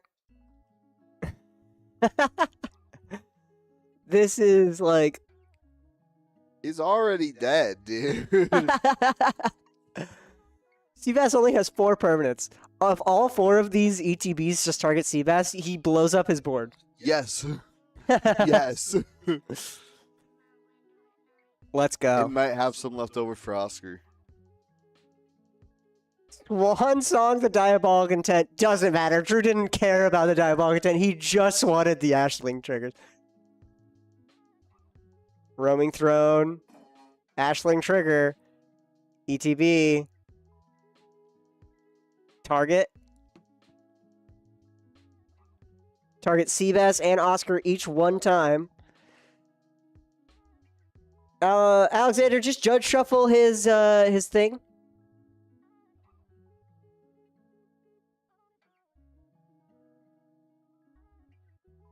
Yeah, both gonna one Tyrant of Discord's first ETBing and having to resolve.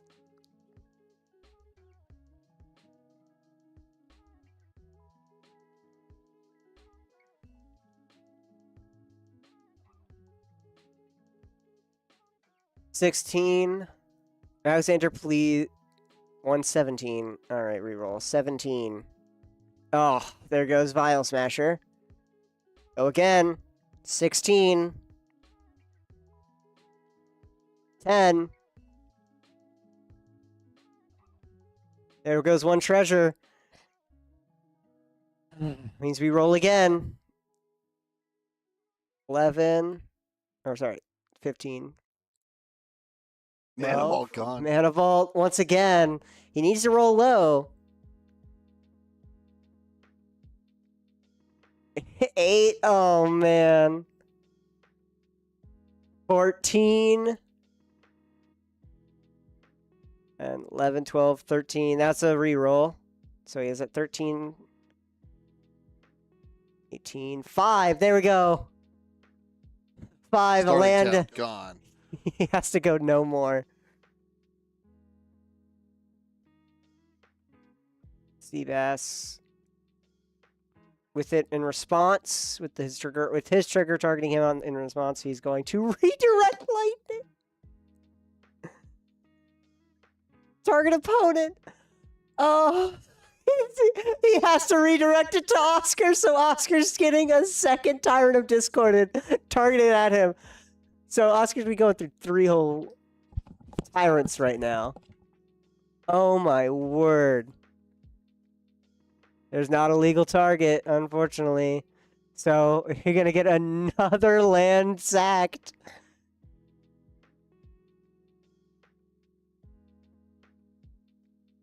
Know what? Both are targeting Seabass. 2 more targeting Seabass.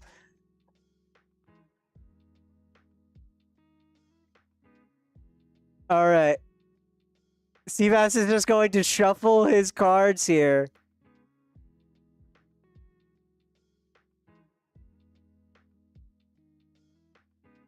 One and 4. We're going to roll. 2, 3. A land.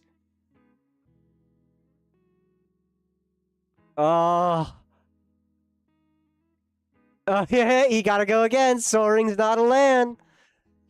2. Oh, he's left with a single mana vault untapped. It was untapped. Oh my word. Nice. Left with a mana vault. Moving to combat. 2 7/7s.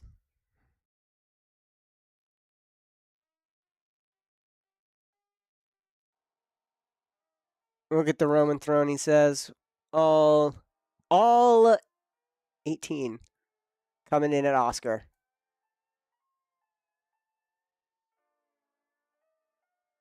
Let's go to the end step. Sacrifice the tokens. Pass the turn to Zivaz. Heck yeah. Tyrant of Discord. So good. Tyrant of Discord, the goat of this game here.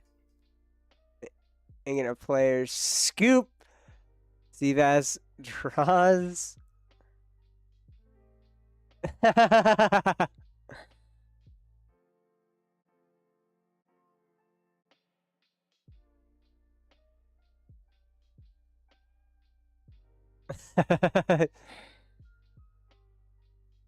30 minutes left, no permanence. That's the dream.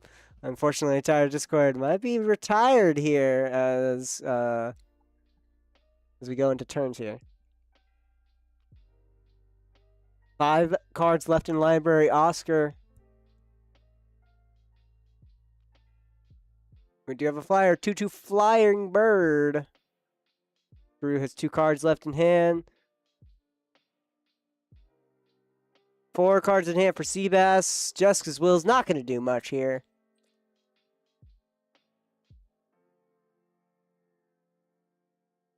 I see an Underworld Breach.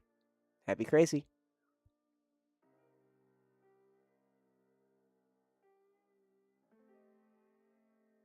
Oscar can actually try to maybe win here. I don't know if there's like if there's something left in his deck. Underworld Breach. Nirvana Constellation Land, Arid Mesa, Deflecting Swat, and 5 cards. Does he have a win? Now we're gonna Windfall. Windfall equals 4. Alright, we're gonna resolve it, discarding draw 4.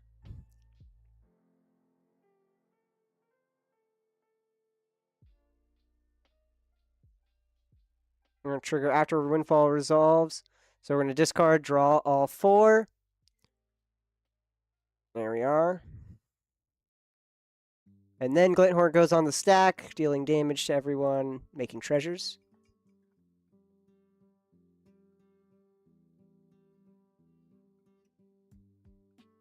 He exiled it.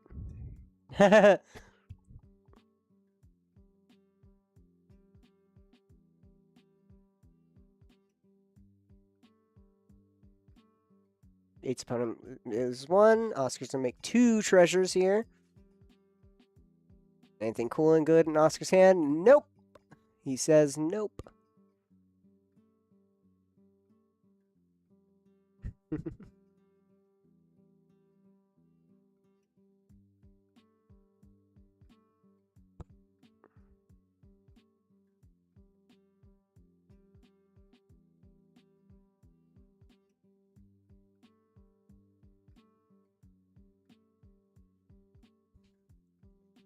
Counting up his cards, his mana.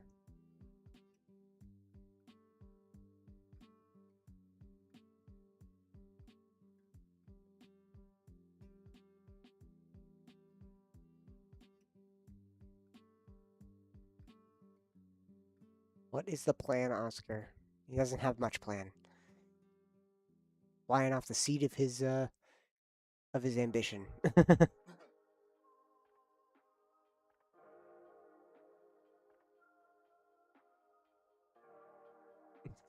This is, in fact, round 4. I don't know how I got round 5. Whoops. Wait, what? This is the last one. Whoa. I think now the switching actually works on the round. I just realized. That's what we've been messing it. Oops. Yeah.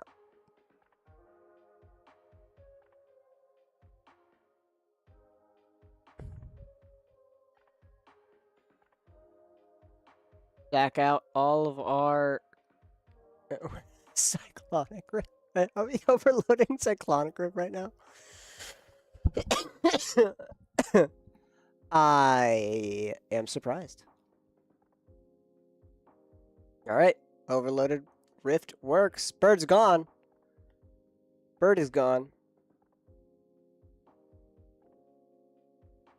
Judge, there's still a bird. There's still a bird. Get that bird out of here.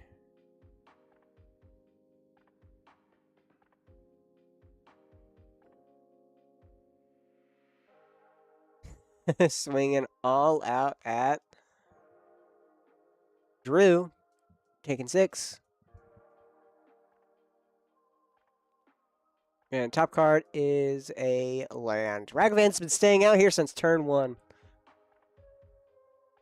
Value. We're going to make 2 treasures.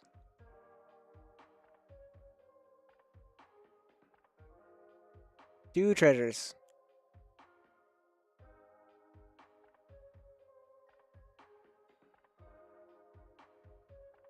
Treasure off Malcolm and Glitthorn. Right now.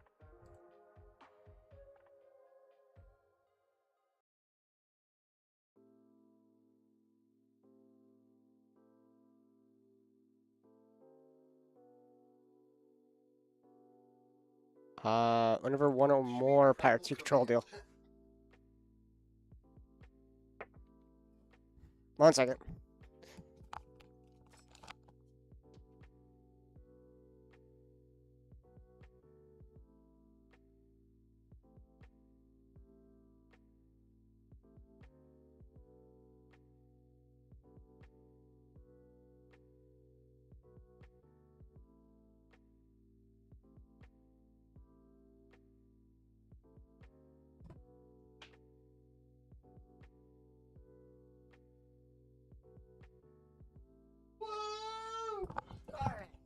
Yep, he only makes the 2 treasures because Malcolm says 1 or more pirates you control deal combat damage to a player.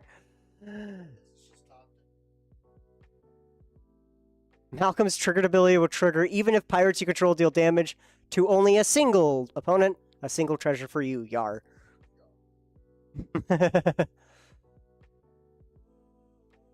Oh, yeah. Malcolm's ability considers all damage dealt by pirates you control to opponents, not just combat damage. As well as, let's see, commander has 2 dimensions. Then everything else is about.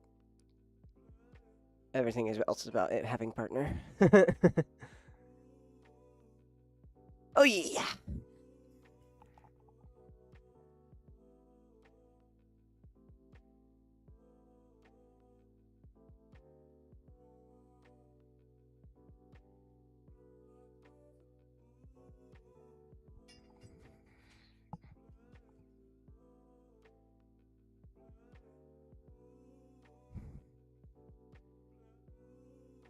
We're gonna recast Ashling.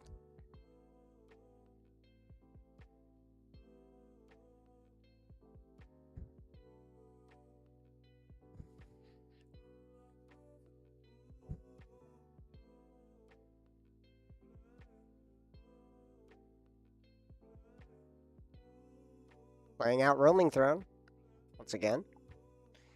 And we have enough to evoke. Ooh, Flamekin Harbinger. ETB. Search for 2 elementals, and we're gonna search for a elemental, put it on top. And then we're gonna search another elemental and put it on top. Is it a May? Let's see. Flamekin Harbinger. You may search your library for an elemental, so you might. Yeah, you can choose not to for the second trigger. All good. Green Warden of Murasa. The combo piece.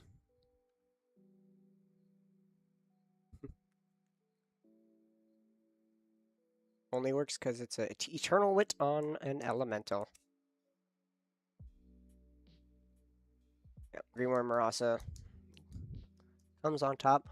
Seabass goes to turn. No cards, no lands, he passes.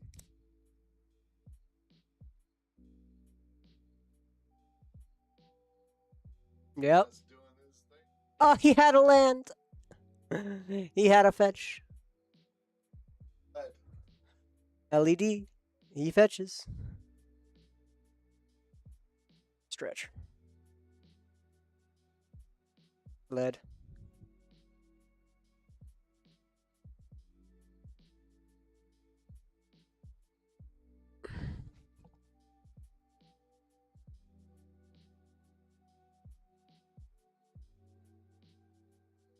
Is he gonna fail to find? It was so funny if he failed to find.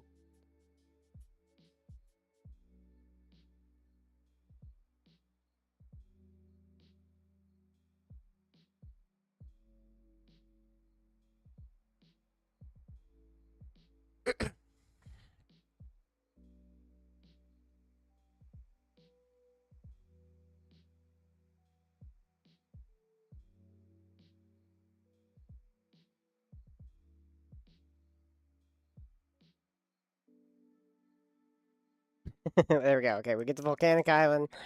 Play out a mana Volt. That got bounced to hand.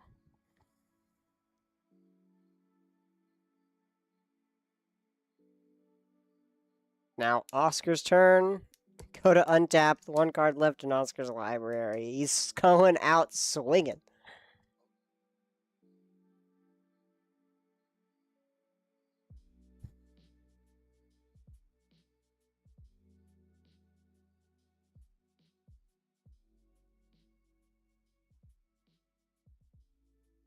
Take the damage. That's the last card. Yep. Imperial Recruiter, Mox Opal, and a Chain of Vapors in hand. Nothing left.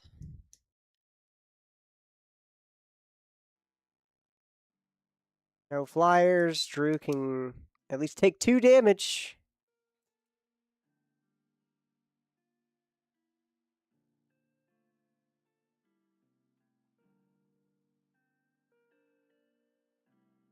Yeah. Oscar flew too close to the sun. Yep. This is it. Oscar passes it. Draw the Green Warden.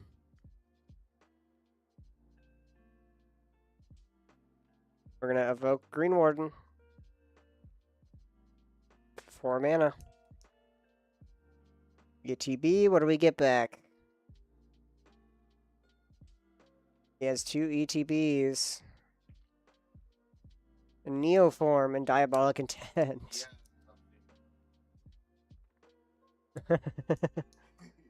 Tyrant of Discord.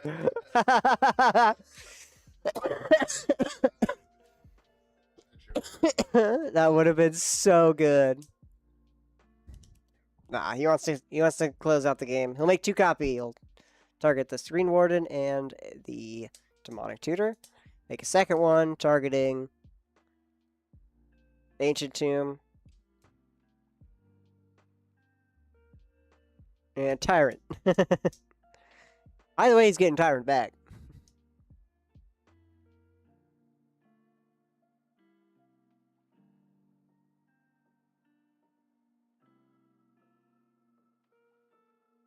He'll get another turn. CEDH just wants this Tyrant.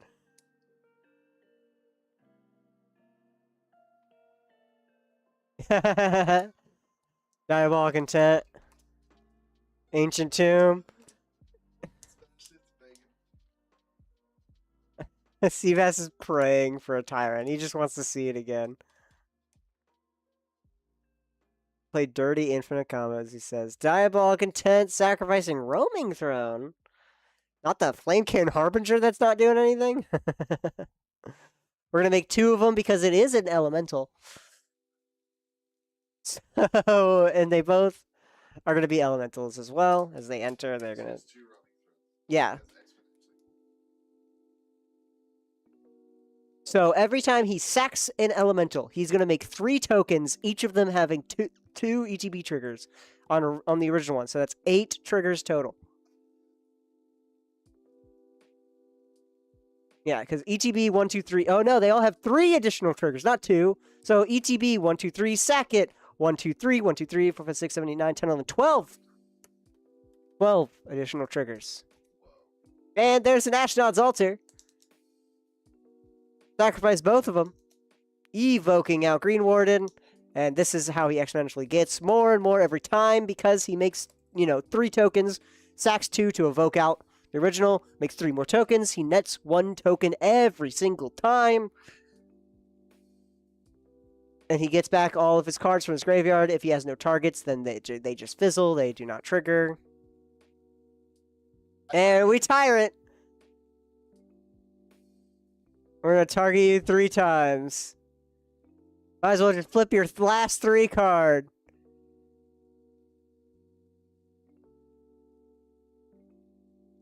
Go again. And that's all of them.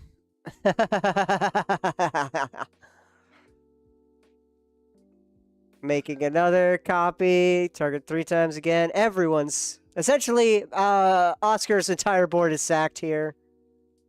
We have infinite Green Warden Marasas. Oscar literally has We move to combat. watch. Nothing Oscar can do. Drew, the criminal, wins once again with Ashling, the limitless. Well, we'll see you final round. For our final top 4, Kaon, Drew, Tyler, and we'll see. So it looks like we got 2 people trying to get a nickname in our store. All right, we'll be right back as we set that up. Stay tuned.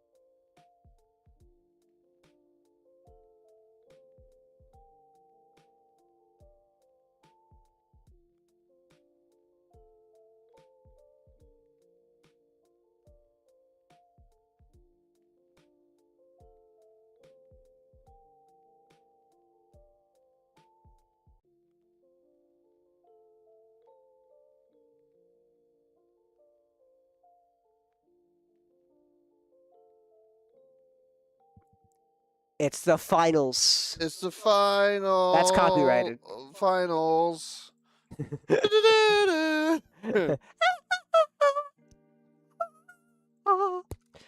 All right.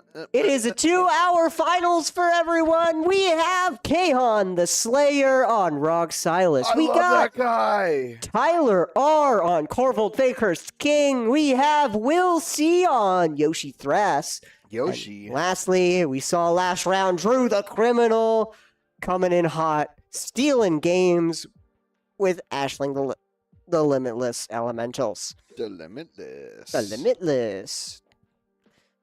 Good luck to our opponents here. Right now they are mulligans. So, as they're doing their mulligans, I'm once again going to advertise our stuff, as per usual. Check out our website, natural20gaming.com. We ship to the continental United States. So if you're looking for a card you see on stream and you want to pick it up, we might have it. You heard? Yep. And if you're in the Las Vegas area, we are located off of East Sunset and Green Valley in wonderful Las Vegas, Nevada. So come on down. Buy cards and hang out with us. Yep. And if you like playing CEDH, we have a big old tournament coming up on the 15th of this month, 7K Shamrock Showdown 2 featuring Comedian as a competitor. No way. So stand on by for that, as that's going to be probably one of our biggest days. No All right. flipping way, bro. Looks like Tyler's gone down to 6. Will's kept to 7. Same with Drew. Kahan's currently counting up what he wants to do. What else? Oh, right, Discord. Join our Discord. Right now. For updates, for community, updates, for fun giveaways. I'm actually naming things on here. and updates. And updates, community, fun giveaways, all that fun stuff. So, we'll see. Kahan, what are you going down to?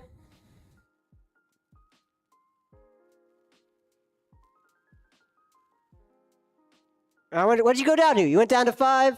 All right. Looks like we are all set. All right. Good luck to our players. They have 2 hours on the clock. Come on, join. Get ready. And start voting for who's going to win. Who gonna win? Who gonna win?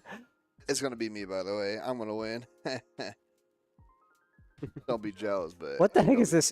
Nobody thought this was going to happen. Oh, from the previous round. Rob A0. It's... Dang. When Rob A won. All right, dismiss that. Dismiss this. But don't forget to put in your votes, everyone, for who's going to win. Kahan is a reigning champion of the store, as we have a Blood Crypt into a Mox Diamond into a Lotus Petal, as we put out Rog and Silas. Why are we putting out Silas?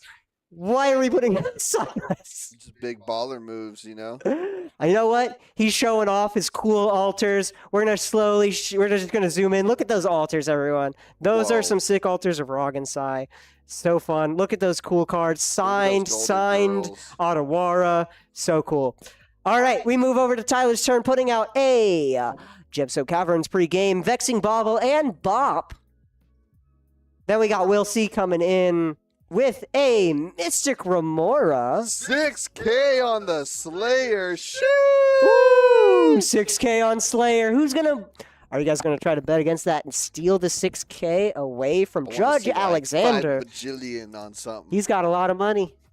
He can use Judge Alexander can use a little humbling. So maybe we bet against it. We try to see maybe Drew can win, even though in his 4th seat. You know. 4th seat's very hard. 16% chance we've seen. But we've also seen turn 1 from Drew. Drew puts out a command tower into a fun little Deathrite Shaman. Kahan just swings in with Silas. Tyler puts on a fun new card here, as we got the Cabbage Merchant. I can spell it right. The Cabbage Merchant, whenever an opponent casts a non-creature spell, create a food token. Whenever a creature deals combat damage to you, sacrifice a food token.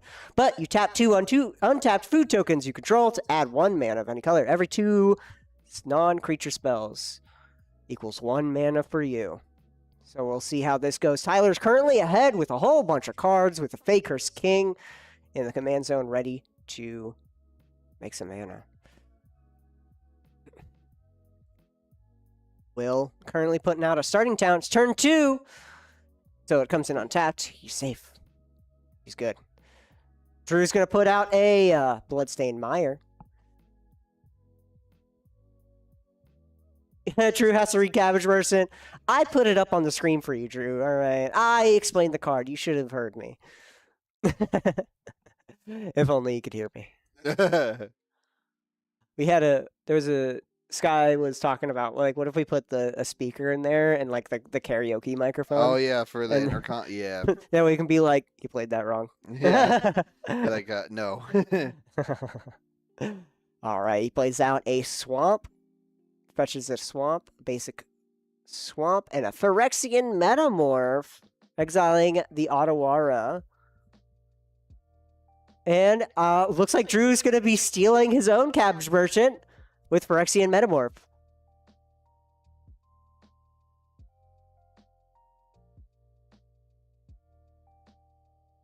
In response, Mystical Tutor. Yep. So it looks like Will's going to be drawing, and Tyler and Drew will also be drawing. Our Krabby Patty comes on down from Kahan, given quite a cool food token. We have food tokens in there. It's on the cabinets to their left. They also can Custom food tokens. We have custom food tokens. Mm-hmm.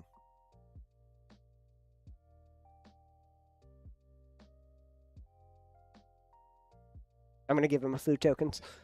Okay. We gotta rep the custom tokens.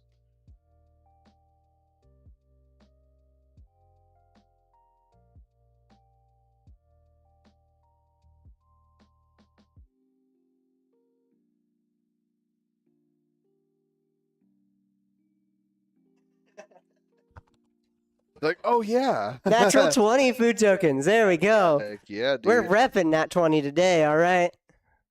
Our boy Drew's repping with the natural 20 playmat. Tyler, ours, has a dark side playmat, but he's covering the dark side logo with his deck, so it doesn't matter.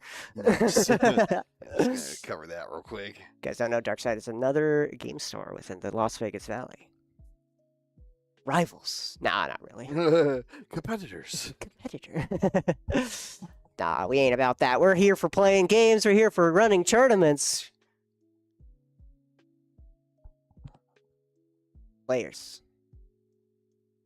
All right.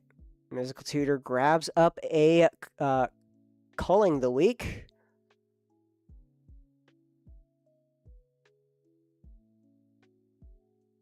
Take it or leave it. Drew asks, "Are you gonna cast Adnos?" Kahan says no. Are you sure about that? All right. All right, Kahan, what you got? Take 2. We're gonna sacrifice a food token. And Kahan passes it over to Tyler. Tyler untaps. No food at all. Delighted Halfling comes on down. Legendary spells are going to be uncounterable. Delighted Halfling. Squandered Resources. Retorches. Squander resources for a Golgari. Sacrifice a land. Add to your mana pool 1 mana of any type that sacrifice land could produce. Plays ability as a mana source. Old card here. It is on the reserve list. But essentially, makes all of your lands tap and sacrifice for 2 mana total. Very nice. So it's gonna be pretty good when he tries to go for it, especially with Corvold out. When you sacrifice the land, you'll be drawing cards. So Really? No. We're gonna be making a whole bunch of stuff to sacrifice here soon. We'll see coming in with a Gaia's Cradle. Starting town, no more Mystic. Will is currently going at it.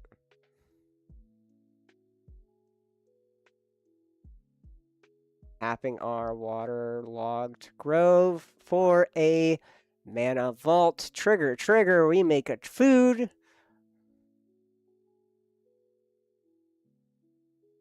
Phyrexian Metamorph. We're gonna make another cabbage merchant. What? We have 3 cabbage merchants. Kahan is the odd one out. Oh my goodness. That's so much food. So much cabbage. food, so much cabbage, so much more mana. It's not card draw though. It is not card draw. Drew goes to turn, untaps.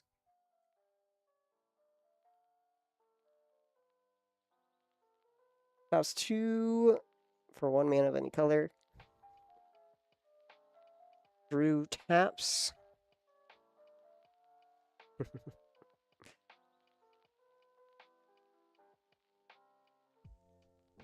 Yep, Kahan's voted no on the split. We're playing it. We're playing it for wins. Because Tyler R. and Will C. still need nicknames. Oh, yeah.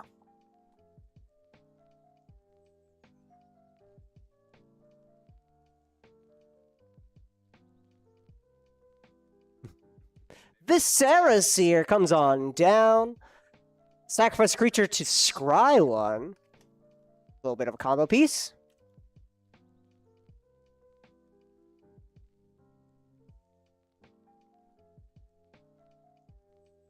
It's a little fun card here. Especially for Ashling, having that instant speed sacrifice for your elementals helps a lot. And hello, Earthcraft.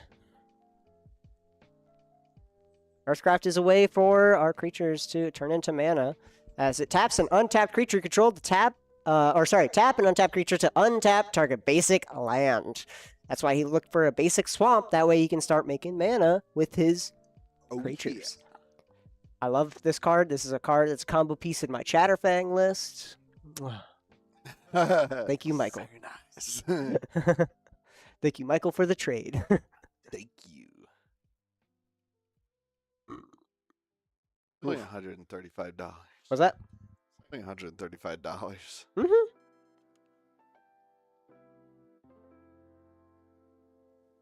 We got a whole bunch of food on out here with Tyler.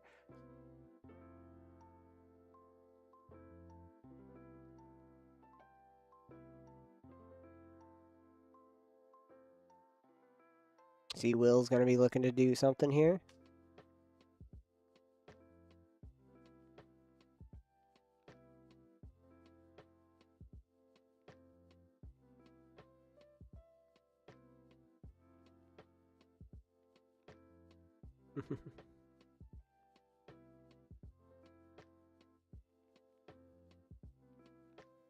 Okay, I was trying to get these tokens or custom tokens because you can see the pizza one on Drew's field. Or I'll zoom in. It's custom made by one of the employees at Natural 20 here. Printed out, of course. Kahan got both of them and was wanted to have her sign it, but unfortunately, she forgot her cool markers, like her golden and silver marker. So she couldn't do like a cool signature on it. So she's like rain check next Thursday. Yes.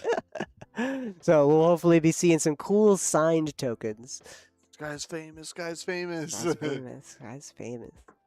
As I don't know if you guys remember, but she did the Kithkin / Goblin token from Bloomborough. Either side. The Kithkin one being made from Brigid right now, which is rising up in CEDH popularity. Whoa. So Lesnie turbo token stuff. It's kind of interesting. And then obviously for TMNT, we made a food token. And then food token. And then who knows what we're going to be doing for Strixhaven. Stay tuned, as that one's going to be coming out here soon. What? Strixhaven's going to be interesting. Everyone's excited for Strixhaven too. Comes out the start of next month, I believe.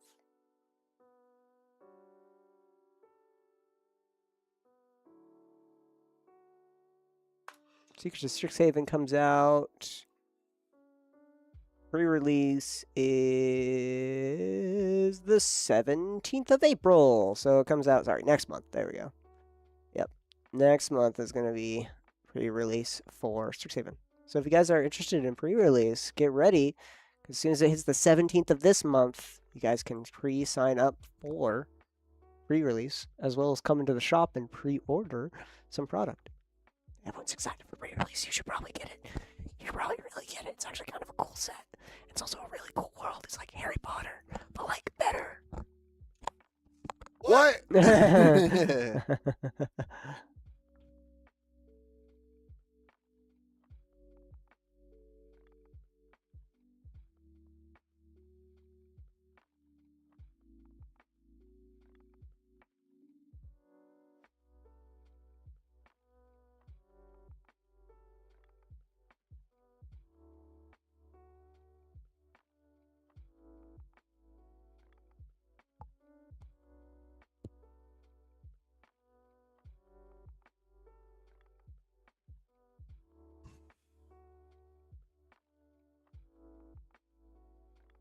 Squander research has to go. Yep. It's gone. Time Twister comes on up. We Time Twister, we shuffle everything away, draw 7. Time Twister is the only card remaining in the graveyard. Need to spend all of our resources before everything gets shuffled away. Wooded Foothill Kaon plays.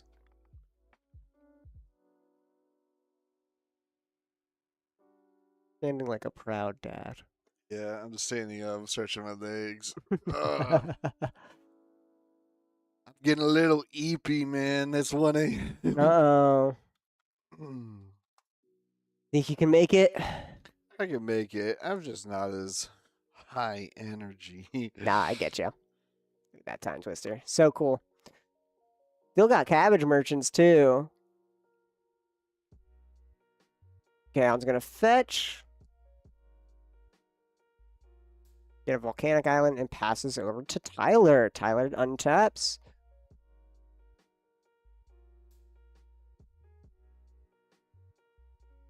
Play out an Ancient Tomb.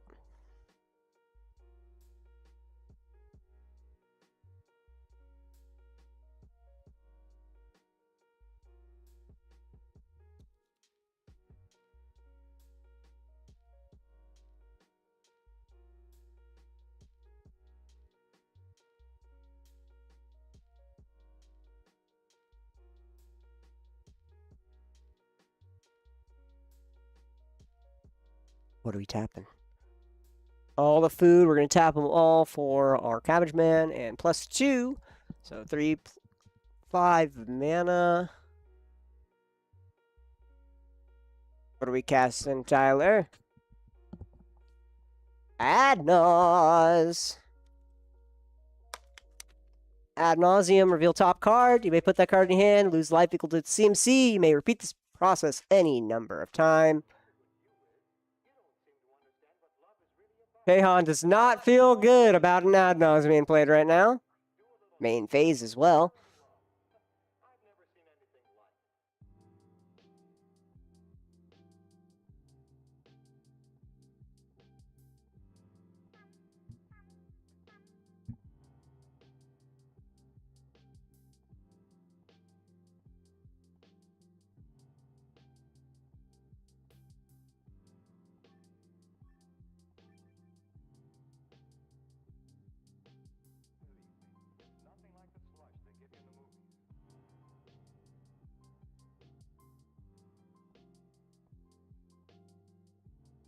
There we go.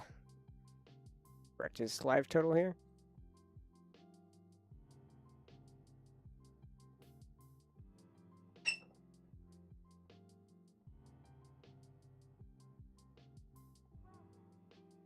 Currently making sure life totals are correct. Ooh, it's hot here. It is hot. Why do you keep turning that thing off? Huh? Turning that thing off?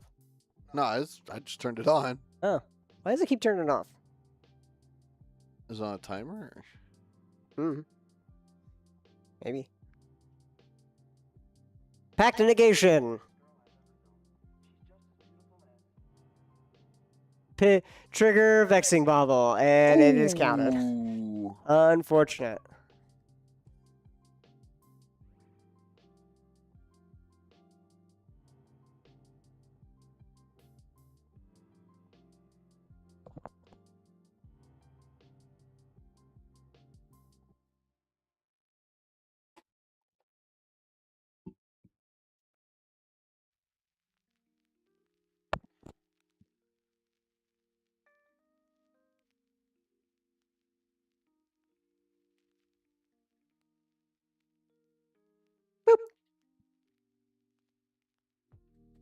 Flipping over.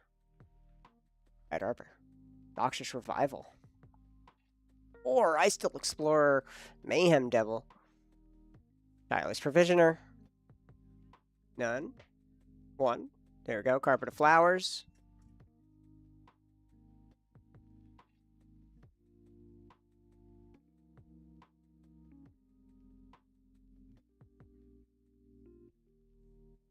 And 8.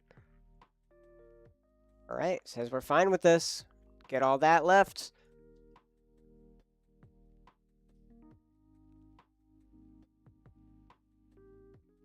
Already played our land for turn. Got a Calling Ritual, which could make a good amount of mana with all of the food being destroyed, especially.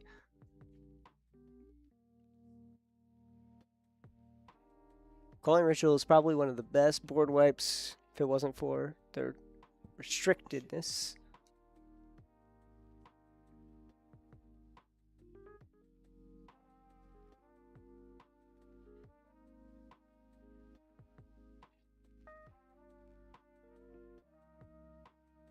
Alright, Calling Ritual. If you guys don't know what Calling Ritual is.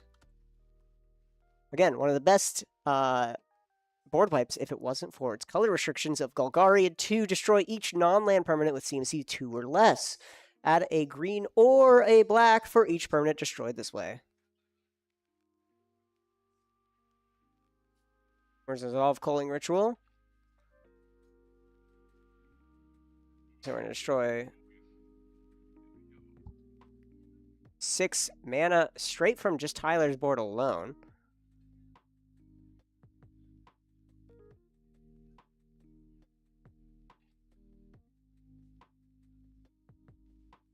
$23 mana he just made.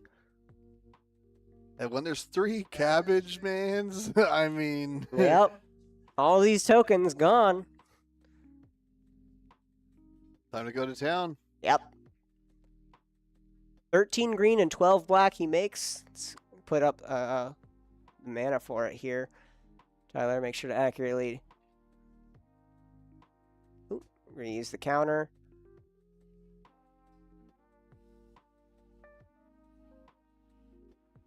There we go. Just using the 2 counters here. Chocobo and a custom one, it looks like. 13 green, 12 black. Perfect. Spend 1 green. Cast out Carpet of Flowers. I don't know why.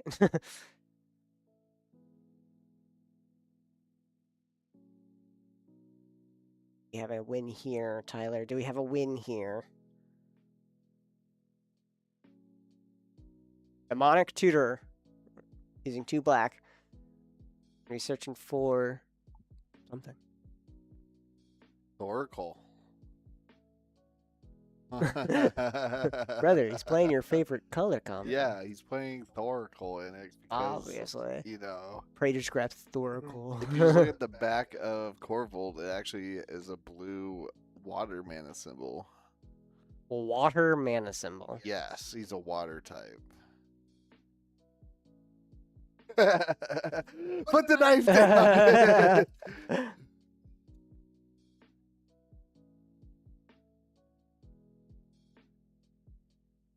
Take a look at the board state now after the board wipe too. As Roger gets killed. And the Grim Monolith, the Saraseer, Earthcraft. We have a food left as well with all these non-creature spells getting cast.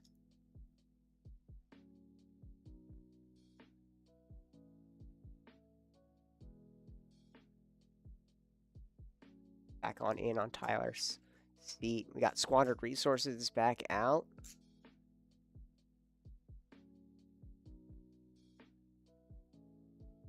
As it got shuffled away.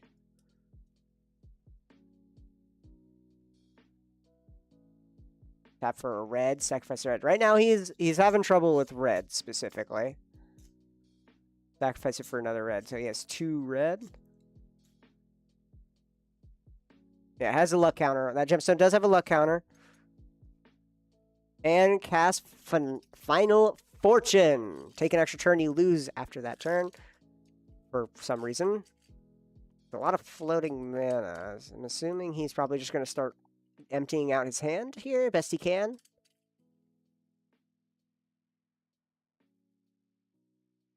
Cast out a Chrome Mox, imprinting. What are we imprinting? Imprinting a Ragavan, so it taps for red. Tap it for red. He's really hemorrhaging for red right now. Gamble. Searching our library for a card.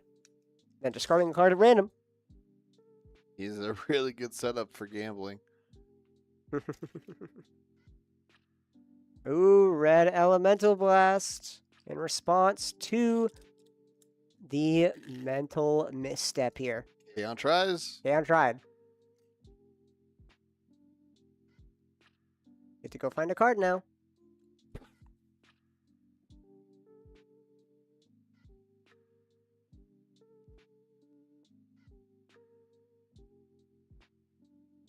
Alright, we're gonna get off the screen, alright? We're gonna, like, it says Dark Side Games right here. Ugh. Ugh. Ugh. Ugh. There we go. There's our logo. There's the Golden Girls. There's the Golden Girls. Yep. I like how they're looking. They're supposedly looking weirdly at There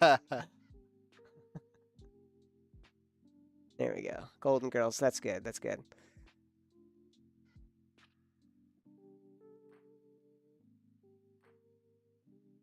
We have discarded a City of Brass.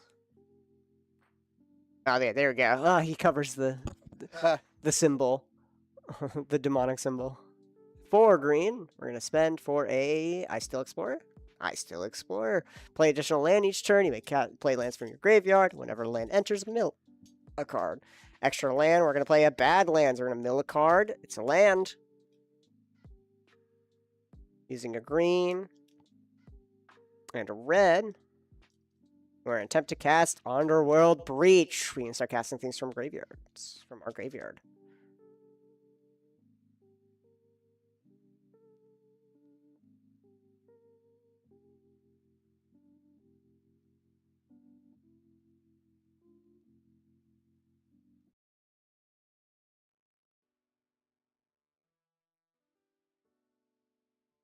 Start dumping his hand. 9 black, 6 green.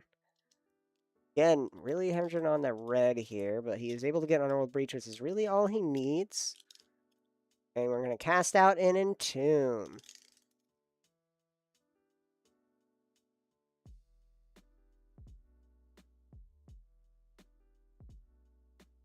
Alright, hold on. Sorry.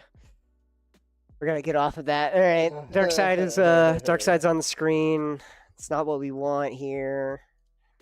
It's just a little ugh. I'm gonna wait for it to. I'm just gonna wait for it to disappear. Wait for it to stop. Go. Cuts. He put a Lumra in the yard, by the way. Tyler's Provisioner, he casts out. I'm not saying anything. I'm not showing anything until that Dark Side's off the screen. And he's back. There we are. Sorry, we got a little bit of a rivalry. Right? That's about it. That's about it. Just a friendly rivalry. Lumra. You heard me. Lumra casts out. We're going to be exiling Final Fortune. And 2 creatures. As well as add-ons here.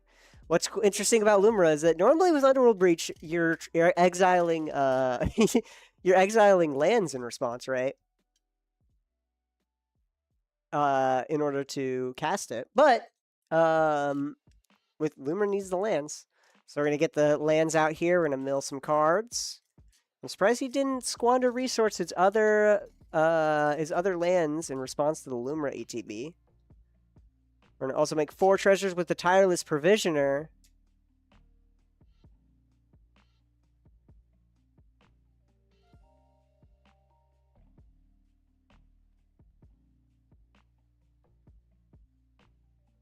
Lotus Cobra, so we're going to be doubling all the mana coming on in. We're going to be exiling a Green Sun Zenith Tinderwall and a Birds of Paradise. Again, we need all those lands in the yard. So we got to be really got to have a good choice of cards here. Ice Tail triggers as well. We're going to mill 4 cards here. Only 4 lands, yep. Got another land in the yard at least.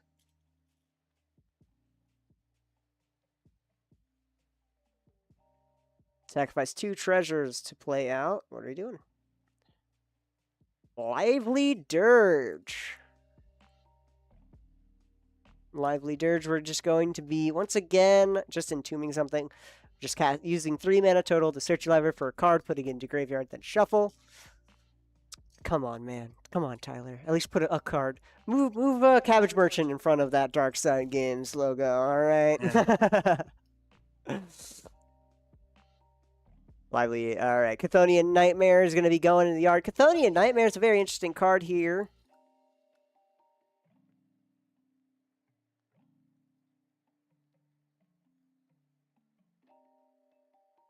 Looks like we're going to be bestowing a new nickname, it's looking like. Maybe, perhaps. It's going to be nice and interesting. 2 mana.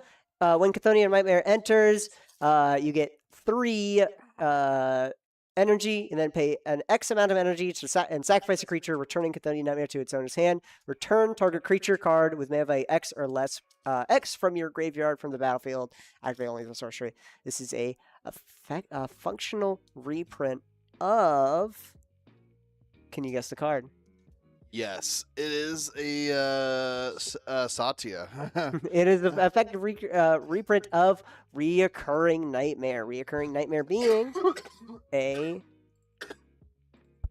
banned card, as it's on the reserve list, and it's banned in Commander. Very specifically, it is sacrifice a creature, return it to your hand, return a creature from your graveyard into play. Nice.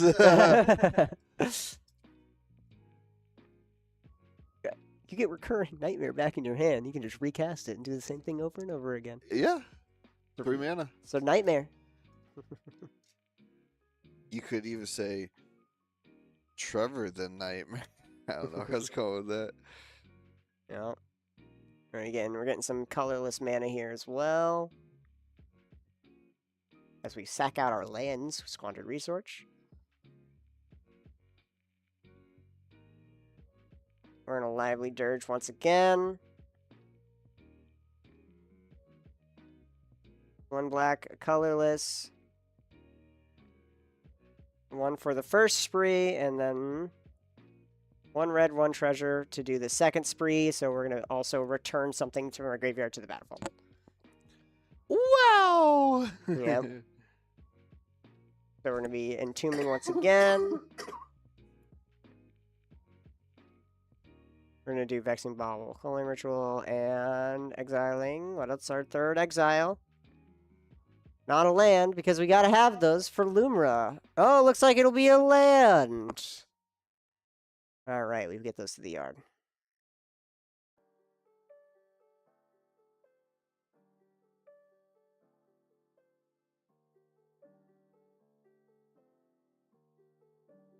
On the screen once again. Oh, no. Tyler the Sith, man. Aftermath Analyst out here putting up. Oh, heck yeah, dude. We're about to put so many freaking lands onto the battle. We're about to put so many freaking lands, as we're going to be cycling through a whole bunch of cards. We're going to get Aftermath and Deathrite Shaman back from our yard to our hand. Aftermath Analyst comes in, milling 4 cards. Lose.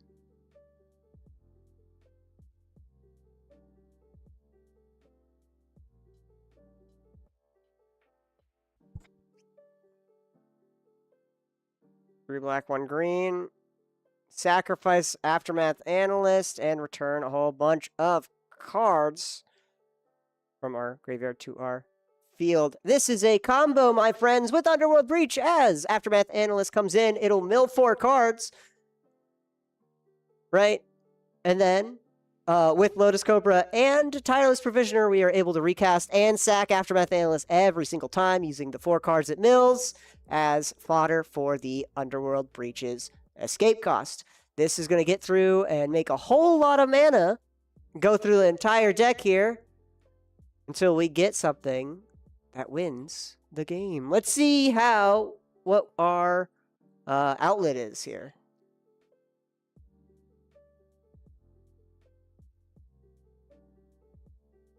We're going to wait until we get Mayhem Devil.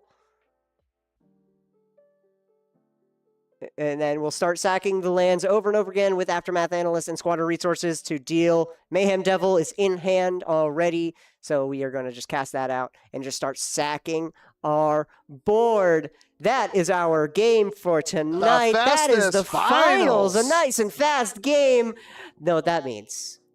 Tyler R is getting a gets a nickname. Alexander, Judge Alexander. If I can get you into the studio booth, into the thing, so we can talk about the nickname Tyler's going to be getting. Call for Alex. Does he have a nickname? Does he have a nickname yet? Interview room. You want to talk about the nickname, a potential nickname for Tyler? All right. Here you go. Welcome to the stream, Alexander. What's up? Yeah, I was kind of brewing it over while I was like, oh man, Tyler's about to take a 40-minute turn and just completely close this out. Like, such a villain, man. Absolutely. I think I'm gonna name Tyler Darth Riddell. Darth Riddell? Darth Riddell. All right. Yeah, man, that dude is such a villain. He comes out of the darkness. He's over at Dark Side Games all the time. I know, he has a Dark cool guy, Side mat here. I was pulling it off stream every time we see that. Yeah, you know, we may not be Tyler's home store, but he's still, active in the community. Absolutely, no. Love him or hate him, he's still a pretty good Magic player at the end of the day. Like I said, friendly rivalry with Dark Side. Yeah, we can make it a friendly rivalry. We can make it a friendly rivalry on stream. I mean, we can definitely be friendly. There's nothing wrong with that. Personally, I think Tyler's all right, man. No, Tyler's a great guy, and he really deserved this win. How much did he win? Yeah, I mean, I let him keep his home store, Dark Side Games. That's why I'm going to dip him Darth Riddell. Darth Riddell. So how much did he win for tonight? What's up? Well, how much did he win for tonight? $100. $100. $100 for today's Thursday. 44 people tonight. Yep, 44. So it was our biggest one of the year. It was one of those nights where just everybody could make it out all at once. We've had this thing of like 5 regular people are gone, 5 new people are in. It's hard to get everybody to show up at the same time. But tonight is one of those nights. I mean, everyone's practicing for 2 weeks from now. Shamrock Showdown. Sign up for it. The 15th. It's $90. It's catered. We're going to do Matt's Top Cut. It's going to be 5 rounds into a Top Cut 16. I get to be head judge. I am so excited, man. I know. It's going to be so sick to commentate. Me and Jeremy are going to be here all day for it to show you guys the featured games on stream. So hopefully it's gonna be really cool. I think it's gonna be a good deal, man. I'm excited to have the whole team on board for the day. Everybody, Natural 20 staff is gonna be here, so your favorite character in the store is gonna be working hard, head down, getting it all done. I get to be head judge, and I get the pleasure of having Michael as my TO for the day. We're also gonna volunteer Longo. To come in. I don't know if you guys love the Long O of the Valley, but Longo is going to be here assisting me as a floor judge for the day. So absolutely. Come on out, support the store, bro, playing a 7K. Some of the boys have been playing online, and there's some traction. There's some chirping from all corners of the U.S. People are definitely going to be flying out. I've already saw some of the deck lists that were submitted, and we got some interesting stuff. Not only I want to see interesting stuff. I really do. A little spoiler. What do you got? I saw a Wylith Voltron deck. Oh, let's go. Dude, I want to see the wacky stuff. I want to see the wacky stuff. All right. Bro, bring me Sunforger. I swear. I swear. All right. Well, thank you guys so much for watching. And once again, Natural 20, come on down. Check out our website, Discord, socials, !Sports socials. We'll see you guys next week for Thursday night CEDH, as well as tomorrow, Friday, today, Friday. Yeah, I mean, good morning. Yeah, for our first Friday Pokemon challenge. First so. Friday Pokemon Challenge. Oh, God, it is first Friday. Here we go. Here we go again. All right. Have a good night, y'all. Thank you.